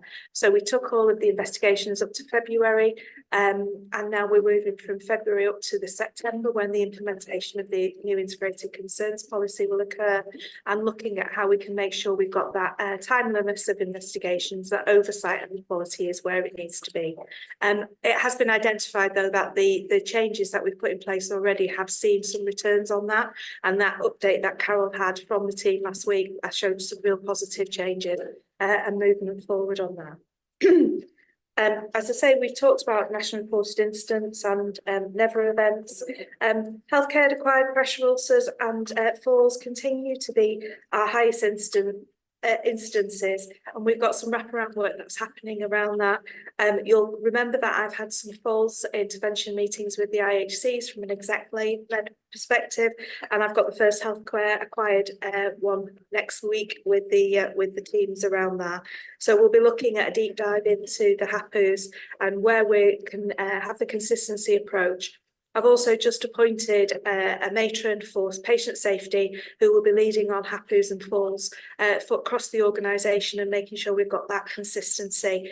We also have, from IHC direction perspective, one of our new appointments, Victoria Peach, who's in the West, has got a keen interest in tissue viability and HAPUs from her previous roles, and it is looking to be the lead for that on behalf of my senior nursing team, which is really, really positive.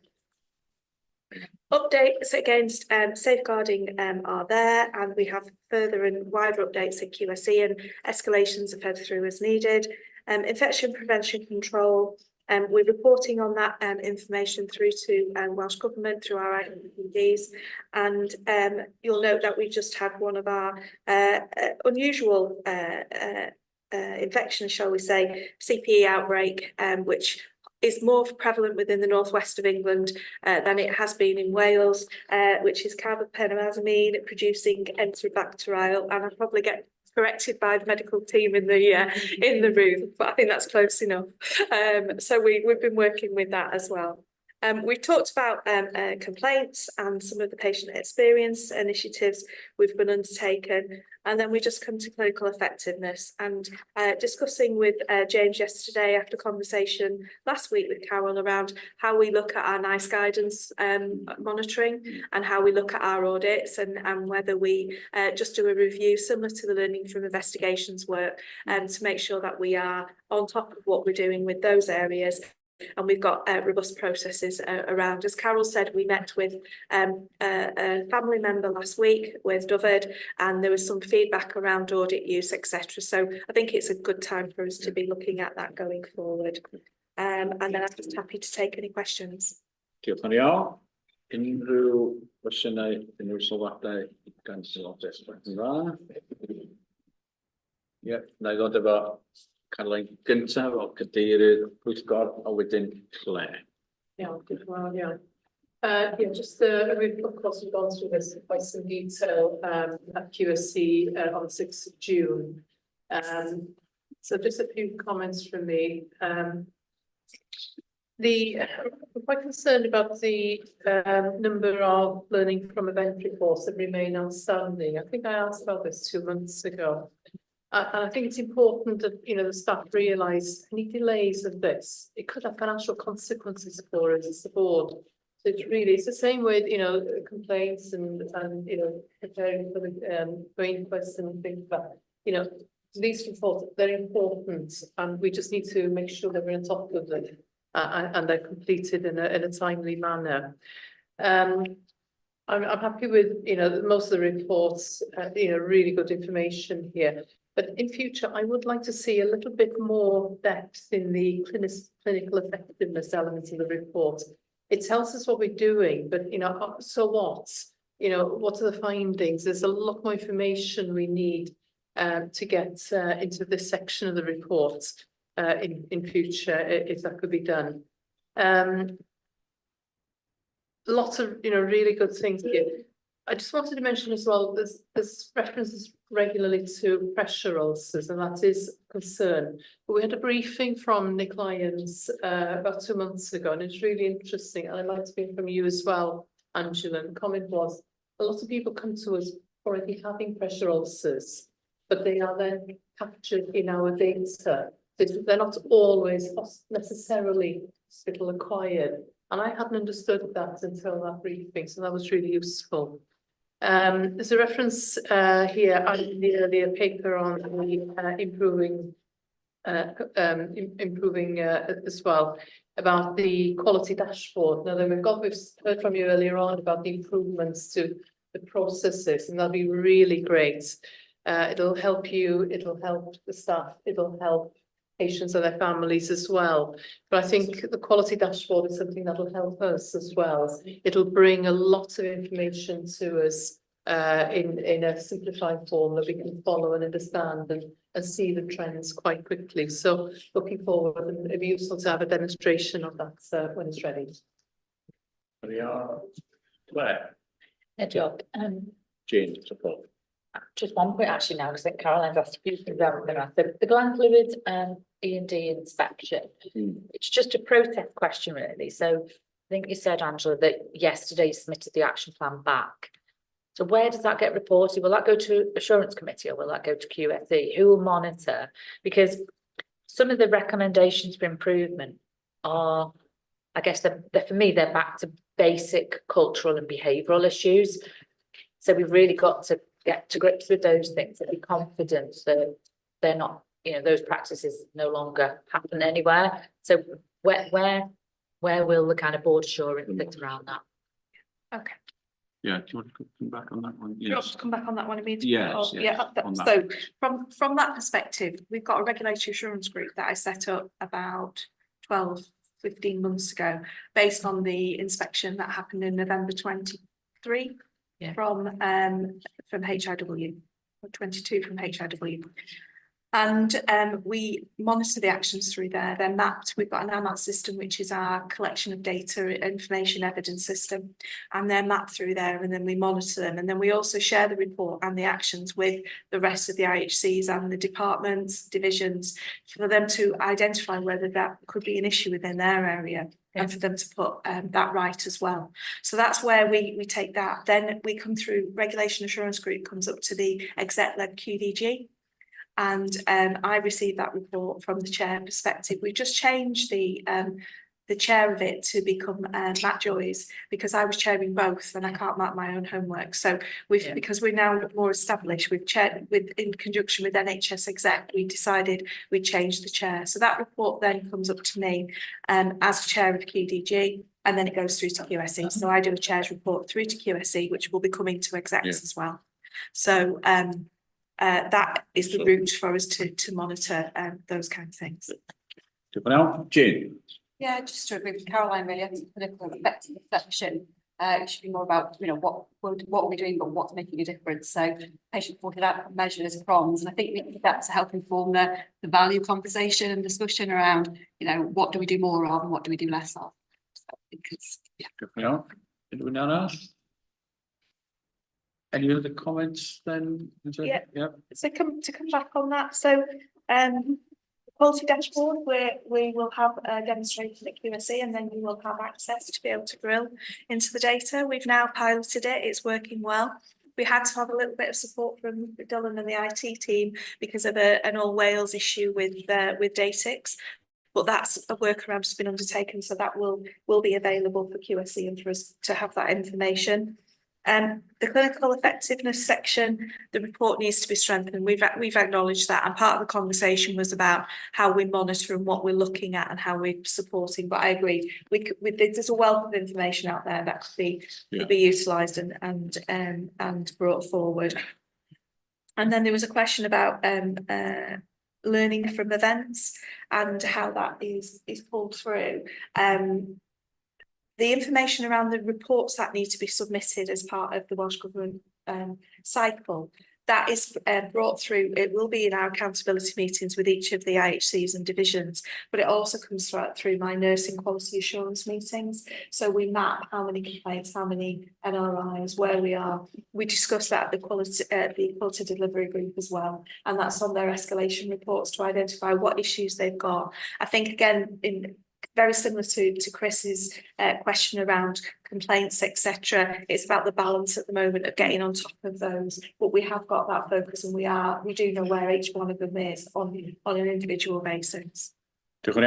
Carol? So would you mind if I just came back on one point that So then page 78, complaints. It's attitude and behaviour issues are common themes across all services, which is consistent with communication issues.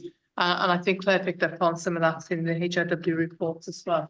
Now then, given the work we're doing on culture and cultural change, you know, there's clearly further work to do. And of course, some of these complaints will have gone back some time, but, you know, we don't change people's behaviours overnight just because we've attended a one-day conference. So, you know, it's something to consider, you know, is it people stress and, you know, there's lots of pressure at work?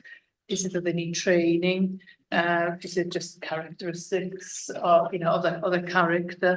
This is something we need to consider when we're appointing people. Or is it a culture? But there's some, it keeps coming up in reports, and it's something we haven't really discussed in board, but we have discussed it in preparing for you know, leadership events and in changing culture. But you know, when you see it being raised in complaints and in regulatory reports, it's something we need to address at all levels.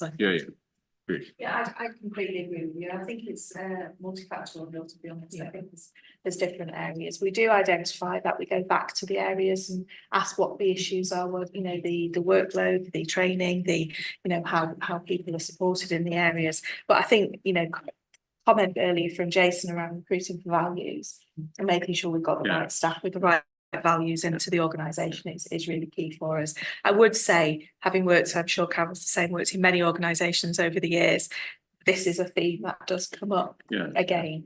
It's not something we can accept though, and we will be working on it, but it is something that does come through. And leadership is up there in that, of course, absolutely. Right, final comments. Yeah, only briefly, I'm looking forward to us having further conversation about clinical effectiveness. I think there's lots of opportunity there. And of course, that is pretty central to some of the QMS work, the quality management system, quality planning, where are we against the standards and all of those sorts of things. And I was just thinking this is quite a good vehicle for us to draw through how we are implementing the quality management system as well, the work that's taking place and the impact that that's having. So it's a developing report, I think, still at this stage. Diolch. Oedd na rhywbeth pwysig i ychwanegu? This has been discussed at audit, and I think we would appreciate reports on audits being completed, you know, the clinical audits tier 1, tier 2, tier 3. I think that would be quite important if that's possible. Thank you. Thank you. Diolch yn iawn. Reit, pawb yn hapus i dderbyn yr adroddiad yna. Diolch yn iawn am y gwaith. Llawer iawn waith wneud. Diolch yn iawn. Angela a'r tîm i gyd. Pawb yn hapus. Ymlaen y adroddiad nesa. Eitem nesa di 24,156. A diweddariad cyllid chwarter un. A ni'n droi at ysol i gyflwyno on. Over to you, Russell, please. Yeah. If I just give you some key highlights and then quite happy to take any questions, Chair. So obviously year to date, we are £12.8 million in deficit as a position. We targeted 4.9 million. So we've got an adverse position of £7.9 million. Our deficit plan is £20 million at close of the year. So in the first quarter, we are significantly eroding some of that deficit position. Our 20 million as a percentage, about 9% of the All Wales deficit position, 221 million is for All Wales. So 23% of the population, but 9% of the underlying deficit problem. But clearly we need to pull back in terms of our expenditure and run rates in order to mitigate and deliver that plan. The things that are driving us, we've still got additional capacity that is being open and servicing patients. So there's something about improvements around and finding facilities to discharge from our urgent emergency care portals. And then also, of course, on top of that is the continuing healthcare provision, cost consequences around that, and the out of area mental health cost consequence that we're currently experiencing as well. The team are doing lots of work on that, and I was just going to look at Ian, but he's at that particular moment just left the building. He probably knew I was going to seek assurance from him in the room. But there is an awful lot of work going on around that because it's not right for the individuals either. So to enhance their quality of care. So once we bring those positions down, then it's left to what's the other key driver, and that's of course our savings performance. So £48 million targeted. We've actually got schemes that give a full year effect of 31.6, which is a dramatic improvement from when we were at the start of the financial year. In year, we've got £26 million worth of savings because the full year effect means they carry on into the future years. So we've nearly got all of our recurrent ask of the 48 million, and we've got half of our savings profile delivery. Clearly, we've only got 9 months left of the year, so it becomes more and more difficult to get that impact in year. But that savings performance and savings delivery for the latter 9 months of the year is going to be absolutely crucial for us to deliver upon in order for us to deliver our outturn position. And I just re-emphasise to members that there's not just this is what we said we'd do, so can we get there? There's also a massive incentive for us in that we still have £82 million as one-off funds for this year. We are really progressing actually with conversations with Wales Government around where that resource goes next year. And clearly delivery of our plan is linked to our case for retention of that into our bottom line. So we improved on our plan in 23-24. We therefore got 74.6 million into our baseline for every future year. And we have the same opportunity this year. So if we hit a 20 million deficit plan, we have a strong case for keeping that £82 million in our baselines for the following year and all future years. So big incentives to get there. The only other element I was just going to draw members' attention to, we've got capital built into the report as well. We've got a £44 million programme, and we've spent the princely sum of 1.7 million. So I don't want people to be nervous around that because it's estate works and they are planned to occur later on in the year. But I clearly don't want us to be in a position where 50% of that spend is still outstanding with 1 month to go, and we found ourselves in that position last time. So I'm just chasing that through the estates teams to see if we can get that spend and profiles committed as soon as possible. Just so we remove that risk as we get close to the end of the year. Right. Yeah. Everybody on? Cwestiynau, sylwadau, yr second gynta, Claire, Karen, Gareth. Thank you. I've just got a question really that stems from work that we're doing in the audit committee, and we've received a report from internal audit stressing that in terms of finance, savings isn't going to deliver what we need now, that we have to be gaining money from transformation. Is that something you can tell me anything about in terms of plans within the year that's actually going to, you know, bring some savings to the organisation? Park that for a moment. Whilst we bring, we'll think about that whilst we bring others in, like Claire, Karen. Okay, let's jump. A couple of just practical questions, because that's often my big question. It's about the transformational change. And I just wondered though, when we look at where we are at month 3, we're 13 million adverts on staff and we're 5 million positive on non-staff. Is that because of the controls we've got in place about stopping people ordering paper and pens or something else? And is the adverse on staff because it's a pragmatic, proactive decision around plan care? So good to understand that. And then also when we look at agency spend, it's lower in the West than it is in the East and Central. And naively, my assumption would have been it's easier to recruit people into the permanent vacancies we've got in the East and Central, not West, what we've got. Okay, so I'm just telling me I'm wrong. It's easier to recruit in the West. Is that because the further you get east, the more markets there are to get jobs in, like Cheshire and Merseyside? We'll come back. Anyway, in a second. Yes, good point. Karen? Yeah, we received an audit report at last week's audit committee around the integrated healthcare central finances and operating. It's just interesting to see that the outlier on the overspend is same integrated health community of central again, and its trajectory is not looking any brighter than it was last year. What do you want, Gareth? Yeah, just very briefly. I mean, sort of two different sides of the same coin. I mean, one level, I'm not definitely not over sanguine, but I do think that, as Russell I think said that, you know, we are making much better progress towards our very demanding savings target this year than we were last year. So that's a positive. I think if I can say this, looking at what's happening across Wales, we made the right tactical decision about setting ourselves quite a demanding target that we're at the moment falling a bit short of, but we think we can reach, whereas quite a few of the other health boards seem to have set massively bigger deficits than the Welsh Government is prepared to see, and but are sort of on track for them. But, you know, I think we've done the right thing. And that leads into the final point, really, which is going back to my comments earlier about performance. I mean, and not to take away, we just have to improve performance, but it's really essential that we keep on being a sort of good guy in terms of our management of our finances, because if our financial management becomes more problematic at a time when we're still at the bottom of the heap in terms of performance, then we have nowhere to hide, do we? So, you know, basically all power to your arm, Russell, keeping on top of this. But I think, you know, I don't think we're at a point where we should start being despairing about our capacity to realise those savings, but obviously you need to keep up the pressure.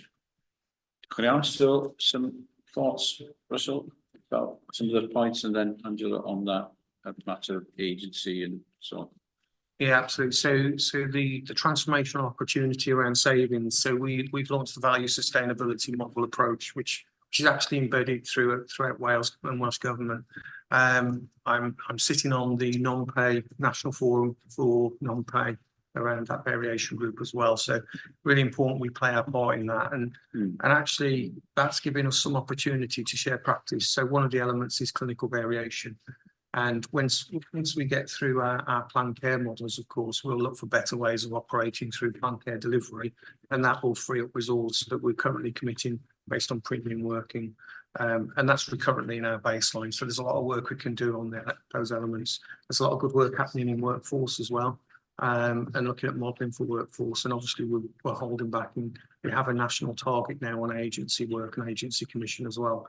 So all of that's feeding in, and Lois would be very disappointed if I didn't mention how well we're doing on the medicines management as well, where we are adopting biosimilar, so effectively moving away from bespoke commission drugs and effectively into what are copy drugs by other companies, but they haven't got the developmental costs. So we save a significant amount of resource, but obviously the patients are receiving exactly the same treatment. So there's an awful lot of work going on around that medicines management patch, which has given us a good start to the year as well. So it has to be commended. And then of course we'll be looking at operational infrastructures and how the organisation operates currently, and whether that gives opportunity as well to some transformational change in how we model behaviours going forwards. So definitely the VNS, the way we've modelled it this year is just to give a discretionary, if you've got a discretionary budget, you have a 2.8% savings ask, and engage with the VNS work streams because they can be an enabler on transformation to deliver some of that saving on that £48 million ask. So it is aligned to those models, and we are working with national governments around productivity and efficiency, which will link into our later conversations, I'm sure, again. Are we doing the right thing? Are we seeing all the patients with cancers as timely as possible, which ultimately will deliver financial return as well. So a lot of the value and sustainability isn't about money, it's about wider improvement and wider engagement. And we need to see all of those benefits accrue. Normally, therefore, the finance becomes that byproduct. So from a transformation and a savings perspective, that's where we head. Angela, anything on that point regarding agency spend and retention and so on? And of course, West is best, some stay. West. But I think we need to identify that at the start there was less vacancies in West because they didn't have a recruitment issue for a long time until sort of the whole of the UK had it, and then pre-COVID it wasn't as bad as the other IHCs. I wouldn't say it was easy to recruit in the West, but Bangor University have got the biggest output of students. So the streamlining into the West is much higher because they want potentially all the West students want to live in the West and work in the West. So that isn't an issue. We also had a big uptake from international recruitment because they realised what the offer was really, and they knew that what they could do, and they've really incorporated it into the workforce and supported them. So I think that's been really good. I think the use of agency is because we can't get the agency. So I think they use less agency because it's more difficult to get agencies to go to the West. And we use off-contract agency much more in the West than we do our normal agency because just because people can travel off contract, but to come over from the Merseyside area or northwest over to the West is less palatable, I guess. So I guess that's multifactorial again, the reasons around it, but they're doing really well. We are actually converting our agency staff now that do work and live locally through to our substantive staff. So you know, we've not got very few vacancies in our A&E department in the West because we've recruited the agency staff we're using regularly into our own substantive staff now. Diolch yn iawn. Pawb yn hapus felly i dderbyn yr adroddiad yna, a diolch am gwaith. Ac mae yn well nodi y gwaith rhagorol y tîm wedi wneud i gyflwyno'r adroddiad blynyddol am cyllideb blynyddol wedi gymrydwy ag yn swydd archwilio hefyd. Felly, dyn ni falch iawn o gwaith sy'n digwydd yn y maes hwn dral iawn. Mwy o waith i wneud wrth gwrs, ond mae yna waith ardderchol bod wedi cysylltu. Diolch yn iawn i bawb sy'n hwnna hynny. Pam yn hapus i dderbyn, diolch yn iawn ymlaen y adroddiad nesaf, sef eitem 24.157, adroddiad llywodraethu corfforaethol, a dwi am droi at pam ein cyfarwyddwr llywodraethu corfforaethol ar fwyaf. Diolch, David. So this is just a standard update report. I'll take it as read. And there's just a couple of matters I wanted to draw to the attention of the board. One is just to note the affixing of the common seal, which is on page 4 of the report as required under the standing orders, as is the reporting of matters discussed in private at the last meeting. The other sort of, there's been a bit of work ongoing in terms of redeveloping what's called the annual business cycle for the health board meetings, and we'll be following a consistent format then with the committees as well. So part of the work I've agreed with David and chairs of the committees, we'll see them as a pack at the next chairs advisory group. So we can see across, make sure we've got that alignment. What we have done is we are aligning them to the annual plan to make sure we have it factoring things that should be coming along. I think just on that, we will also have what's called like a forward work programme, which so the annual business cycle is annual, as you would expect, and there will be items that will come along in between board meetings or items that the board has requested. So rather than updating the annual business cycle, because that should be a cycle of what we're going to cover over the year, we'll be looking at that as a supplementary document. So I think that will make it a bit more straightforward for the board. So just happy to take any questions. And then also I've been working with David, the exec and independent members on developing an outline board development programme. This will change over time and things will come in and out, but I just really wanted to give the board a bit of a framework in terms of how it's currently looking. You will note within the programme we've got 3 full-day development sessions, which is part of the I would say team board sessions. The first one is in August, and I know independent members will have the opportunity to meet with Silver Maple shortly, as with the exec. So happy to take any questions on that, but I have socialised that separately, David. And then the last final 2 items, remuneration committee terms of reference are there as updated for approval by the board. We've taken out the reference to agenda for change staffing, because obviously that is a delegated matter anyway for executive to make sure the remuneration committee is focusing on the VSM posts, and I've incorporated the approved clinicians report into this. So if the board is happy, I'll do that going forward. So happy to take any questions, but it should be straightforward for the board. Unrhyw gwestiwn neu sylw?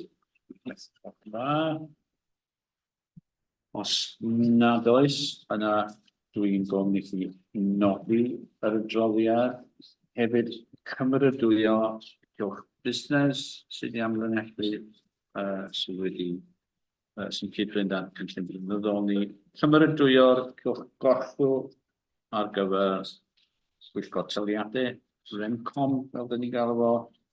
Ac yna cadarnhau'r llythyrau gweithredu blaenorol sydd yn argymellion I ni'n cymeradwyo neu ail-gymeradwyo unigwyr cymeradwy o dan ymeddygon adran 12. Ydy pawb yn hapus I wneud hynny I gyd, sgwch yna. Diolch yn fawr iawn. Eitem nesaf ymlaen. Felly 2418 ydy cofrestr risg gorfforaethol batteri'n troi eto allan. Diolch yn fawr. Diolch, David. So this is a paper which builds on the board development session we had at the end of June. We had the audit committee discussion. Was it only last week? Was it last week? Yeah. Last week. So we took a paper to the audit committee last week where we received the limited assurance report in terms of risk, but I think we just recognise there's been a lot of work done over the last year in terms of risk, and I think where we feel we were, that's was an appropriate position for us to be in, but there's been a lot of work that's been happened in the last couple of months. I just really wanted to highlight we as part of the board's responsibilities are required to review the risk framework on an annual basis and the risk appetite on an annual basis. We undertook that process at the end of June, and you'll see that's covered in the paper. One of the other sort of areas which we've making some changes to is having more of a risk scrutiny group, which is will be exec-led, and thanks to Angela, who has agreed to chair that, along with a number of other exec colleagues. So we're really focusing on doing a bit more scrutiny on terms of some of the risks as well. So I think that will help in terms of some of the discussions that board members have raised in terms of are the actions really appropriate? Are they making difference to the level of risk? So really having a focus on that this year as we covered in the board development. Just really to reiterate, the audit committee was supportive of the changes that we've made to the risk management framework, which is included in the pack for approval today. There are some changes which we talked at the board development and will feature in the next iteration of the report to the board, David, and that is around removing the levels of assurance, because that's more appropriate for a board assurance framework. Making sure that the risk registers the action, there's a short number of risks, but they're the right risks, which are seeing some movements, and we flashed some of those on the slides in the board development. Really looking at some of the challenge services which we're aware of and separating some of those out, because I think some of those risks will never change because different services are at different points in time. So we'll be separating some of those out. And then working on a number of principal risks in terms of the board assurance framework, which will come to the board in September. So I suppose that sort of just gives a bit of a narrative in terms of our direction of travel. One of the key things that I've been working with a team to do, and we touched on the board development, is where the board sets a risk appetite. What does that mean then in terms of score against the risk credit? Because I'm sure if I said to someone, oh, we want to open risk appetite for this type of risk, sometimes that's difficult for people to understand. What does that mean in terms of scoring? So if we find that a bit difficult, how in terms of our staff that are managing some of those risks. So really starting to focus this year on managing risk within the tolerance that the board has set. And I think where the committees will come into play then is really focusing on those risks which are outside of tolerance, and making sure the plans are appropriate. So I'm hoping that will then make sure the conversations at the committees will really add value to the board, and hopefully we'll see some changes in some of the risk that will be in terms of some of that. So I'm really happy to take any questions on the risk register, but I think it's still work in progress, really starting to refine some of those actions. But I'm sure any of the executive directors as the leads would also be happy to take any questions. I'll stop there. Hopefully that's a helpful summary. Yep. Yeah, that's comprehensive. Unrhyw question? New sylw and then new item. Claire? Just a comment, Chair, just to say that I think this has been developing iteratively, and it's great to see the progress that we're making. 3 lines of defence actions are getting clearer. We understand the timescales, and I think now, thinking about where we're going to head to, and actually starting to see some of those really high numbered risks start to move down slightly would be really good. But thanks everyone for all the work on it. I just want to echo that and say, I think the thing about the risk tolerance and how it compares, that's really helpful, because it does enable us to focus down more on where we want to see change. And that's great. Iawn. Yn arall, os nad oes, ydych chi'n hapus I nodi'r materion trafodwyd yn y cyfarfod preifat diwetha, fel sydd cael ei gyflwyno yna, nodi'r adroddiad, cymeradwyo newidiadau i'r fframwaith rheoli risg, cymeradwyo brodroedd I dderbyn y risgiau am y flwyddyn nesaf, ac yna ni cael y gofrestr risg gorfforaethol, ni'n derbyn hynny yn sy wedi cyflwyno diwedd Mehefin eleni. Felly, pawb yn hapus i ni dderbyn hynny i gyd. Diolch yn iawn, a diolch am y gwaith ar y chwrdd sy'n digwydd yn y maes yna hefyd.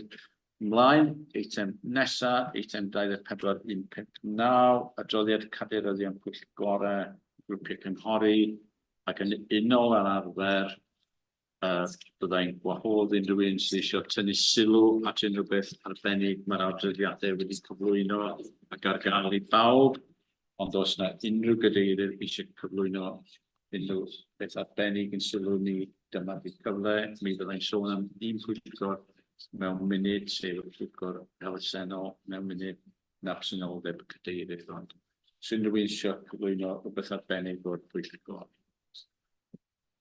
Carlain. Os ydy, tos o'n nodyn o adroddiad o gyfarfod ola QC yma, dwi wedi bod i ffôn, dim ond chydig o ddyddiau nôl dwi wedi ddychwelyd, felly ymddiheuriadau, mae'r papurau gyd wedi cael paratoi gan y staff, felly byddai'n mynd trwy'n iawn. Ie, tro nesaf. Ie, ardderchog. Chris. Thank you. Forgive me, Chair. In the absence of Jones, just to draw to the board attention as a matter of ratification from the charitable fund. I'm sure you've already received not here to point to it more than anything. Thank you very much. Yes, we'll do that before we continue this. Karen?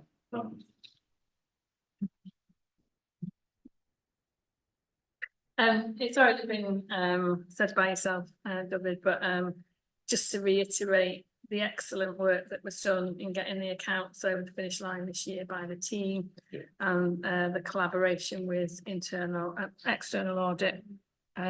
So just to endorse previous congratulations to the team, and also that post that, I think we were the first to lay the accounts. Was that an achievement? Yes, first time. So reverse the order this year. Rather than last. So I thought that was worth noticing. Yeah. Unrhyw arall, we've got na. A fel mae Chris wedi deud, ynglŷn â yn ogystal â derbyn yr adroddiadau yma, dyn ni yn cael ein gofyn i ni gadarnhau strategaeth ein elusenni ar gyfer 2024 i 2027. Mae'r pwyllgor yna, wrth gwrs, wedi cymeradwyo yn ei gyfarfod diwetha ym mis Ebrill, ond rôl ni fel bod wedi cymeradwyo hynny.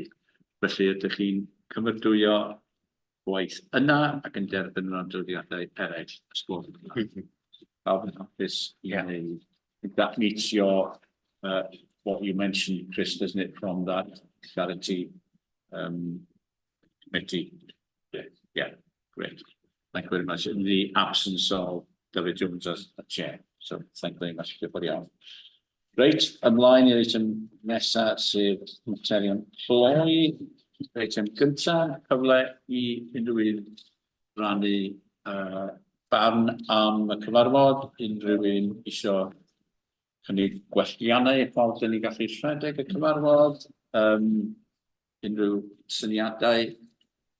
Gan gynnwys os gael ddeud unrhyw un o'r cyhoedd sydd yn gwylio os ydych chi eisiau cyfrannu syniadau neu awgrymiadau ynglŷn â'r ffordd dyn ni'n rhedeg y cyfarfod yma.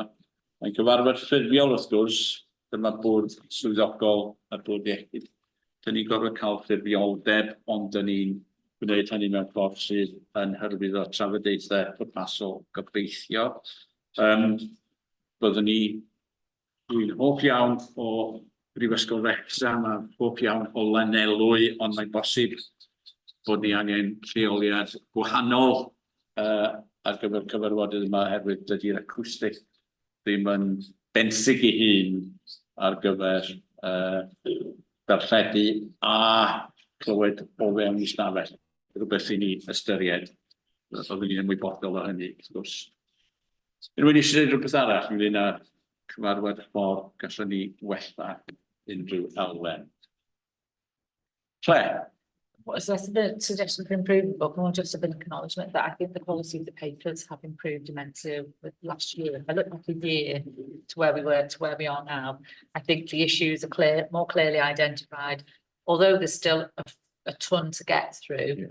It did feel this time like it was a bit less in quantity. And I know that everybody in the room and outside of the room that contributes to the papers. But I just wanted to say thank you. I think we're heading in the right direction. Yeah. Good point. Well made. Rhywun arall? I agree with that. It's seamless. Yes. Yeah. Yeah. Bit more focus. Yeah. Okay. Diolch yn iawn. Unrhyw mater arall?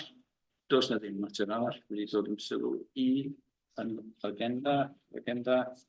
Cyfarfod nesa ni fel bwrdd yn ffurfio ydy mis Medi, chweched yr hugain.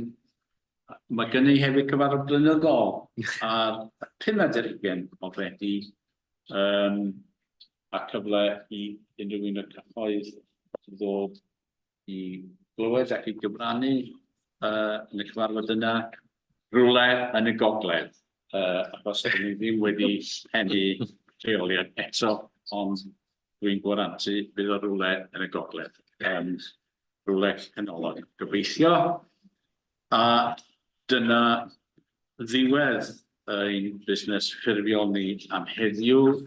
Dyn ni'n symud i sesiwn breifat, felly dwi'n cynnig bod ni'n cael allan y wasg a'r cyhoedd mwyn symud i sesiwn breifat yn unol a'n cyfrifoldeb ni o dan adran 1-2 o ddeddf cyhoeddus erbyn i gyfarfodydd 1960.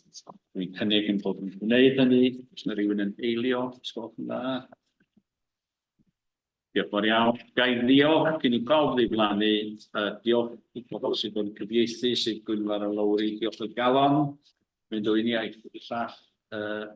Gobeithio am bod yn ormod o drafferth, ond diolch yn iawn yn y gwasanaeth.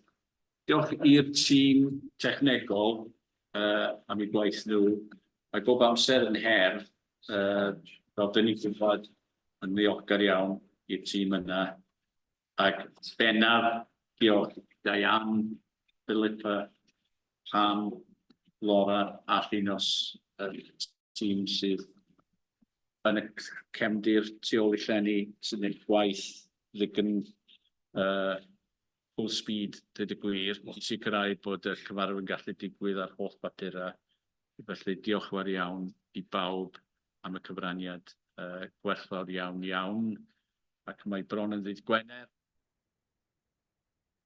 Yn wythnos ymlacio, dwi'n meddwl, ar ôl cyfarfod a lot o fawr o waith. Diolch yn iawn. Diolch i chi os ydych chi wedi ymuno ar-lein yn ogystal. Dyn ni'n gwerthfawrogi y ffaith bod chi a diddordeb yn ein gweithgaredda ni ac dyn ni bob amser yn barod i glywed gennych chi. Newch chi gysylltu efo ni, mynychu un o'r cyfarfodydd, dyn ni'n cynnal ledled y gogledd o bryd i'w gilydd. Croeso i chi, croeso hefyd i'n cyfarfod blynyddol.